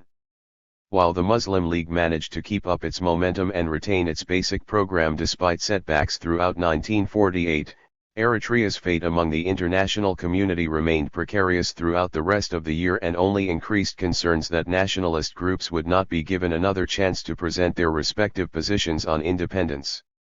The Four Power Commission's inability to reach a consensus punted the issue of Eritrea's future status to the members of the UN General Assembly. Having been kept on standby, the UN gave notice to all Eritrean political parties in late 1948 that they would be invited to present their views to the Assembly at its temporary headquarters at Lake Success, New York, for its fourth official session. The UN's notification that the Eritrean issue would now be taken up by the General Assembly breathed new life into the League and ended the general lull in nationalist politics that had characterized much of the previous year. News that the League could send its own group of representatives energized but also troubled its leadership. Unlike the UP and NEPIP, the absence of any substantial external support for the League's activities left its officials troubled as to how to field a legitimate delegation to the UN. Still struggling to replenish its treasury and to resume the printing of its newspaper, the League found its catalyst in the form of one of its leading intellectual spokesmen. No figure embodied the League's political tenacity better than Abdelkader Kabir, president of the League's Asmara branch and one of its most active intellectual leaders. Since his days as a founding member of the MFH, Kabir personified the vanguard force of the urban intelligentsia in arguing for greater inclusion of Eritreans in government and in combating British indifference to local political concerns. By late March, League leaders decided that Kabir would be part of the small delegation that would be sent first to Cairo in hopes of gaining entry into the United States for the Lake Success meeting.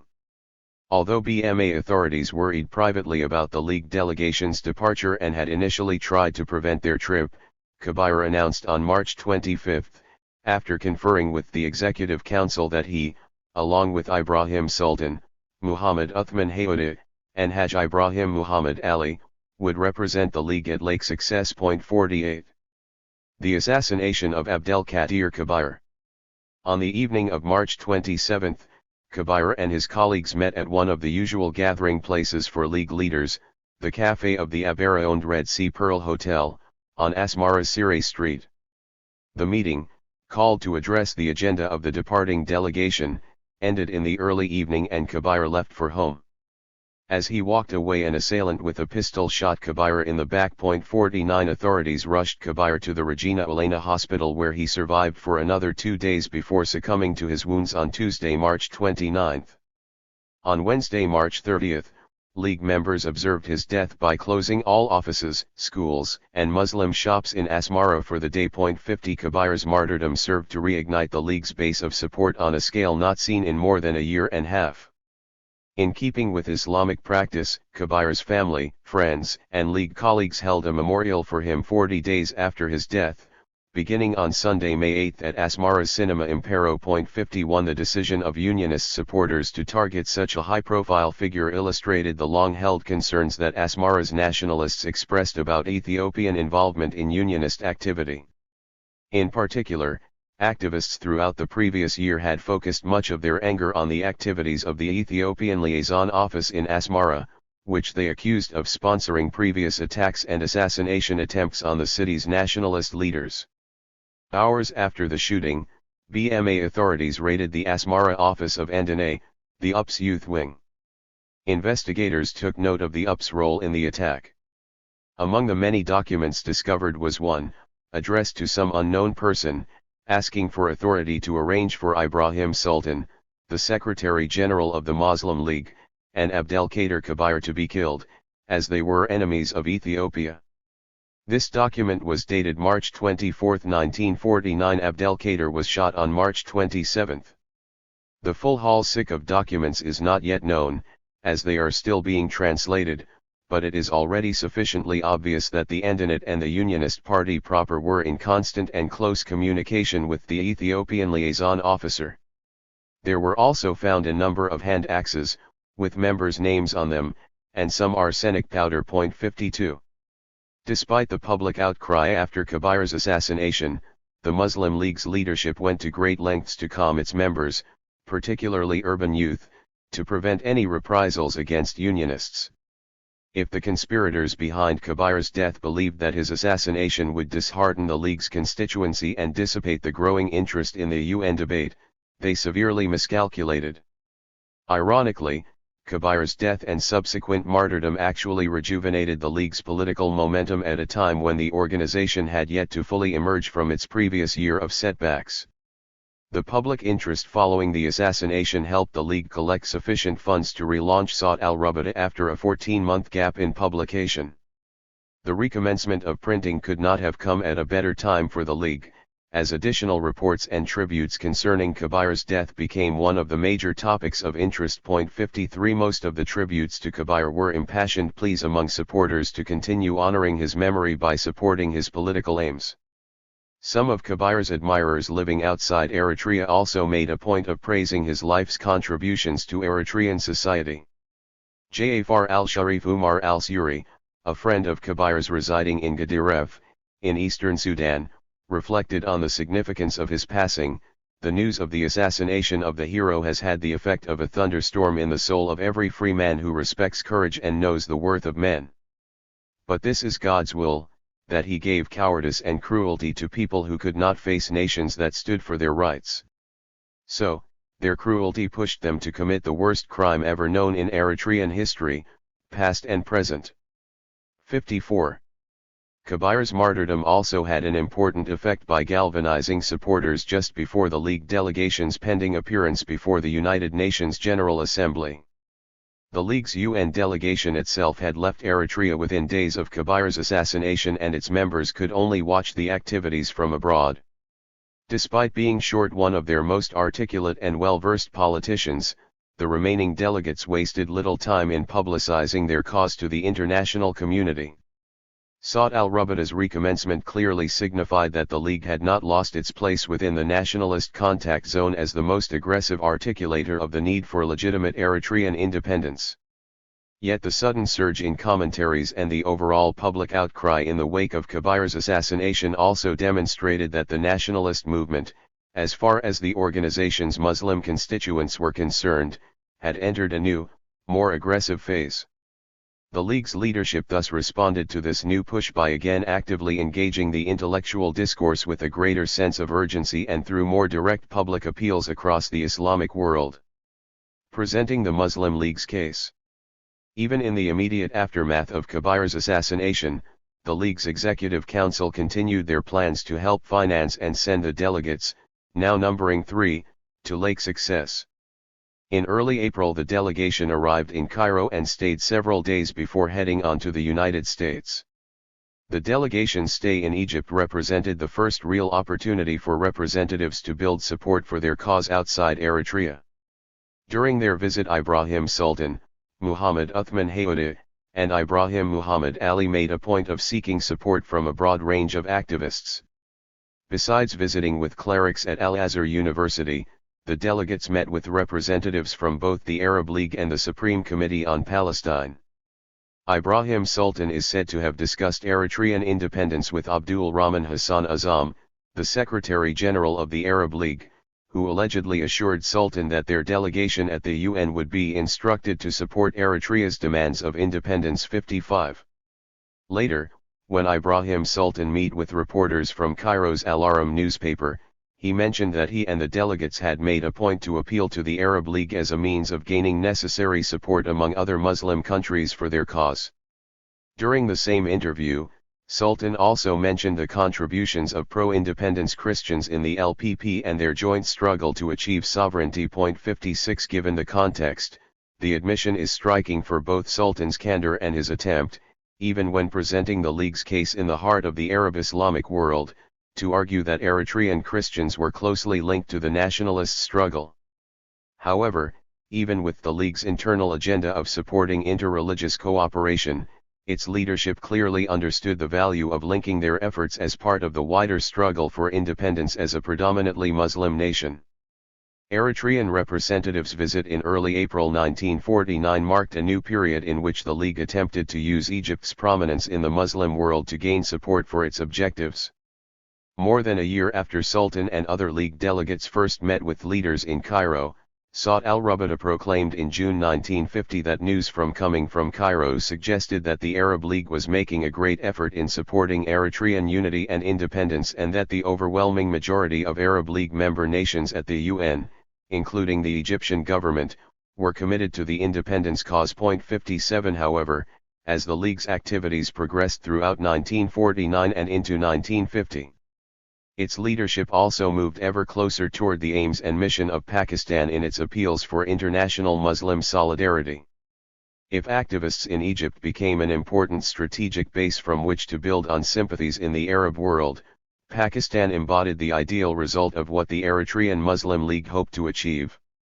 Most League commentaries and reports about international support for Eritrea focused on Pakistan's efforts to express their solidarity with the League's cause and to build camaraderie with other nations. 58 League writers not only continued to build on Muslim solidarity in their own written tracts, but also in a substantial number of commentaries that later appeared within the independence bloc's own newspaper, Wada Eritrea.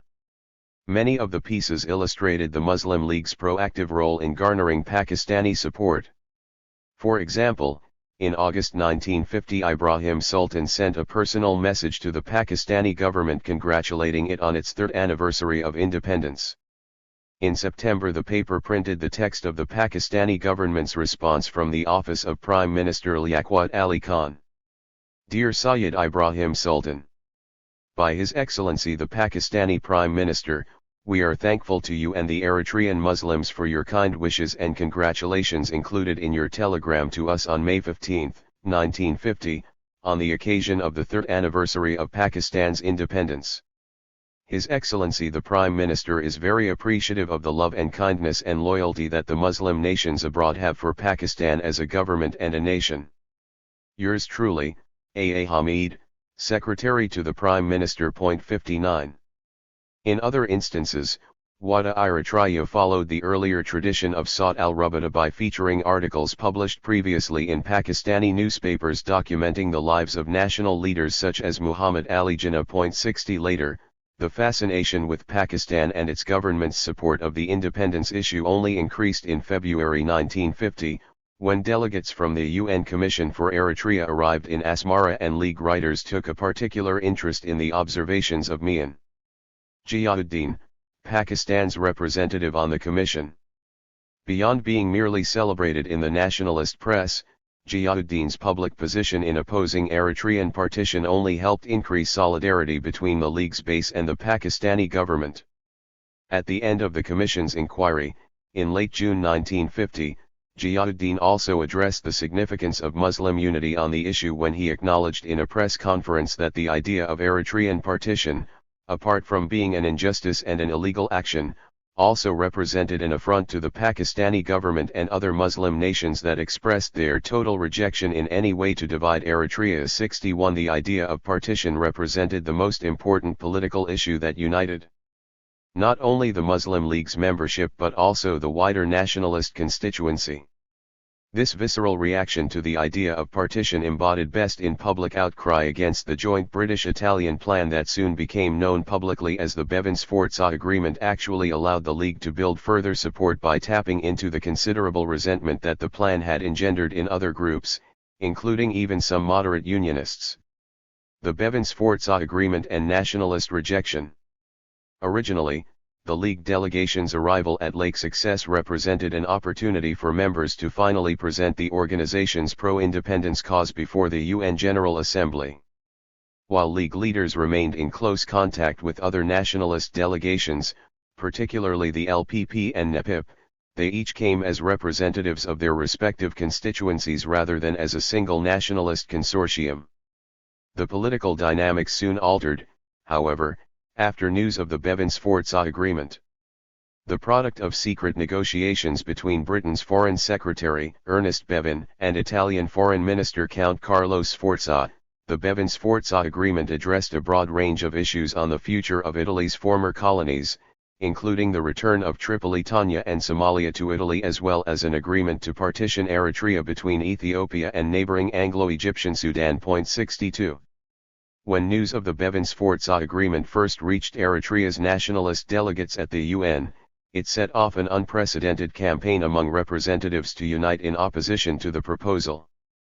Incensed that British and Italian authorities sent the agreement directly to the 15-member subcommittee charged with deciding the colony's fate, League delegates took a firm stand to denounce the secret agreement.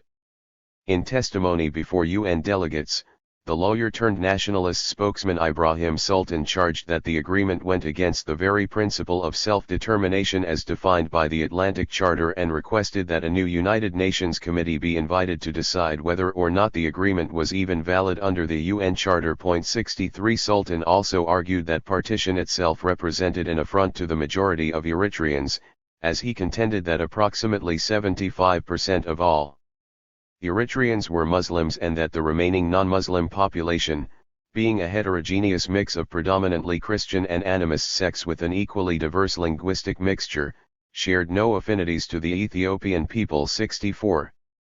Although by May 1949 UN delegates had effectively neutralized the Bevins-Forza Agreement by voting against the wholesale disposition of all three colonies as a viable option, the visceral reaction among nationalist delegates, and especially League representatives, ushered in a new phase of political mobilization.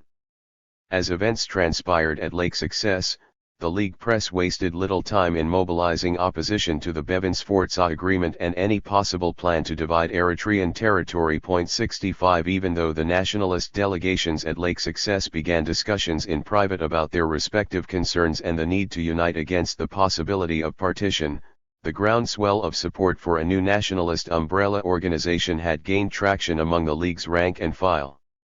In a piece entitled "Solidarity is Strength," Yasin B'Atuk also addressed the League's fears about the dangers of both political and territorial disunion.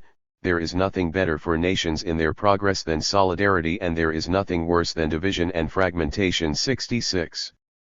In building support for a new nationalist coalition, he and other League writers also played on readers' feelings concerning the glories of Islamic civilization, emphasizing that many of the achievements and strengths of past Muslim empires could not have occurred without Muslims putting aside their differences. 67 Even the BMA reported that the League's leadership remained in close contact with activists from the other Italian colonies, particularly Libya, and had observed and understood the lesson of the apparent success of similar public demonstrations in Tripoli and had begun planning their own public demonstrations across the country throughout May. 68 Other reports relating the events at Lake Success emphasized the spirit of camaraderie between Muslim League representatives and delegates from the Arab League and other Muslim-majority countries. 69 Although many Muslim League writers continued to play on local affinities about a shared Muslim history and bond between Eritreans and the Arab world to build political support, the push to prevent a recurrence of the Bevins-Forza agreement actually encouraged the League as a whole into widening its already inclusive approach to building nationalist support, including opening up the organization to other groups, particularly Italo-Eritreans, that many League members viewed as being inherently dangerous to the independence cause. The formation of the Eritrean Independence Bloc.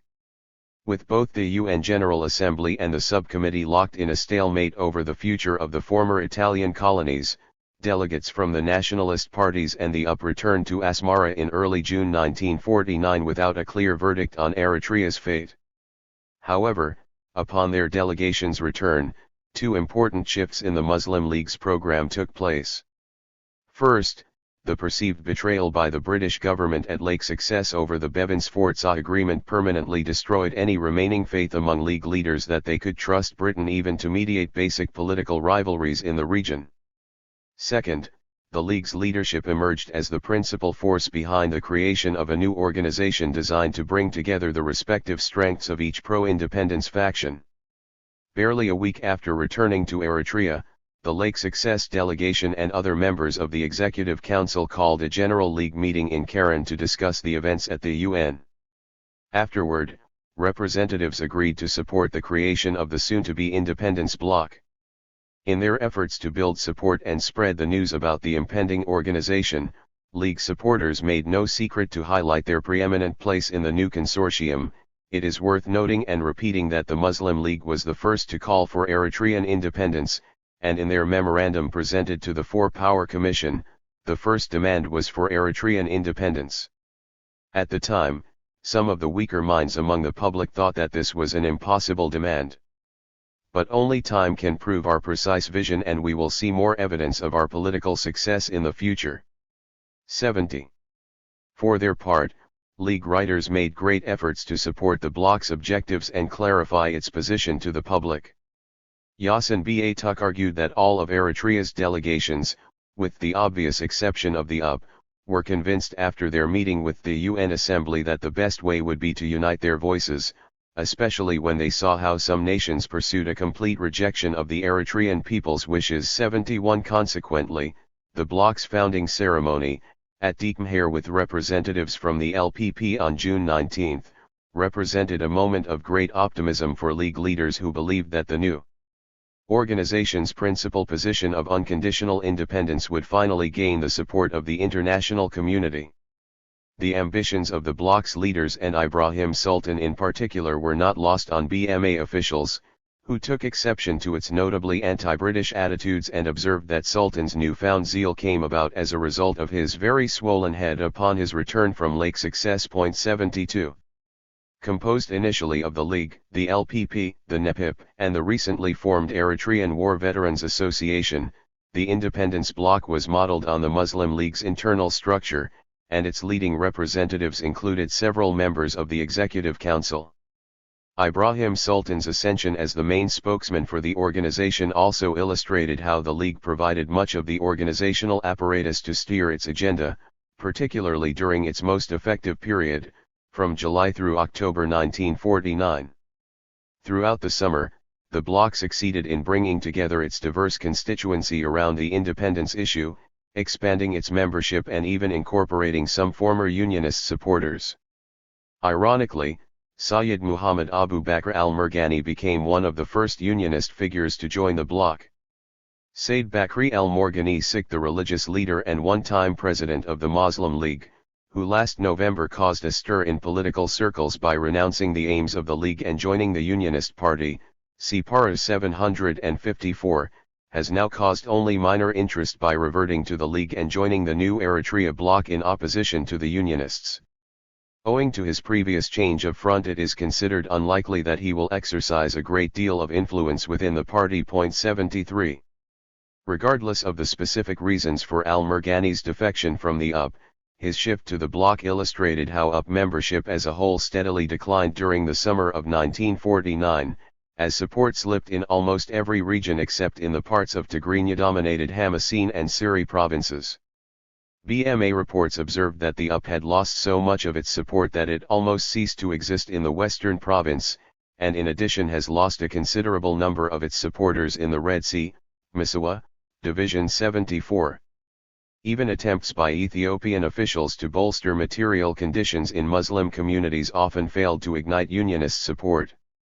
For example, after the Hirgigo Islamic School, initially financed by Saleh Ahmed Kakiya through the Misawa Waqf, closed down in 1947 due to lack of funds, Ethiopian officials donated money to reopen it as the Haile Selassie I School, in August 1949. However, when Ethiopian officials held a public ceremony celebrating the school's reopening, fewer than 600 people, mostly Asmara-based Tewahedo Christians, came, even though the ministers had sent more than 1,500 invitations to Muslim representatives. The affair has caused some indignation among the Muslims of Misawa and Arkiko Hirgigo, who resent the blatant political maneuver and who have intimated their intention of boycotting the school 75. Largely because of the defection of former unionist supporters, UP officials lacked a coherent strategy for maintaining their agenda and activities as the bloc continued to expand its membership. BMA officials even took note of the diminished size of official UP gatherings in Asmara in comparison to the previous years. With the increased presence of Ethiopian delegates in Eritrea trying to rein in UP members and find new ways to stop the defections, British observers believed that the UP had actually been further weakened by Ethiopian intervention that created new tensions between Ethiopian and Eritrean officials. 76. The independence bloc's internal challenges. Despite the weakened condition of the UP and its supporters, the independence bloc's quick expansion also obscured the fact that significant divisions were already beginning to emerge between its member organizations. Within the Muslim League itself, the issue of Italian participation in the bloc's activities magnified tensions between rank-and-file members and League leaders. By early July, the League announced that the Executive Council and other officials in the independence bloc would accept the membership of the Italo-Eritrean community in the organization. Having been debated first among the League's Executive Council and later the general leadership of the bloc, the League announced on July 7 that they recognized the mutual benefits for all Eritreans for accepting the Italian Eritreans into the bloc. In their defense of the decision, the League made no secret of its hopes to use the economic influence of the Italian community in Eritrea to support the independence movement. 77 Despite the seemingly shrewd move to incorporate Italian influence, the decision also caused a serious disagreement within the League that ultimately helped bring down the bloc less than a year later. At its core, the debate over accepting Italo-Eritreans into the bloc involved larger fears that Ibrahim Sultan had become too close to Italian authorities and that he had made promises that would leave Eritrea, even if independent, under continued Italian domination. Citing Italian government archives, Tekest Negish maintains that both the Ministero dell'Africa Italiana in Rome and the secret Eritrean-based group Comitato Assistenza Eritrei, CAE, maintained considerable influence over Sultan and his inner circle. Negish infers that as early as mid-1948 both the settler community in Eritrea and the Italian government had all but achieved their initial aims by influencing the League's decision to appeal to Italo-Eritreans. By early July 1948 the Italian organizations could report back to Rome that the political situation was moving in their favor. For example, they had succeeded in toning down the anti-Italian stand of the ML and had neutralized the anti-Italian position of Ibrahim Sultan by persuading other leaders to challenge his views. Indeed, the Italian community now felt so secure that it decided to fund the ML's newspaper as well as its editors. 78. While considerable support and funding from such external Italian parties did work to alter the bloc's program as it related to the basic issue of membership, the true extent of Italian influence over Sultan's ultimate political objectives remains open to debate. Italian financial influence did not necessarily translate into wholesale corruption of the League's basic nationalist program or any meaningful control over the indigenous political leadership. Other members of the Executive Council and even many within the League's general membership were also well aware of Sultan's dealings and took the necessary precautions to address any possible negative ramifications that excessive Italian influence might have on their cause. 79. In an emergency meeting called by officials in Keren on August 28, members discussed their worries openly with the Executive Council and even required Sultan to sign a declaration on behalf of the Muslim League that in the event of independence, no aid or support whatsoever would be accepted from the Italian government. 80 Nevertheless, concerns that Sultan and other League leaders had overstepped their boundaries by tying their fortunes to Italian settlers and Italo-Eritreans did not dissipate. By late September, Sultan and his supporters remained on the defensive and felt the need to issue a general statement to League members to alleviate fears. Written by Muhammad Uthman Hayouda, the announcement attempted to remove the clouds of doubt and reaffirm the League's commitment to the nationalist cause by stressing that its support for independence had never wavered. League leaders highlighted both their past accomplishments and their current attempts to widen the independence movement's overall objectives, including their long-held support for including their fellow Christian Eritreans. Hayouda affirmed that the League had proved that at this important moment in the nation's history, this kind of honest behavior shows their commitment in the shared national interest. 81 Yet despite these attempts, rumors persisted that some in the League's leadership had made secret deals with the Italian government in an attempt to avoid partition. There has been a growing fear that Ibrahim Sultan, para 925, may have already compromised the position by making vague, or even specific, promises to the Italians both at Lake Success and subsequently in Rome during his visit earlier this year, in return for their support. 82.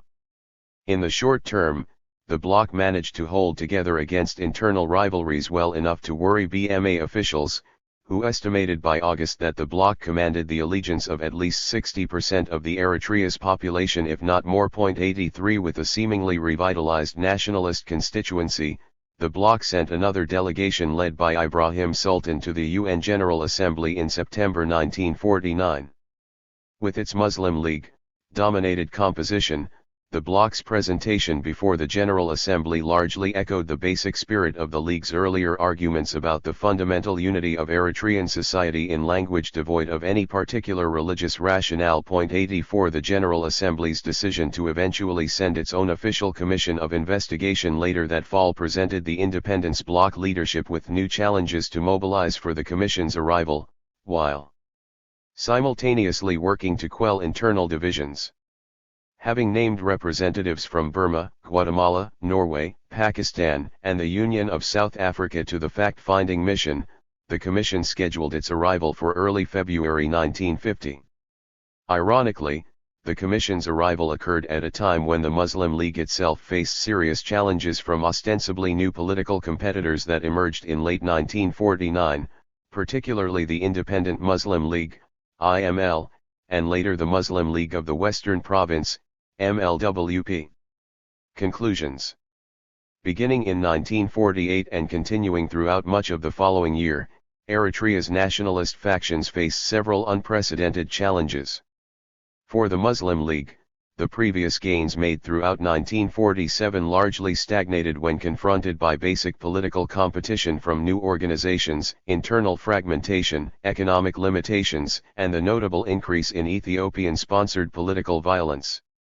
On the surface, each of these challenges threatened the League's leadership with losing control of their objectives and with preventing its leaders from building their membership throughout 1948 and into 1949. However, neither the defection of Sayyid Muhammad Abu Bakr al-Murghani nor the League's monetary crisis seriously compromised the organization's basic objectives. Moreover, the League found new life in the spring of 1949 with the news that the UN finally planned to take up deliberations on Eritrea's future. This realization, alongside the outpouring of public grief in the wake of the assassination of Abdelkader Kabir, had a rousing effect on the League's base. Spurred on by Kabir's martyrdom and the subsequent news of the Bevins-Forza agreement, the League subsequently went into high gear and led the push to establish the independence bloc by June 1949. Although the bloc and the core group of League officials around Sultan came under fire for their courting of Italian interests, the bloc maintained its influence over the larger nationalist movement through most of 1949. While much of their success stemmed from the ability of League leaders in broadening their program and intensifying their political campaign, They also benefited from the growing sense of collective marginalization among many Eritrean Muslims as the independence question took on more overtly religious overtones, especially in the wake of ever-expanding anti-Muslim Shifta activity. 4. Maintaining momentum. The Muslim League and its rivals, September 1949 to December 1950. Despite the Muslim League's recovery, by mid-1949, from the previous internal challenges, its newfound success soon threatened to come undone by the end of the year. The League's struggles against political fragmentation, continued Shifta activity, and the less than favorable circumstances of the international deliberations on Eritrea's future each threatened the organization's existence and agenda as never before. Yet despite the rise of counter-organizations such as the Independent Muslim League and the Muslim League of the Western Province, the League succeeded in limiting the damage of rival Muslim groups by maintaining significant grassroots support even in the supposed strongholds of these new organizations. More importantly, the League's challenges throughout the year ultimately helped induce further significant intellectual discussion among its members about collective Muslim responsibilities and the importance of Islam in the push to secure Eritrean independence. Ironically, the League's external political troubles actually obscured the more substantial progress within the organization in helping concretize the League's ideological foundations. Countering rival Muslim political organizations. By late 1949, League leaders began addressing the first major challenge to the organization's authority within Muslim-majority communities when the Executive Council voted to formally remove Muhammad Umar Kudi from its membership. Having been a major supporter of conditional union with Ethiopia and having founded the IML even before his official dismissal, Kudi's expulsion was designed largely to send a message to the other mainly Missouri-based merchants who followed his overtures to the Ethiopian government. 1. Having been one of the leading members of a delegation of pro-unionist representatives from Missouri that traveled to Ethiopia in 1949, Kudi and his supporters were publicly eviscerated for promising the Ethiopian government their support for union in exchange for certain conditions, including a respect for Muslim institutions and an understanding that Arabic would be taught in the schools along with Amharic too. Although many of its supporters claimed that the IML had developed as a result of the relatively widespread fears in Missouri that Ibrahim Sultan and his supporters would threaten the city's economic interests in an Italian-dominated independent Eritrea, the IML's program and membership estimates were highly suspect to both the League's leadership and BMA authorities.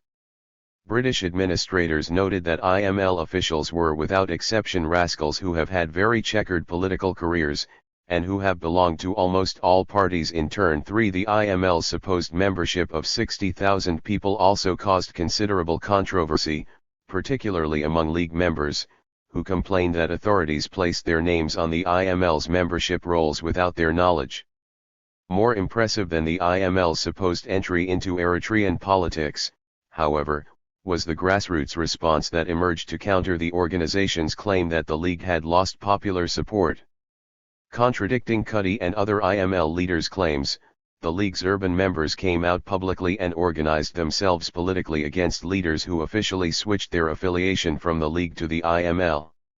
By early September, Saud al-Rabita's commentary sections featured a regular series of reports from members in and around Missouri who refuted the IML's claims that they had joined the organization. One of the more notable pieces, authored by a group of Missouri residents, mentioned that while some of the local Muslim League leaders including Umar Abdu Abbas, Muhammad Anwar, Muhammad Saleh Effendi, and Bakri Hassan recently switched their support to the IML, their change of allegiance went against the wishes of most League members and represented a betrayal of the covenant that they had made with their constituents. 4. In response to their betrayal, local members dismissed the officials and decided to elect an entirely new leadership to represent their views to the League's Executive Council. In addition, the new representatives stated on the record that the overwhelming majority of League members in Missouri rejected any possibility of conditional union and affirmed their support for the basic aims of the independence bloc. They dismissed the IML as a small, inconsequential movement of disillusioned leaders mainly from the prominent NAIB family. 5. Even the BMA noted with suspicion the 60,000 members claimed by the IML and observed that its leaders had little or no following in the region. Officials took particular exception to the claim that the majority of Afar-speaking communities in the Danakil, known for their historical rejection of Ethiopian influence, supported the IML's pro-unionist policies. 6. Even with the rumblings of some leaders in the Masawa area, the IML's presence did little to alter either the League's or the bloc's basic trajectory in building support among Italo-Eritreans. Muhammad Said Umar, a League representative from Karen, noted that the League's efforts within the bloc to gain the backing of the Italian settlers made it increasingly difficult for Britain to stop the widespread rejection of the partition scheme. Consequently, the League's efforts even pushed some former members of the UP to join the bloc and allegedly gave the Nationalist Party's support among at least 75% of the population. 7 At the very least, the movement against the UP continued well into 1950 and pushed the balance of influence in political affairs to the pro-independence groups. Despite Muslim concerns regarding possible Italian domination within the bloc, several former Unionist Muslim clan heads publicly endorsed the bloc throughout early 1950. In late February, at least 8 sheikhs from the Bet Musa and Bet Seri clans came out publicly against the UP, renounced their previous membership, and promptly joined the independence bloc. 8 The steady trickle of former Unionist Muslim clan heads and merchants into the bloc throughout late 1949 and early 1950 suggests that Italian influence in the bloc did not encourage a significant number of members to abandon the independence cause. Part of the reason for the continued shift away from the UP also involved the growing instability caused by Shifta activities in both urban and rural areas. Attacks continued throughout the summer and fall of 1949 against Italian settlers and leading independence bloc officials, and the League reported that homes and business establishments of several League members in the Muslim-majority cities along the coast were the primary target of the continued attacks. 9. Challenges from the Muslim League of the Western Province.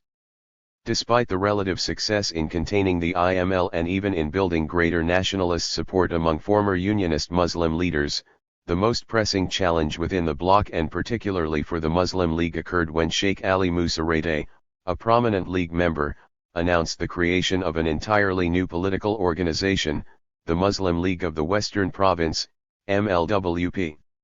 Although much of the momentum for creating the organization has been attributed to the alleged secret actions of BMA administrators, many League members on the ground also believed that Ibrahim Sultan and his supporters had overplayed their hand by allying with Italian elements and still expecting support for their actions from among the clans across the Western Province.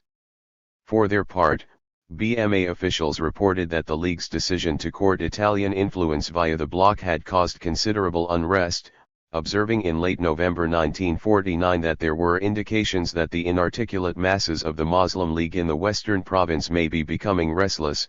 There is talk of them throwing Ibrahim Sultan, who has not yet returned from New York, overboard. 10. The MLWP's creation continues to be debated in terms of the actual degree of support that its leaders commanded across the Western Province.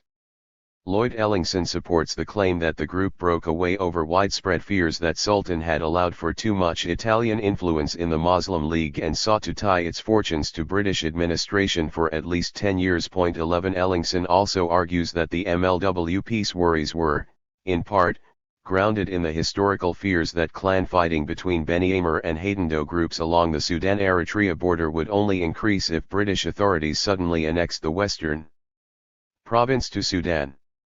However, Alamseg Tesfaye has observed that the MLWP's origins were directly tied to the efforts of some British officials to break up the independence bloc and halt the nationalist momentum during the UN Commission for Eritrea's stay in country. The main actor in the drama surrounding the supposed creation of the MLWP was British diplomat Frank Stafford. A career officer with experience in diplomatic postings across the Middle East and who later served in the Ministry of Foreign Affairs, Stafford worked as a British delegate during the previous Four-Power Commission before returning to Eritrea as a British advisor for the UN Commission. 12. Indeed, Stafford had gone to great lengths to thwart Eritrean independence by trying to encourage an internal split in the bloc since late 1949. In the previous months, his efforts to infiltrate the Muslim League's leadership by encouraging division had failed. Stafford found little if any support for a separatist movement among either Asmara's League leaders or the senior leadership within the LPP, and by early 1950 he turned his attention to the disaffected clan leaders across the Western Province. 13 Certainly Stafford's decision in part reflected his calculated reading of the growing dissatisfaction with Ibrahim Sultan by some Tigray who felt that he and the Muslim League leadership would abandon its rural base for the largely urban Italo-Eritrean and merchant communities. Moreover, some League representatives maintained a long-held rivalry with Sultan and his faction regarding the League's overall direction. By late 1949, Sheikh Ali Musa Rede emerged as one of the more notable critics of the bloc's activities. Although a founding League member, Rede maintained an ongoing rivalry with Sultan. According to several members of the Executive Council, his relationship with the Secretary-General was by no means fine and was plagued by mistrust and disagreement. 14. Rede appeared most receptive to Stafford's encouragement. By February 1950, Stafford and, allegedly, Kennedy Travaskis visited with Rede and other concerned Shemagal and Nazirate chiefs, who had previously joined the bloc. Apparently, Stafford stoked fears that Sultan had planned to remove them from their positions in the clans and keep power for himself among the Tigray. 15 In his study Ainfalil, Tesfaye cites the testimony of the one chief, Sheikh Umar Nashif, who claimed to have attended a secret meeting between several of the clan leaders and Stafford in mid-February at a village in Gashbarka. At the meeting, even many of the local sheikhs had complained to Stafford that most Tigray remained loyal to Sultan and that their own support did not carry beyond more than 10 chiefs in the western province. According to Tesfaye, either Stafford or Travaskis responded to their concerns by saying, 10 is enough for us, and later even suggested to the chiefs that they name their organization the Muslim League of the Western Lowlands. 16.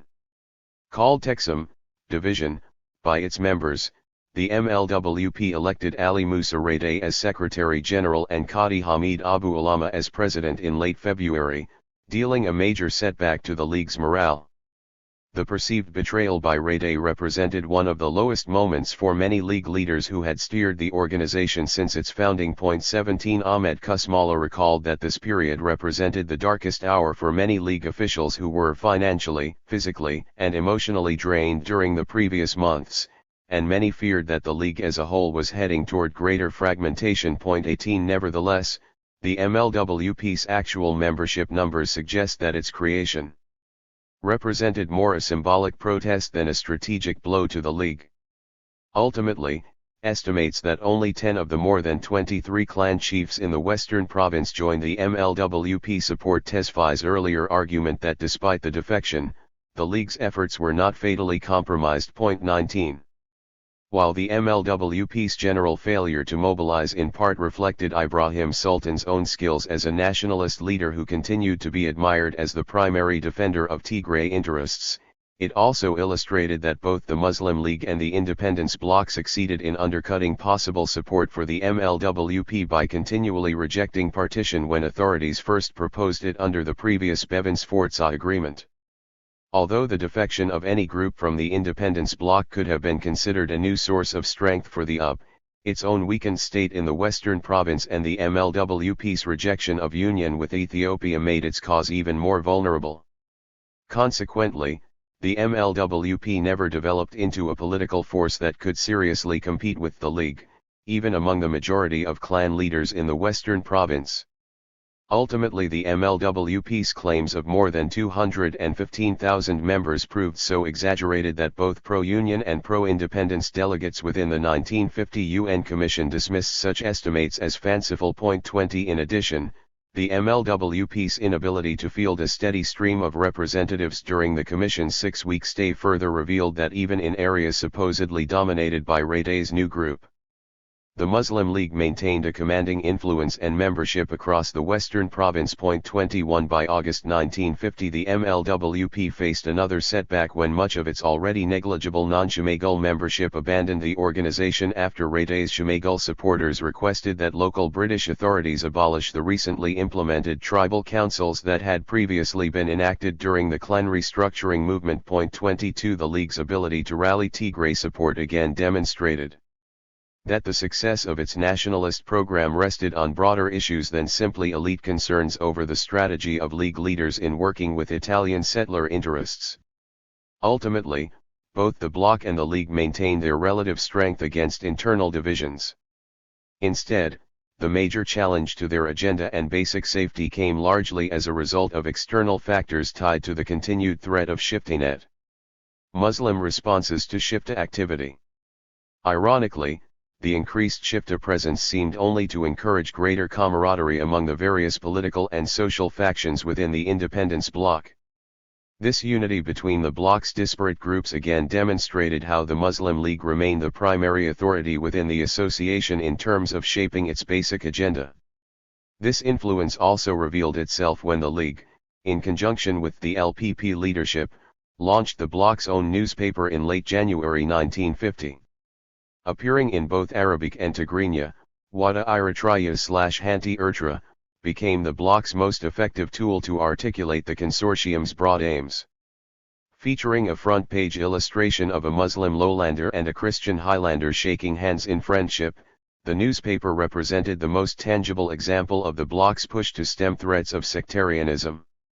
In its inaugural issue, on January 22, 1950, editor Woldemariam expounded on the importance of the bloc's three primary directives, which included a rejection of partition, complete Eritrean independence, and the implementation of a free and democratic government of the citizens choosing. 23 Yet beyond repeating the bloc's basic positions, both the Arabic and Tigrinya commentaries address the growing crisis of Shiftanet across the country.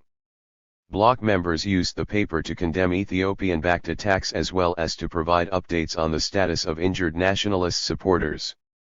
The League, and especially the LPP leadership, began authoring pieces in which bloc members pledged financial contributions to members whose homes, cattle, and personal possessions were stolen or destroyed by Unionist Shifta. 24 For the Arabic literate public, commentaries and reports in Wada Eritrea, under the supervision of section editor Hasbella Abdel Rahman, became increasingly preoccupied with addressing Shifta attacks against Muslim communities and especially those living in and around the League's stronghold, in Keren. By late 1949 and early 1950 the attacks developed with far greater intensity and precision when compared to previous years. While the previous reports of political Shiftanet were categorized by robberies and shootings against many of the more well-to-do pro-independence supporters, the attacks, first reported in late 1949 and into the following year, took on an entirely new dimension of targeted raids and even political kidnapping. 25 The precision and intensity of the campaigns dispelled any speculation that such activities were somehow based exclusively on personal grievance and feud. 26 Indeed, the overtly political nature of the attacks represented a clear challenge to the League and the broader independence bloc's ability to maintain momentum and organizational structure in areas where armed attacks became commonplace. Despite the increased hostilities, both Independence Bloc and Muslim League members across the Western Province began addressing wider concerns for reform beyond just the immediate threat of the raids. Part of the explanation behind their calls for radical societal change even in the midst of intensified Shifta activity rested on the fact that the ongoing political violence represented one of several concerns for the health of Muslim communities across the region.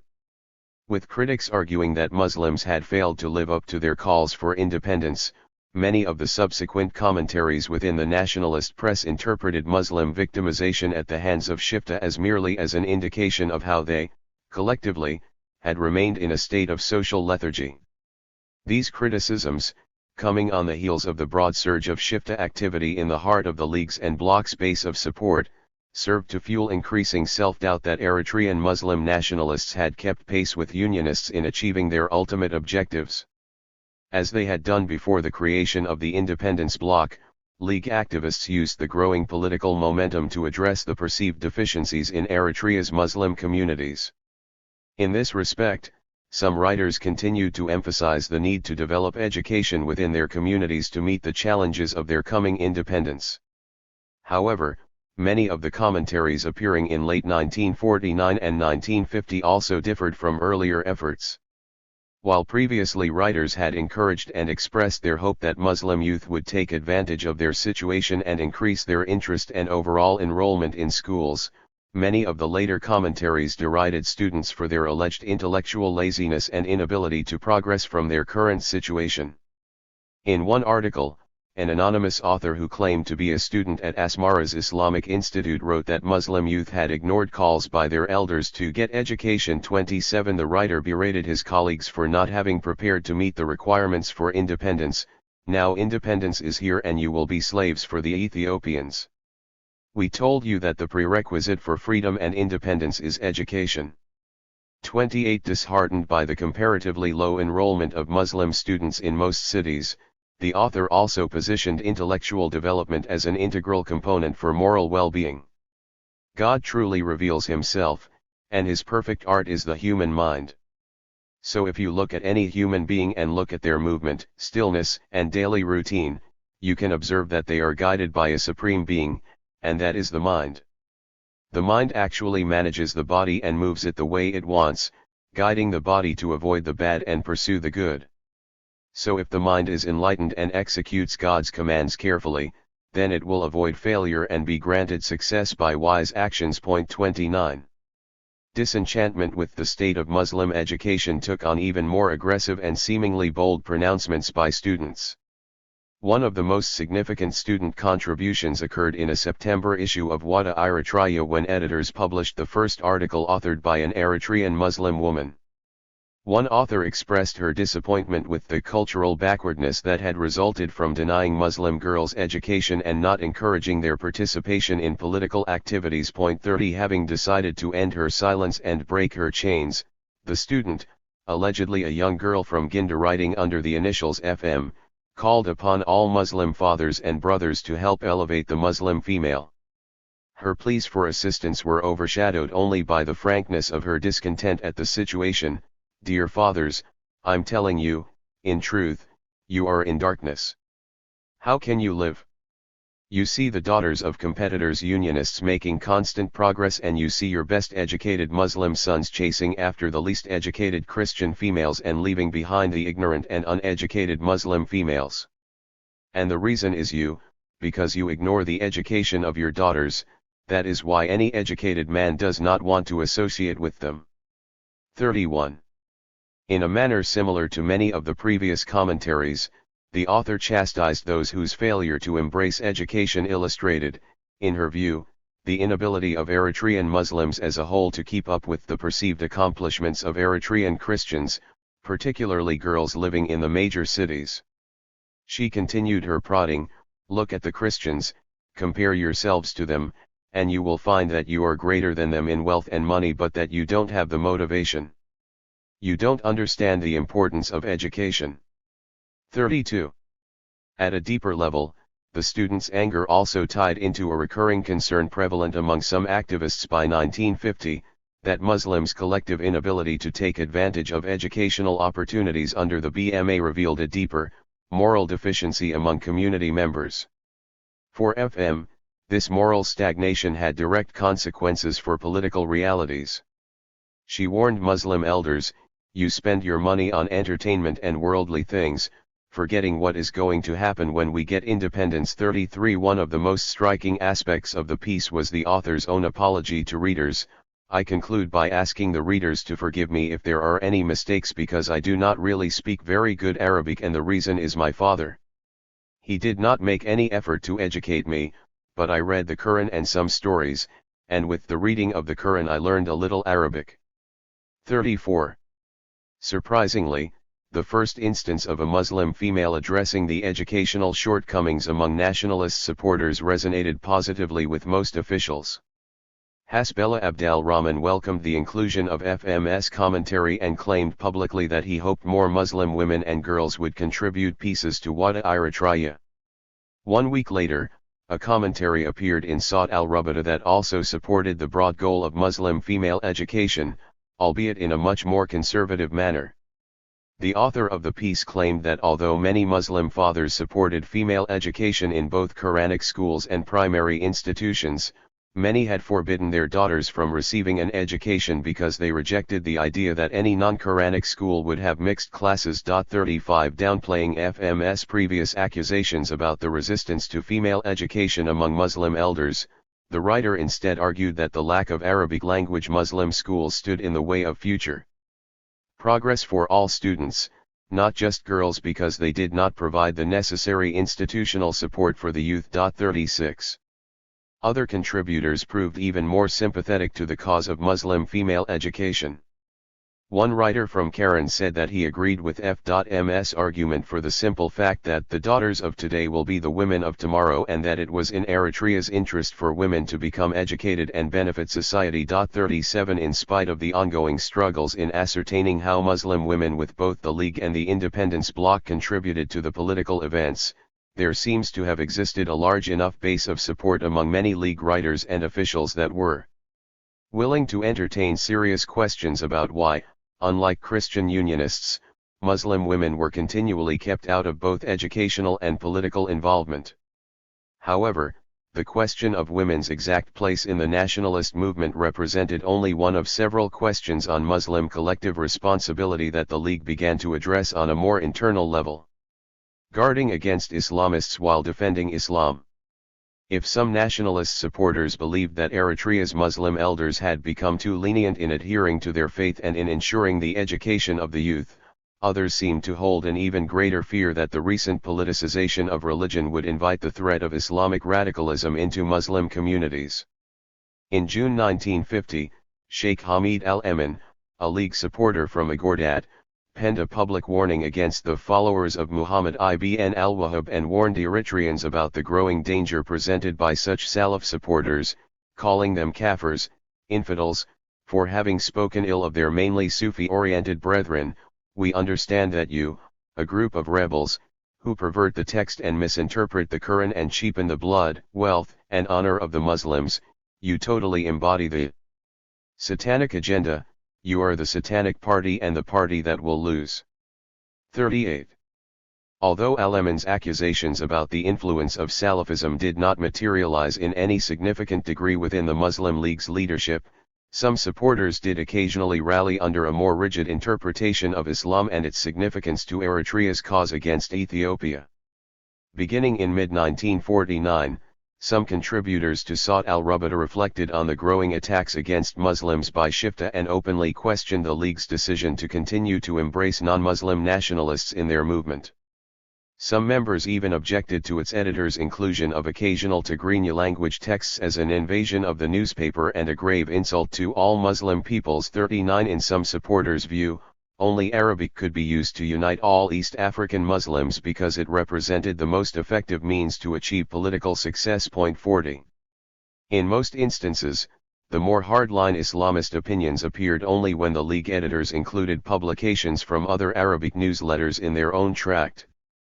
An article by Egypt's Ahmed Hassan al-Ziyad, taken from that country's Al-Rasala magazine, discussed the importance of establishing a broad and forceful Islamic movement across Africa and the Middle East, noting that within this movement Arabic is its tongue, which silences all others. 41 The rigid promotion of Arabic supremacy, in combination with the inferred distrust of non-Muslim nationalists, represented the most common form of Islamist-themed commentary. 42 Yet in spite of these occasional commentaries, al-Emin's previous attack on Wahhabism and other forms of Salafism echoed the League's overall defense of interreligious cooperation. At best, the majority of the League's discussions on Muslim unity and Islamic culture manifested not in attacks against non-Muslims but in describing the historical oppression of Muslims in Ethiopia. Fig. 4.1. Muslim League members shout slogans during a rally in Agordat, November 1947. Photograph by Kennedy Travaskis. MSS, Brit. EMPS 365, Box 180, File 3, Folio 42. Almost immediately after the League resumed operations of its newsletter, in April 1949, activists attempted to connect the plight of their own Muslim communities with the historical legacy of Ethiopian suppression of Islam. Yasin Batuk highlighted the historical oppression of Ethiopian Muslims, particularly those in and around the Tigray region that became dispossessed of all means of resistance and defense and choked in such an unimaginable way. 43 He elaborated in detail on many of the supposed instances of mass killing and forced conversion of Muslims during the late 19th century under Ethiopian Emperor Yohannes IV and warned that the crisis of Islam in Ethiopia cannot be equated with any crisis in any of the other nations of the earth. 44 In spite of its alarmist tone, the piece illustrated how many within the League watched with trepidation as Muslim communities came under direct physical threat from pro-unionist elements and Ethiopian-supported groups. Beginning in April and May 1949 and continuing throughout 1950, other League writers intensified their efforts by playing up the anti-Muslim policies of the Ethiopian government and arguing that only independence could spare Muslims from the same fate in Eritrea. 45 Set against the backdrop of Muslim League apprehension at both the activities of some conservative Islamist groups and especially the prospect of Ethiopian political authority being imposed over Eritrea's Muslim communities, the League's leadership in general seemed only to further embrace an inclusive nationalist agenda to build political momentum. The continued rationale for including Italo-Eritreans in the bloc thus reflected the basic aims of Sultan's careful, if often frustrating, strategy to avoid partition by promoting an even broader, inclusive view of Eritrean nationalism. The Muslim League's continuing financial struggles throughout this period also support the idea that Sultan's courting of Italian influence was largely an act of political necessity that ultimately revealed the fragility of the bloc's leadership as a whole. The most succinct observation about Sultan's strategy came in an August 1949 BMA intelligence report regarding a meeting between Sultan's faction and worried League members just before the independence bloc delegation's trip to New York. At this meeting Ibrahim Sultan was required to sign a declaration on behalf of the Muslim League to the effect that in the event of independence being achieved aid of any sort would not be accepted from Italy. After considerable hesitation he signed and he is now in complete harmony with his former critics. He has been astute enough to explain to them that he was only keeping in with the Italians in order to be sure of the votes of the Latin American states in UNO. The Italo-Eritreans and the local Italians apparently do not yet know of these proceedings. 46. Ibrahim Sultan's actions, as well as those of the Muslim League leadership in general, support the idea that their agenda remained open to program changes if deemed practical. Yet for all the talk about Sultan's increasingly friendly relationship with Italian authorities, he continued to seek, even at the height of his supposed alliance with Italo-Eritreans, the official backing of nationalist supporters in the Arab League as well as from representatives of the Pakistani government in residence in Cairo. 47 His uncompromisingly nationalist language both in public and private suggests that the BMA provided an accurate picture of Sultan's careful politicking between Eritrean and Italian supporters during this period.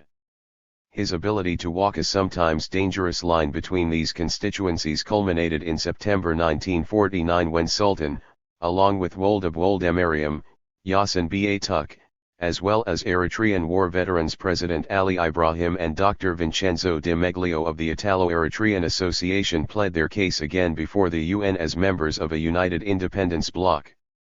In doing so, they presented a new dilemma for the General Assembly, whose delegates remained still deeply divided on the independence issue. 48 Unable to reach consensus, the UN body agreed in November to establish and send its own commission of inquiry to Eritrea and decide on its fate. 49. International deliberation and the UN Commission for Eritrea. Representatives of the five-member UN Commission for Eritrea arrived in Asmara on February 9, 1950, and commenced their duties less than a week later, eventually holding more than 60 public hearings with political representatives in Eritrea's major cities and towns. Their arrival represented the culmination of international engagement on Eritrea's future. The Commission's stay also occurred at a time when tensions within the independence bloc had increased more substantially than in earlier months. Muslim League leaders had spent much of the previous 5 months chastising many of the smaller merchants groups who had rallied to the Misawa-based IML, calling their actions a betrayal against the Muslim masses.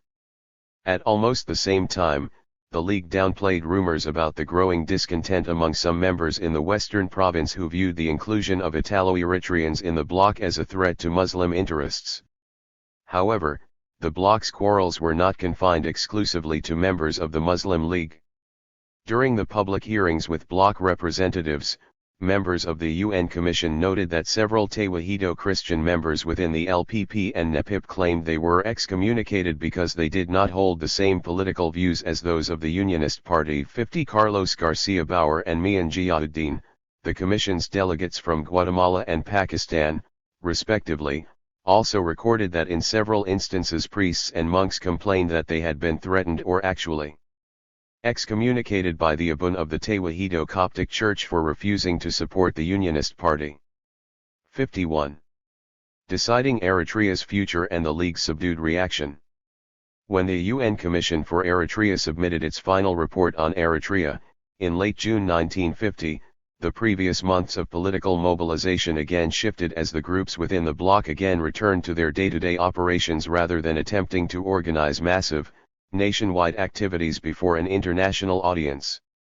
With the Commission members presenting a split verdict of supporting complete union with Ethiopia, Burma, Union of South Africa, independence, Pakistan, Guatemala, and a compromise federation system, Norway, the debate on which option to approve continued in the General Assembly. For their part, the League tried their best to rally support for a sustained lobbying effort to UN delegates.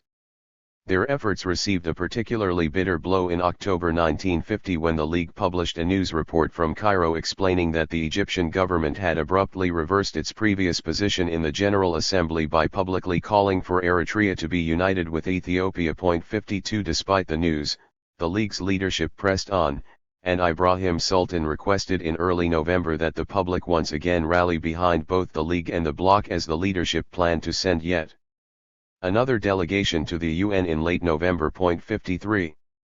Despite the success of Sultan and other leaders in again reaching the UN and presenting their appeal in late November, the ultimate passage of Resolution 390A, on November 2, 1950, which created a broad federation between Eritrea and Ethiopia, effectively ended nationalist hopes of an unconditionally independent Eritrea.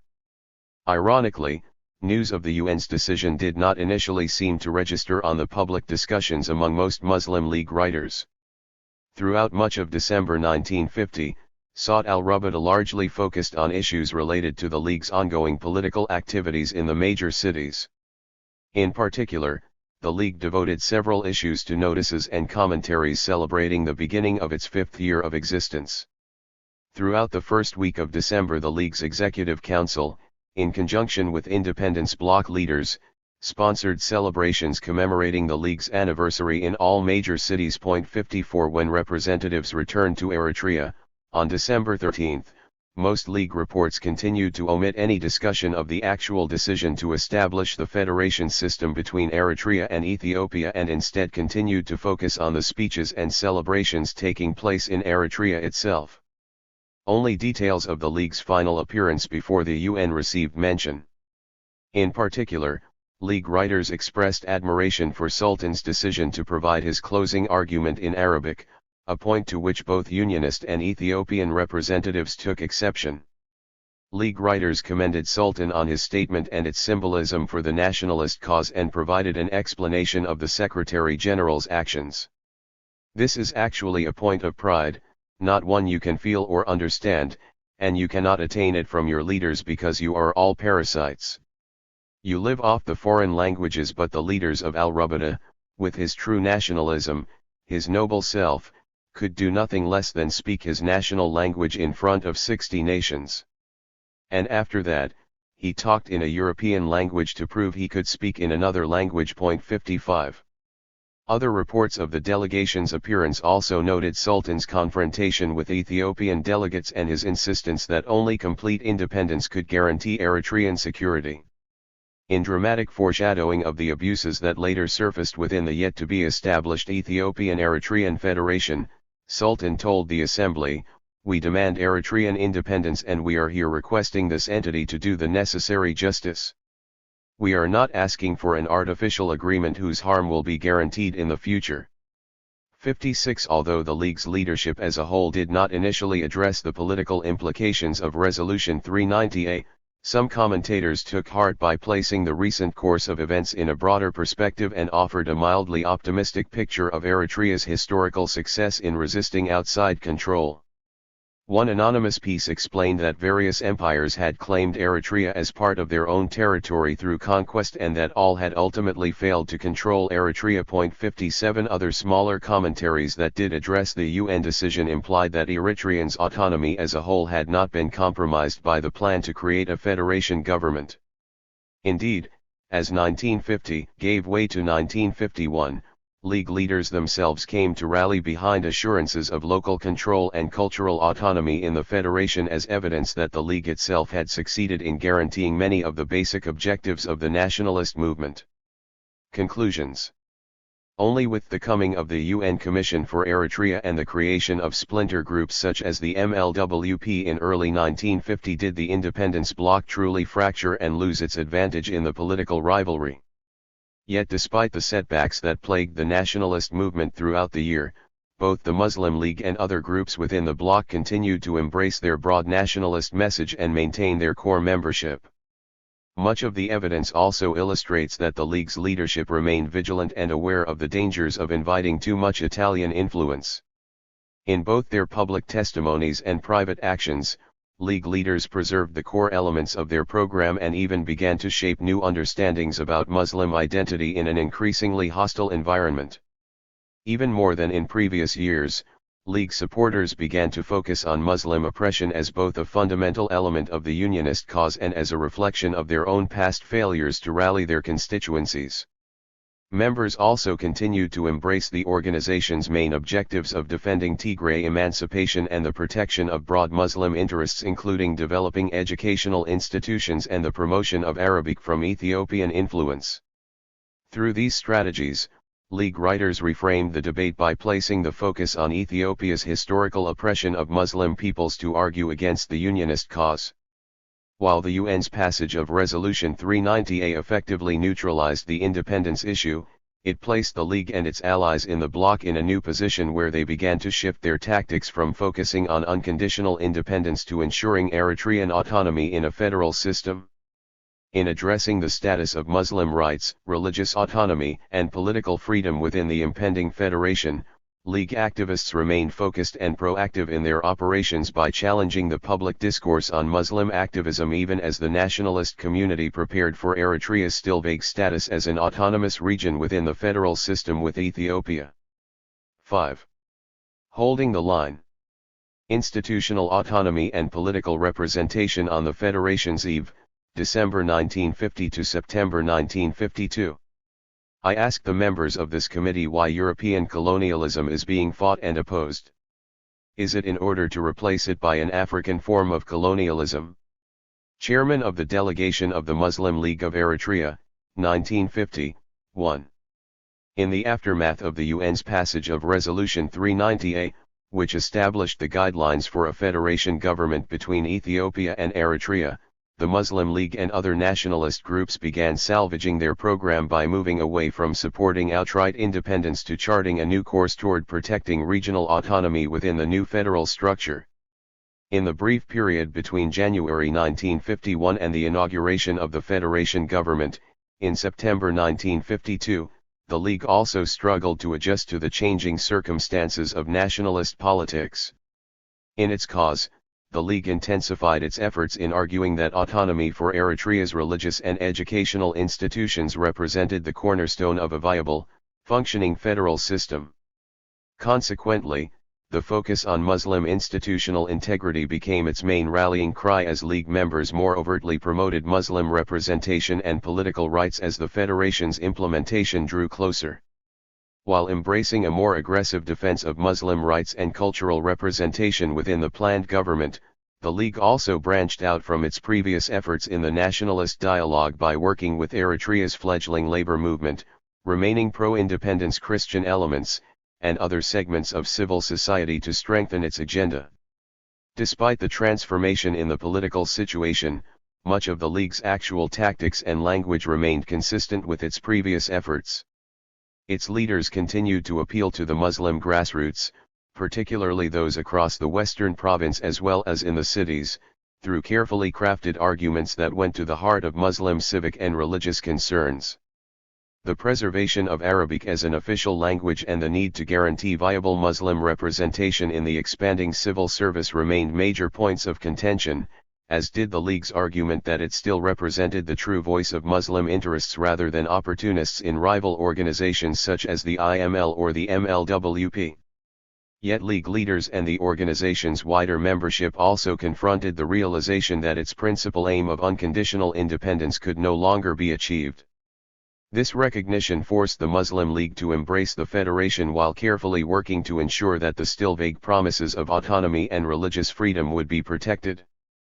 Ultimately, the League's shifting program and tactics contributed to a more aggressive defense of Muslim rights in the political system during the crucial period after the UN's passage of Resolution 390A and before the Federation's actual implementation, in September 1952. This brief period also represented the last true era for unrestrained pro-independence discourse among League intellectuals engaged in the nationalist contact zone, as Arabic and Tigrinya publications attempted to sound the alarm about the dangers of Eritrea being merged with the Ethiopian government. In doing so, the League and its affiliated writers engaged both constituents as well as the organization's political rivals in proclaiming that the UN's ruling did little to fundamentally alter their course for autonomy. Thus the political language employed by nationalist leaders aimed to limit the perceived damage caused by Resolution 390A as much as it tried to reframe the nature of the debate on the new course toward legitimate Eritrean sovereignty. Muslim responses to Resolution 390A. For League officials and the broader nationalist constituency within the independence bloc, news of the UN's decision did not immediately discourage their hopes that the basic objectives of independence were still attainable by the new proposed federal system. In light of the alternatives of partition or full-scale incorporation with Ethiopia, League leaders appeared ready to embrace the federation in spite of its shortcomings. By early December, League officials began to publicly embrace the UN decision and did their best to frame the resolution in positive terms. The United Nations decision and its declaration concur with the rights and capacity of the people of Eritrea's governance and administration of their own country. As a result of such a decision and declaration, the fear and terror of partition that was posing a threat to all Eritrean people and the country, which the independence bloc strongly fought against, and sacrificed many lives and properties, has completely disappeared. Based on the United Nations resolution and declaration, we know that we did not receive the complete independence of Eritrea that we asked for. However, we believe that we have the right to claim that the victory of the people of Eritrea is our victory, as we were the ones who were able to avoid partition and brought blessings to the people of Eritrea to govern their own the land. Point 2. Other reactions were nothing short of jubilant. One bloc supporter, Djate Sebetu Yohannes, claimed that the general population received the UN decision with overwhelming happiness because people were finally relieved that the long-awaited decision promised to bring both success and freedom to all Eritreans. Point 3. Such commentaries support the idea that for the independence bloc, and consequently the Muslim League, true victory had meant the non-partition of Eritrea, not the federation and its rights that came with it. For nevertheless, the sudden about-face in both the League and the independence bloc's rhetoric regarding the merits of an autonomous federal system ran counter to the ideas that representatives had espoused only weeks earlier.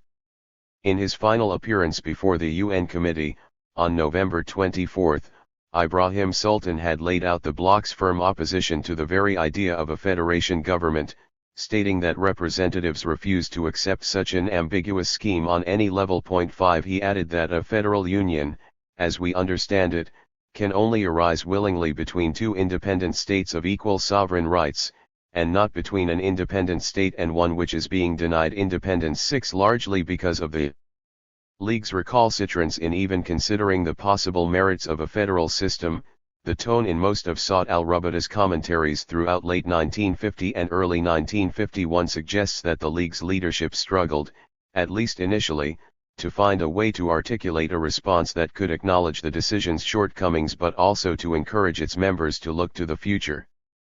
Having mobilized an extensive network of branches and affiliated members of the Youth Association throughout the country, the initial responses to the decision did little more than describe the details of the UN resolution rather than speculate on the political ramifications for Muslims. Echoing the Executive Council's previous efforts, most League leaders carefully avoided any talk of possible sectarianism and instead redoubled their efforts to present a united front with the other member groups within the independence bloc.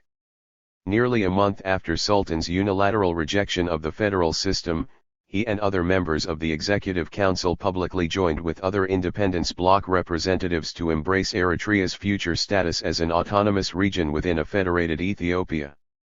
In framing their response to the UN decision, the League and its allies claimed that the approaching federal system could achieve the basic demands that nationalists had sought in the previous years. Bloc representatives went so far as to meet with the other political parties on December 30 in Asmara and agreed to establish an Evaluation and Peace Committee. 7 According to Saut al-Rabata's editors, the news of the committee's creation had already helped ease political tensions in the weeks following the UN vote, as the news started spreading that all Eritrean nationals and their leaders realized that it is for the benefit of the nation that people disregard their differences and receive this new chapter in Eritrean history with peace and harmony. 8 At a celebration held in Asmara's Cinema Impero, the League's Executive Council and several of Asmara's Muslim religious clerics commemorated the recent course of events. Days later, representatives of all the major political parties issued a joint declaration that outlined where they intended to take the political debate as the transition from the British to Federation rule approached. All of the political parties emphasized the importance of brotherhood and peace among the public, and in light of the UN decision regarding the future of Eritrea decided the following. 1. To respect the federal system between Eritrea and Ethiopia in all aspects, according to its principles and objectives and its formulation. 2. To do their best in cooperation with the UN envoy to work toward the formation of the Eritrean government. 3. Make the mission of the British administration easy in regards to the security of the country. 4. To promise to direct all Eritrean people's efforts to achieve objectives toward the mission of prosperity and progress of the Eritrean nation. 9. Taking their public commitment even further, the independence bloc, allegedly due to Ibrahim Sultan's encouragement, announced on January 11 that their umbrella organization had decided to formally change its name to the Eritrean Democratic Front, EDF, to suit the times and to serve as an act of faith in supporting the approaching federation's legitimacy. Representatives proclaimed that they looked forward to the uncorrupt implementation of the UN decision as a means to guarantee peace and prosperity to the Eritrean people. 10 And while the League's leadership still claimed that many of the other unionist groups represented nothing more than the tools of special interests and motives which are contrary to the wishes of the people, its leaders now seemed poised to embrace their former rivals and prepared to make the best of Eritrea's political future. 11. By stressing above all cooperation with the authorities in creating a tenable federal system, both the League and newly named EDF appeared willing to engage in the next stage of political dialogue. In fact, much of the Muslim League's reports and commentaries already began reflecting on its leaders' successful attempts to avoid partition and set the stage for meaningful autonomy in the new government. During a speech commemorating the League's 5th anniversary, Misawa member Hussein Ali Nihari noted that the Executive Council had worked with selflessness and efficiency in fighting for Eritrean independence and boasted, "It will be written in gold that they did their best for their country." 12. Yet in the midst of celebratory reflections by representatives, Ibrahim Sultan and other League leaders in Asmara worried privately that the news of the impending federation would only encourage British efforts to create further divisions in the nationalist consortium, as officials had done with previous groups such as the MLWP. On January 2, 1951, Muhammad and Adam Kusmala hosted a secret meeting called by Sultan and other EDF leaders in their Asmara compound. Attendees were especially concerned about the possibility that Djat Abraha Tessima would be appointed by the BA as the first indigenous Governor-General of Eritrea.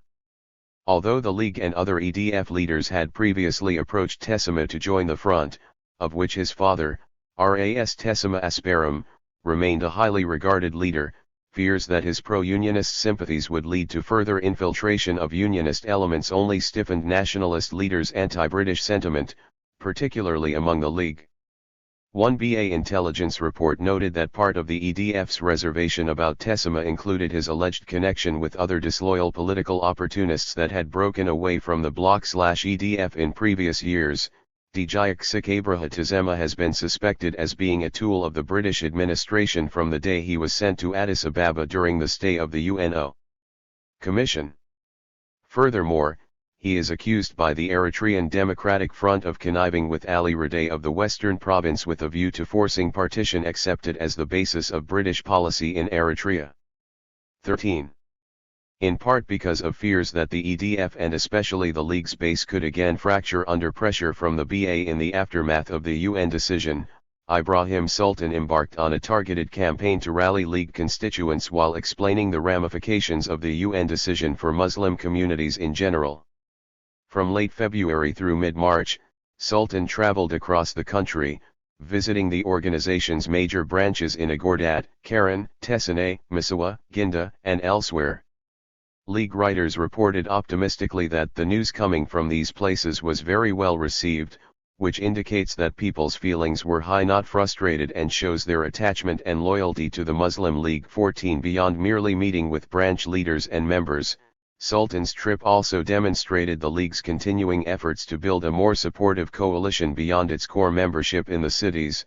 He participated in several celebrations among Muslim religious leaders in many of the smaller towns and villages throughout the western province and along the Red Sea coast, where he met representatives from the regional Kalwayat, Zawayat, and various other civic groups.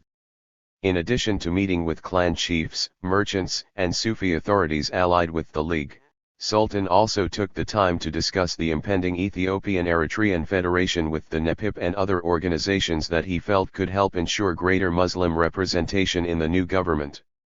On February 28, 1951, Sultan even met with representatives from Misawa's Naib family, long a thorn in the side of the League's leadership, to discuss the stipulations of the Federation in an effort to garner additional support for the EDF's platform. 15. If Eritrea's unionists had reasoned that Resolution 390A would once and for all resign the League and its leaders to a silent role as a minor opposition party, they failed to appreciate the extent to which Sultan and the Executive Council attempted to redirect the nationalist discourse in arousing support for regional autonomy among Muslim citizens. Tesfaye argues that this urgency helps explain why League leaders from the outset of the UN resolution began a campaign for their members to work toward guarding the internal independence or autonomy given to Eritrea from dwindling. 16. He also noted that in a public address given by Sultan in late 1951, the League's General Secretary remained adamant about the need to protect against continued threats to Eritrean independence as the Federation government took shape. He noted that the real work still lay ahead, as supporters needed to guard against the political obstacles that could prevent a legitimate, self-reliant government from forming. In Sultan's view, political autonomy could be assured only if citizens remained vigilant against ongoing unionist efforts to derail the federal plan by dividing the population. 17. Although Sultan's warning addressed Eritreans of all faiths, it carried particular meaning for his closet adherents within the League, who represented the heart of Muslim awareness against possible compromises to Eritrean autonomy. Consequently, the League redoubled its political efforts, including a revitalized push to emphasize that Muslim culture be protected in the Federation. The very fact that activists believed that Muslim interests needed to be protected also spoke to the relative success within Eritrea's wider Muslim community during the previous period, as the expansion of educational and legal institutions, youth associations, charity organizations, and Islamic cultural groups all revealed to what extent civic life had flourished during the mid and late 1940s. Although their focus on safeguarding Islamic interests included a wide discussion about how religious and cultural life would be secured, activists' most forceful arguments developed through the League's emphasis on protecting Arabic as an official Eritrean language. Protecting Arabic. In the midst of shifting political debate from one of outright independence to Eritrean autonomy as an equal partner in the Federation, League writers continued to defend Muslim rights and cultural practices as an integral part of regional sovereignty. Not surprisingly, concerns over the preservation of the use of Arabic only increased in the months after the UN decision. In written commentaries, branch meetings, and public gatherings, Arabic's centrality again resurfaced as a key issue among supporters.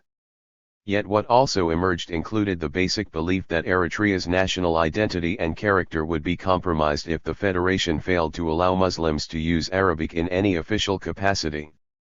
One commentary boasted that Arabic could and must be protected solely for the fact that the language of every nation is the spring of its life and the source of its strength, and a space in which the degree of civilization this nation has reached is manifested. 18 Likewise, League writer Ahmed Muhammad Haji Faraj concluded that, as one of the leading international languages, Arabic represented a way to open doors for Eritrean Muslim success in the wider world. 19 Recalling previous arguments by League leaders and branch representatives, supporters also defended Arabic as one of the major cultural hallmarks of Eritrea's unique historical experience.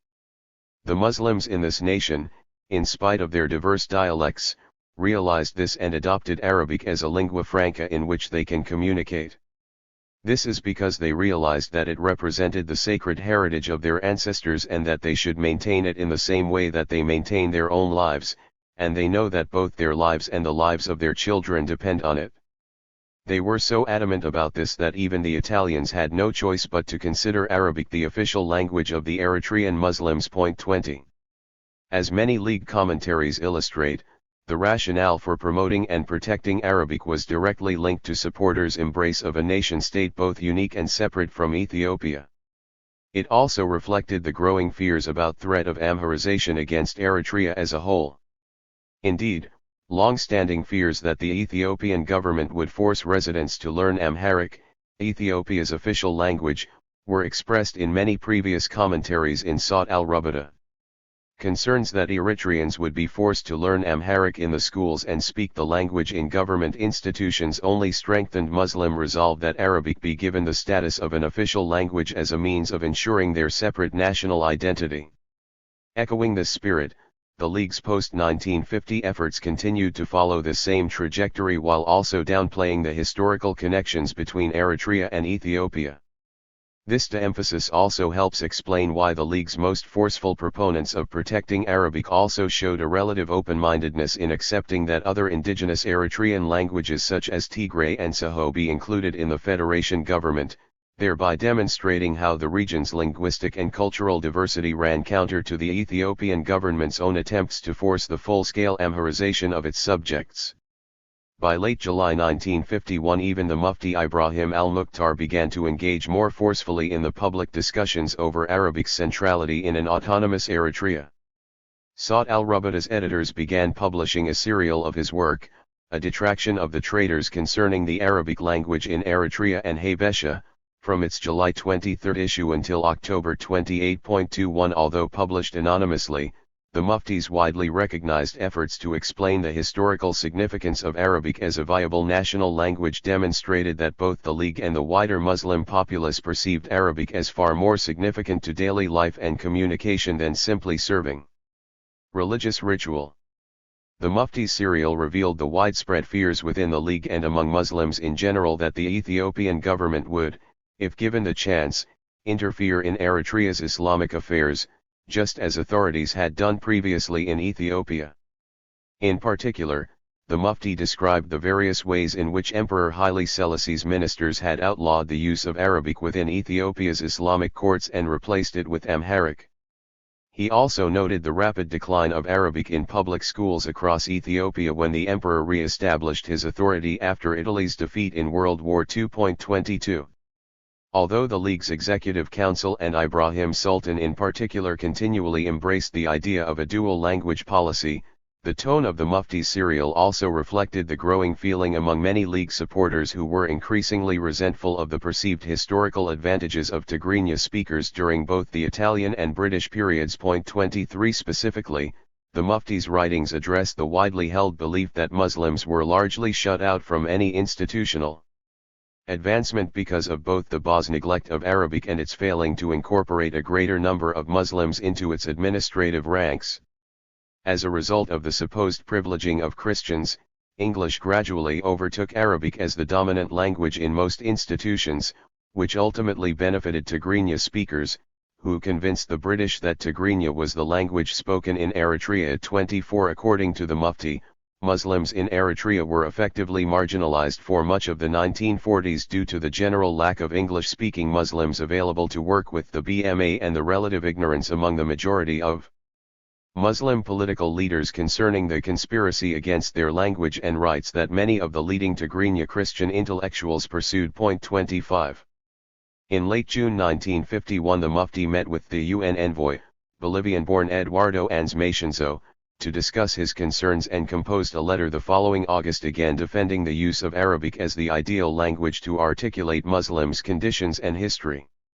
The Mufti reminded Macienzo that in the past, the Turkish and Egyptian rulers of Eritrea wrote and published documents for the Eritrean population only in Arabic, as there were no other written languages during that era.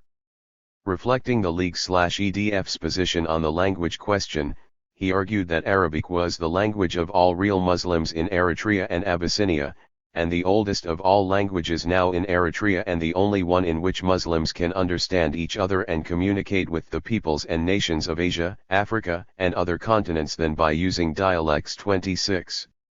The Mufti's discussion was also noteworthy because of his mentioning of Arabic's essential role in disseminating Islamic law and regulations within communities. He emphasized that Arabic's official status remained a necessary reality because of its significance to Eritrea's judicial Islamic courts relating to the issues and judgments, records, and other correspondence among the local population. He also noted the historical precedent for Arabic's use in all Islamic organizations, whether cultural, sporting, political or national. 27. Beyond the Mufti's efforts to recall the supposed inequities among Arabic speakers during the early BMA period, his accusations also reflected a growing discontent among Eritrean Islamic clerics in general, who feared for the viability of Eritrean Islamic institutions even before the federation. On May 19, 1951, the Mufti helped organize a meeting of all regional clerics in Asmara and established the Ulama Front.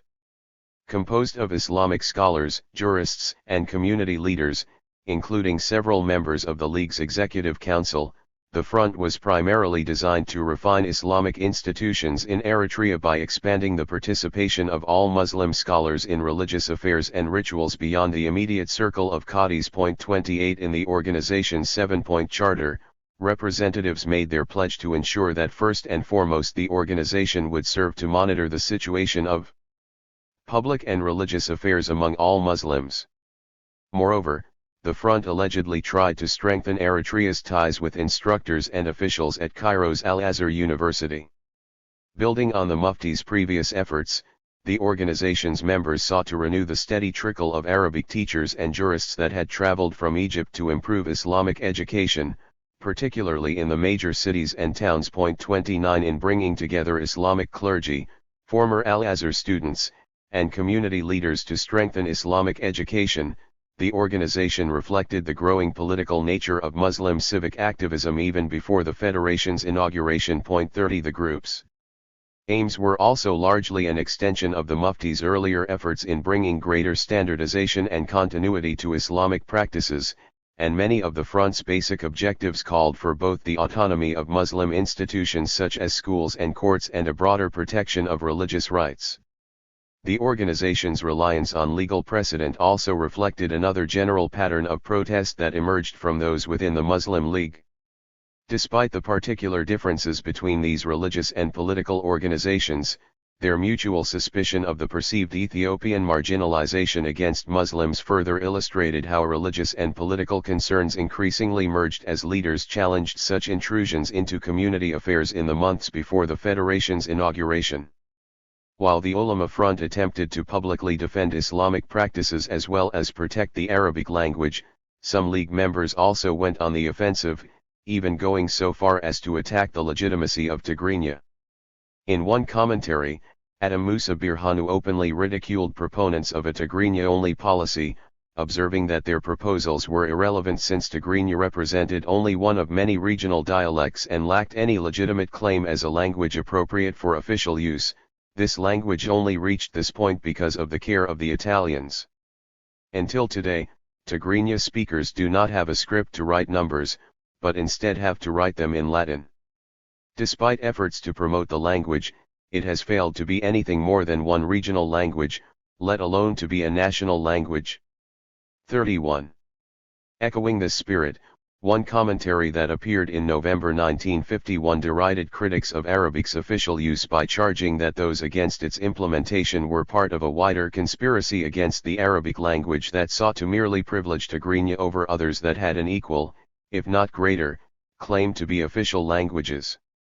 The article's anonymous author observed that those who supported implementing Tigrinya merely wished to elevate their own status over equally legitimate languages such as Arabic, Saho, Afar, and particularly Tigray. 32 Pushing the debate even further, the writer concluded, if we really think about this language question, we should conclude that justice requires that Tigray be the first language and Saho and Danakali, Afar, the second languages, and that those who spoke Tigrinya simply did not want a Muslim language to take precedence in the federation. 33 While most League members' defense of Arabic mirrored earlier efforts before the passage of the federal resolution, many of the commentaries during this period took on a more aggressive and at times even prideful attitude that Arabic represented the spiritual cornerstone of Eritrea, as one writer conveyed.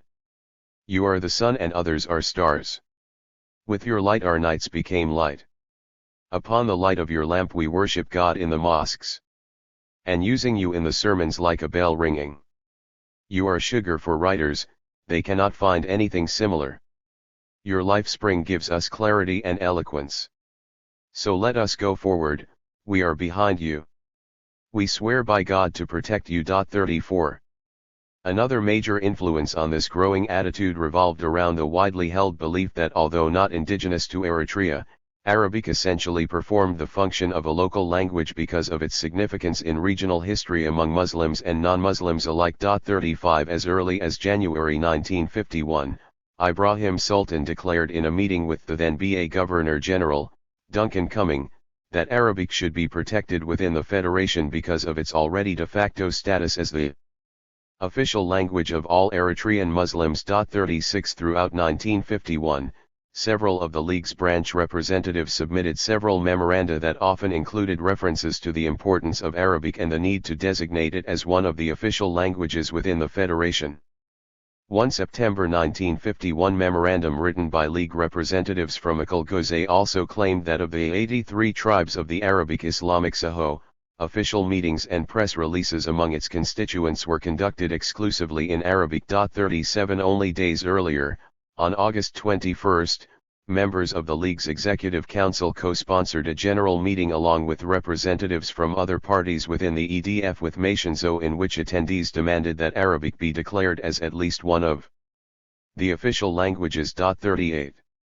The concerns of the League and its allies over the language issue continued well into the following year, when Mashinzo finally presented his draft of the proposed federal constitution. When meeting with representatives at the 32nd Assembly, in Asmara in June 1952, to discuss Article 40, which concerned the language issue, the majority of League supporters and other Muslim representatives from the affiliated EDF groups expressed support for a dual language policy, provided that the constitution include Arabic. 39 Rejecting claims that Arabic represented a foreign language that should be excluded from official use, Qadi Ali Umar Uthman, an EDF representative from Akulgoze, reiterated the Muslim League's argument that Arabic was no more foreign than Tigrinya and that both languages deserved official status based on their supposed common origins in regional history. 40 Other League representatives echoed this basic spirit of an Arabic-Tigrinya policy, while the majority of Unionists supported Tigrinya as an official language alongside Amharic. 41 Although Mashinzo had hoped to reach a compromise on the issue, the continuing controversy in addressing Arabic's precise place in the new government demonstrated that the language question developed parallel to other apprehensions among Muslims, who believed, as a matter of principle, that they would not be given equal footing in the federal system with Eritrean Christians. In a memorandum composed by the League's Executive Council in October 1951, officials conveyed to Mashinzo their anxiety that unionist elements were already threatening the integrity of Eritrea's Islamic communities within the proposed government. 42 League members rejected the proposal to allow the use of the Ethiopian flag simultaneously with the flag of the Federation on the grounds that, in addition to having the colors of the Coptic flag, it bears the Lion of Judah, symbol of the Hebrew people, and the said lion carries a cross over one shoulder. 43 The Council demanded that the flag of the Federation must be far removed from any religious or racial symbol as a necessary measure to guarantee that all forms of religion will be respected by all sections of the population. 44 Although they largely supported Mashinzo's initial proposals during the previous June, the Executive Council also took exception to several additional stipulations within a sample booklet of proposals that the UN envoy had distributed, including vague assertions to Ethiopian oversight of the federal judiciary and national defense. The Council's fears thus mirrored Sultan's belief that Mashinzo, by way of his concessions to unionist elements, helped ensure that the threat of annexation to Ethiopia remained a reality. 45 As with their previous efforts, League officials demonstrated their knowledge of the historical legacy and possible implications of federation-style governments, explaining that, unlike other variations of similar systems found in Europe and North America, the Ethiopian-Eritrean Federation could be implemented in such a way as to ensure a wide autonomy and thus guarantee a way for their government to thrive well beyond other supposedly successful federation systems. 46 However, in responding to the UN envoy's booklet, the League also noted that its Executive Council had recently decided energetically to oppose such interpretations which, should they materialize, would surely and rapidly reduce Eritrea to a status of vassalage and domination by Ethiopia. 47 Representatives also cited the preamble to Article 15 of Resolution 390A, which prescribed that the Federation would guarantee the inhabitants of Eritrea the fullest respect and safeguards for their institutions, traditions, religions, and languages, as well as the widest possible measure of self-government as a necessity for all sections of the population. 48 In drawing attention to the shortcomings between the rhetoric and the reality of the institutional safeguards, League leaders again placed their primary focus on issues of language and cultural identity. Continuing with their previous arguments, League representatives again made a simultaneous effort to respect the wishes of the Tigrinya-speaking population while reiterating their long-standing position of guaranteeing Arabic's place in the new system. Taking a slightly different approach than the previous efforts of League writers and even the Mufti, the Executive Council provided a justification for using Arabic based less on its religious importance than on its stature as an international and common vernacular. Arabic is not only a language for religious use, as it is claimed, but is a language spread widely throughout the whole world and used as an official language by Christian people, as for instance in Lebanon, Middle East, whose population is about 90% Christian. On the other hand, it is the language used by the majority of the Eritrean people. 49. Although the memorandum proved to be only the latest in a series of public statements on the part of its leaders, the League's efforts to challenge Mashinzo on maintaining an autonomous administration within Eritrea demonstrated that the language issue also addressed wider concerns about the underrepresentation of Muslims at all levels of Eritrean political and civic life. The Eritreanization of the civil service. Widespread concerns that Muslims would be denied access to employment within the government also developed as a result of the fears that Ethiopian authorities wished to exploit the cultural and religious connections with Tigrinya-speaking Christians as means of limiting Muslim influence within the Federation. 50 In the context of the growing debates about the very structure and character of the federal system, the political ramifications of the Christian-Muslim imbalance within the civil service only increased throughout 1951. Although by April 1951 British administrators began increasing their public recruitment drives across the country to fill vital administrative, technical, and clerical positions, the actual results of their efforts to incorporate Eritreans into the civil service only seemed to confirm the Mufti's earlier accusations about the underrepresentation and marginalization of Muslims by the BA. Lloyd Ellingson notes that although between July 1951 and July 1952, 1,973 Eritreans were inducted into various departments, a substantial majority of the new recruits within the civil service came from exclusively Christian backgrounds. 51 In light of the fact that the majority of the new postings for Eritreans continued to be under the authority of the small but influential group of British and Italian managers in the high-level administration, any particular Muslim influence within the federal government was limited to workers in clerical and especially translation services. Ultimately, most of the Eritreanization of the civil service occurred by mid-1952, just 3 months before the planned official transfer of power, in September, as the total number of Eritreans employed by the Eritrean government, either salaried or hourly, was 7,947, 96%, with approximately 354 non-Eritreans employed in the aforementioned high-level administration and technical positions. 52 Yet despite the success, the religious imbalance within the administration only confirmed to the League that its members' apprehensions about the lack of Muslim representation were justified. Although in conversations with BA officers Mationzo had stressed the importance of endeavoring to induct Muslims and Christians into the administration in approximately equal numbers, the numerical imbalance proved considerable. 53 Indeed, the overall estimates revealed that Christian Eritreans were represented at almost 3 times the rate of Muslims in the civil service.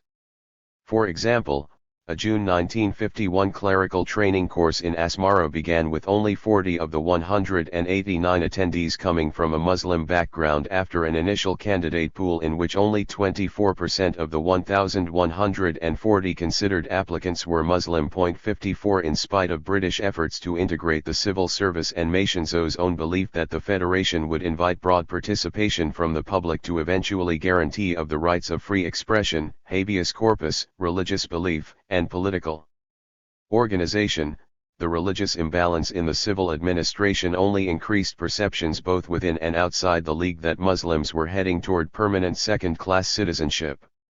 Based in part on these fears and the continued rivalry with several of the Misawa-based leaders, the League again expressed its resistance to conditional unionist Muslims who tried throughout mid-1951 to chart a new political course for wider Muslim interests at the expense of the League.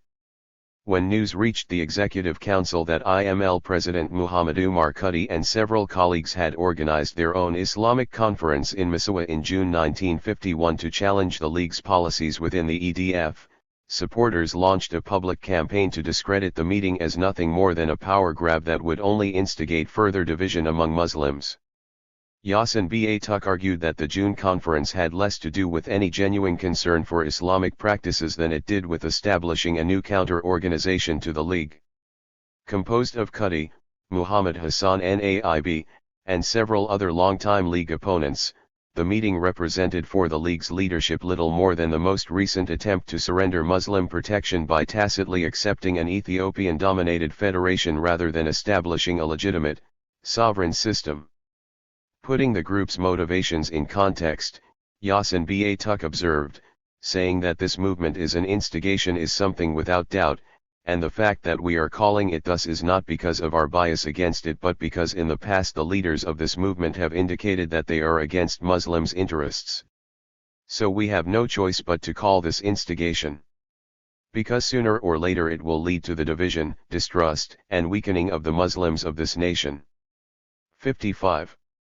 In later weeks, other League supporters went to great efforts to discredit the Misawa gathering, stating that the overwhelming majority of members in the regional branches were deeply opposed to Kudi's actions. 56 Additionally, several high-profile Islamic clerics within the League purportedly came out against the conference and refuted Kudi's attempts to speak on behalf of the region's Muslims. 57 Ironically, the League's aggressive treatment toward the Islamic conference organizers, particularly the conditional unionist leadership within the IML, occurred at a time in which many other former Muslim League rivals began to finally take a more aggressive position against both the broader unionist sentiment and the vagaries of Mationzo's promises regarding Muslim representation.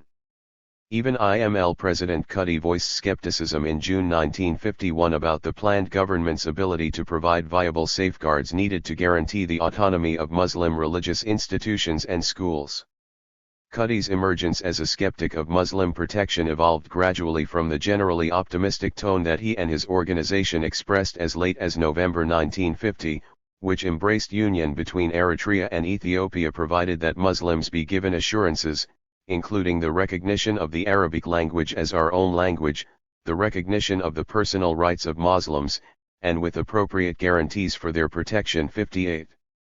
The growth of political tension between conditional Muslim unionists and the wider UP membership developed largely as a result of the inherent contradictions in establishing a federal system that would supposedly allow Muslim religious and cultural institutions to thrive under the auspices of an Ethiopian-dominated government.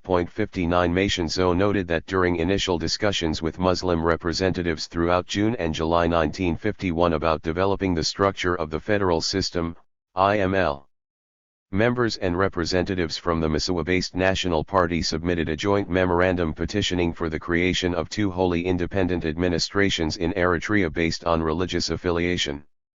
For their part, MLWP representatives also submitted an identical tract calling for two administrative units while the capital Asmara would fall under its own special administrative unit. 60 Both tracts proposed that the administrations include legal guarantees to protect religious institutions among the respective minority population. 61 Yet despite Cuddy's and other unionist Muslims' efforts to address these religious and cultural concerns, their inability to articulate a coherent policy in the aftermath of the UN resolution only encouraged the League to take the initiative in leading calls for greater Muslim autonomy. This became especially evident as Mationzo began meeting political representatives in mid-1951 to develop Eritrea's constitution. The growing tensions between representatives reflected the extent to which Muslim fears of exclusion within the coming federation became major points of contention in both domestic and political life. That these pressures actually encouraged further divisions within the country's broad Muslim nationalist community also illustrates how several emerging interpretations of what constituted Muslim interests emerged among the different factions. These varying interpretations also influenced the ways in which nationalists began to confront the challenge of crafting the Eritrean constitution, as both the League and rival organizations sought to establish a viable constitution that could protect their respective Muslim constituents from possible marginalization. 62 In the context of this apparent political stagnation, some League members began expanding their initial activities with more broadly based reform efforts, particularly in regard to the country's fledgling labor movement. Muslim League participation in labor activism. Complementing the League's attempts to embrace the new political realities in the aftermath of the UN decision, several members also involved themselves in early efforts to unite workers and improve general labor conditions in the country. While their involvement developed amid Eritrea's deteriorating economic conditions, labor activism also represented a key aspect in protecting Muslim community interests during the early 1950s, particularly among merchants in the major cities. While most of the League's leadership participated since the early 1940s in business organizations such as the Asmara Chamber of Commerce or had publicly addressed concerns about workers' rights and wages, 1951 represented a marked increase in both the scale and political nature of labor mobilization among League members. When Asmara-based activists formed the labor organization Harazekhan Semret Keflatat Sarahatenyatat Eritrean, Syndicate of Eritrean Workers, in November 1951, Muslim League members contributed to the syndicate's early efforts to mobilize the various segments of the economy and to establish religious harmony within the organization. In their respective analyses of Eritrean labor activism, both Tom Killian and Tesfaye rightly note that the impetus behind the syndicate's creation involved workers' previous attempts to procure equal employment opportunities for both Muslim and Christian laborers.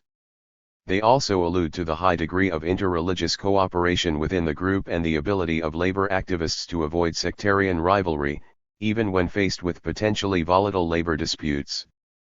That ability revealed itself best when a group of mainly Christian workers affiliated with the syndicate tried to secure employment with job recruiters from the Arabian American Oil Company, Aramco, .63 After failing to arouse interest and support from leaders in Asmara's Arab, Hadrami, community, labor activists received the support for their cause from Wold-of-Wold-Emariam, who used his influential position as Hanti Ertra's editor-in-chief to help the group publish an editorial in November 1951.64. In their public testimony against the group carefully aired its grievances about being discriminated against while continuing to embrace the need for religious unity in their cause. In writing such words and notifying the people, we, the Christians who are writing this complaint, are not doing so because we envy our Muslim brothers. Because they are also our Eritrean brothers, their harmony is our harmony and their happiness is ours, too. However, as the people understand deeply, those Arab people who could be close to us through lineage and geography, are very close neighbors. As we have been since ancient times, we will seek to be cooperative in the future as well. However, although they come to our county, freely work in peace, and get rich, the moment a few Christian Eritreans go to their country and request permission to work, we are extremely saddened and astounded that the Arabs ordered the company Aramco to deny any Christian from Eritrea to enter their land. 65. Although several delegates from the syndicate did eventually engage in a bitter public quarrel with representatives of Asmara's resident Hadrami community, the group managed to avoid turning the spat into a sectarian dilemma by arguing that the resident Arab merchants had demeaned all Eritrean workers by not assisting them in their efforts to gain employment abroad. Syndicate representatives accused many of the Hadrami leaders of simply extracting Eritrea's resources and wealth through their own merchant activities and of having allegedly lied about their influence in Aramco's hiring process. 66 The situation escalated to the point where Hanti Ertra's editorial staff announced that they would temporarily stop printing individual commentaries so that the feuding parties could address the issue among themselves in an appropriate manner. 67. Labor activist Tsagayi Kase alluded to the fact that despite the initial conflict with the Hadrami community, Wold-Emariam's encouragement of the group precipitated the wider involvement from other nationalist intellectual Eritreans who helped advise the group on how to go about strengthening their organization. 68 The group also received considerable support in many of the commentaries featured in Hanti Ertra by late 1951, as EDF supporters reasoned that the severe economic situation across the country required more proactive involvement from the labor section to address the public's needs. 69 By seeking to unite both Muslim and Christian merchants, business owners, and workers, the very spirit of the labor movement ran parallel to the political ideals among the EDF and especially the League's urban-based branches. Its large youth base also reflected Sultan's previous discussions that a robust civil society needed to be harnessed from among the country's youth, whom he believed were the ones with the most responsibility and challenges regarding the federal plan and whose success would determine whether or not the federation would survive. 70. Several editorials implored the syndicate to continue its efforts to build unity to help remedy the employment crisis that faced most workers, especially in the major cities. 71 With Tsagayi Kase and Muhammad Abdelkadir Kiyar appointed as the main representatives to facilitate worker negotiations with the BA, the labor leadership received considerable support from Asmara's Muslim community and Jabarti leaders in particular. 72 The group attracted widespread support from among the wider pro-independence population and even among some unionists, although there was not any clear understanding among the movement's leaders about what specifically constituted a legitimate worker to qualify for the organization. 73. Although some unionist leaders, particularly Tidlaberu and Hergitabe, participated in and supported labor activities throughout 1951 and 1952, the syndicate's internal organization was largely built around the leadership-affiliated LPP and Muslim League officials. This resulted in the labor movement essentially becoming an institutional base for an emerging pan-Eritrean nationalist movement. 74 In an effort to stem possible religious divisions, the syndicate's founders opted to elect an 18-person executive council composed of an equal number of Christian and Muslim members, with each group consisting of 5 labor representatives and 4 advisors, respectively. Among the members of the syndicate's first advisory board, League leaders Suleymanuddin and Adam Kusmala held formal positions on the executive council, while several other League veterans, such as Djade Hassan Ali, served in informal roles as outside advisors and facilitators between merchants, workers, and British authorities. 75 Later, League official Muhammad Siraj Abdu served as the syndicate's vice president. 76. The syndicate's wider objective of encouraging the participation of broad segments of civil society to preserve and enlarge not only workers, but all Eritreans, democratic rights under the Ethio-Eritrean Federation also conveyed the basic spirit of both the EDF and League's basic platform. 77 Although the full ramifications of the League's participation in the labor movement did not materialize immediately, its contribution to the formation of the syndicate demonstrated that its core agenda of building a viable consortium for both Muslim and Christian activists across civil society remained alive and well despite the growing political challenges. Muslim League troubles in the Constituent Assembly elections.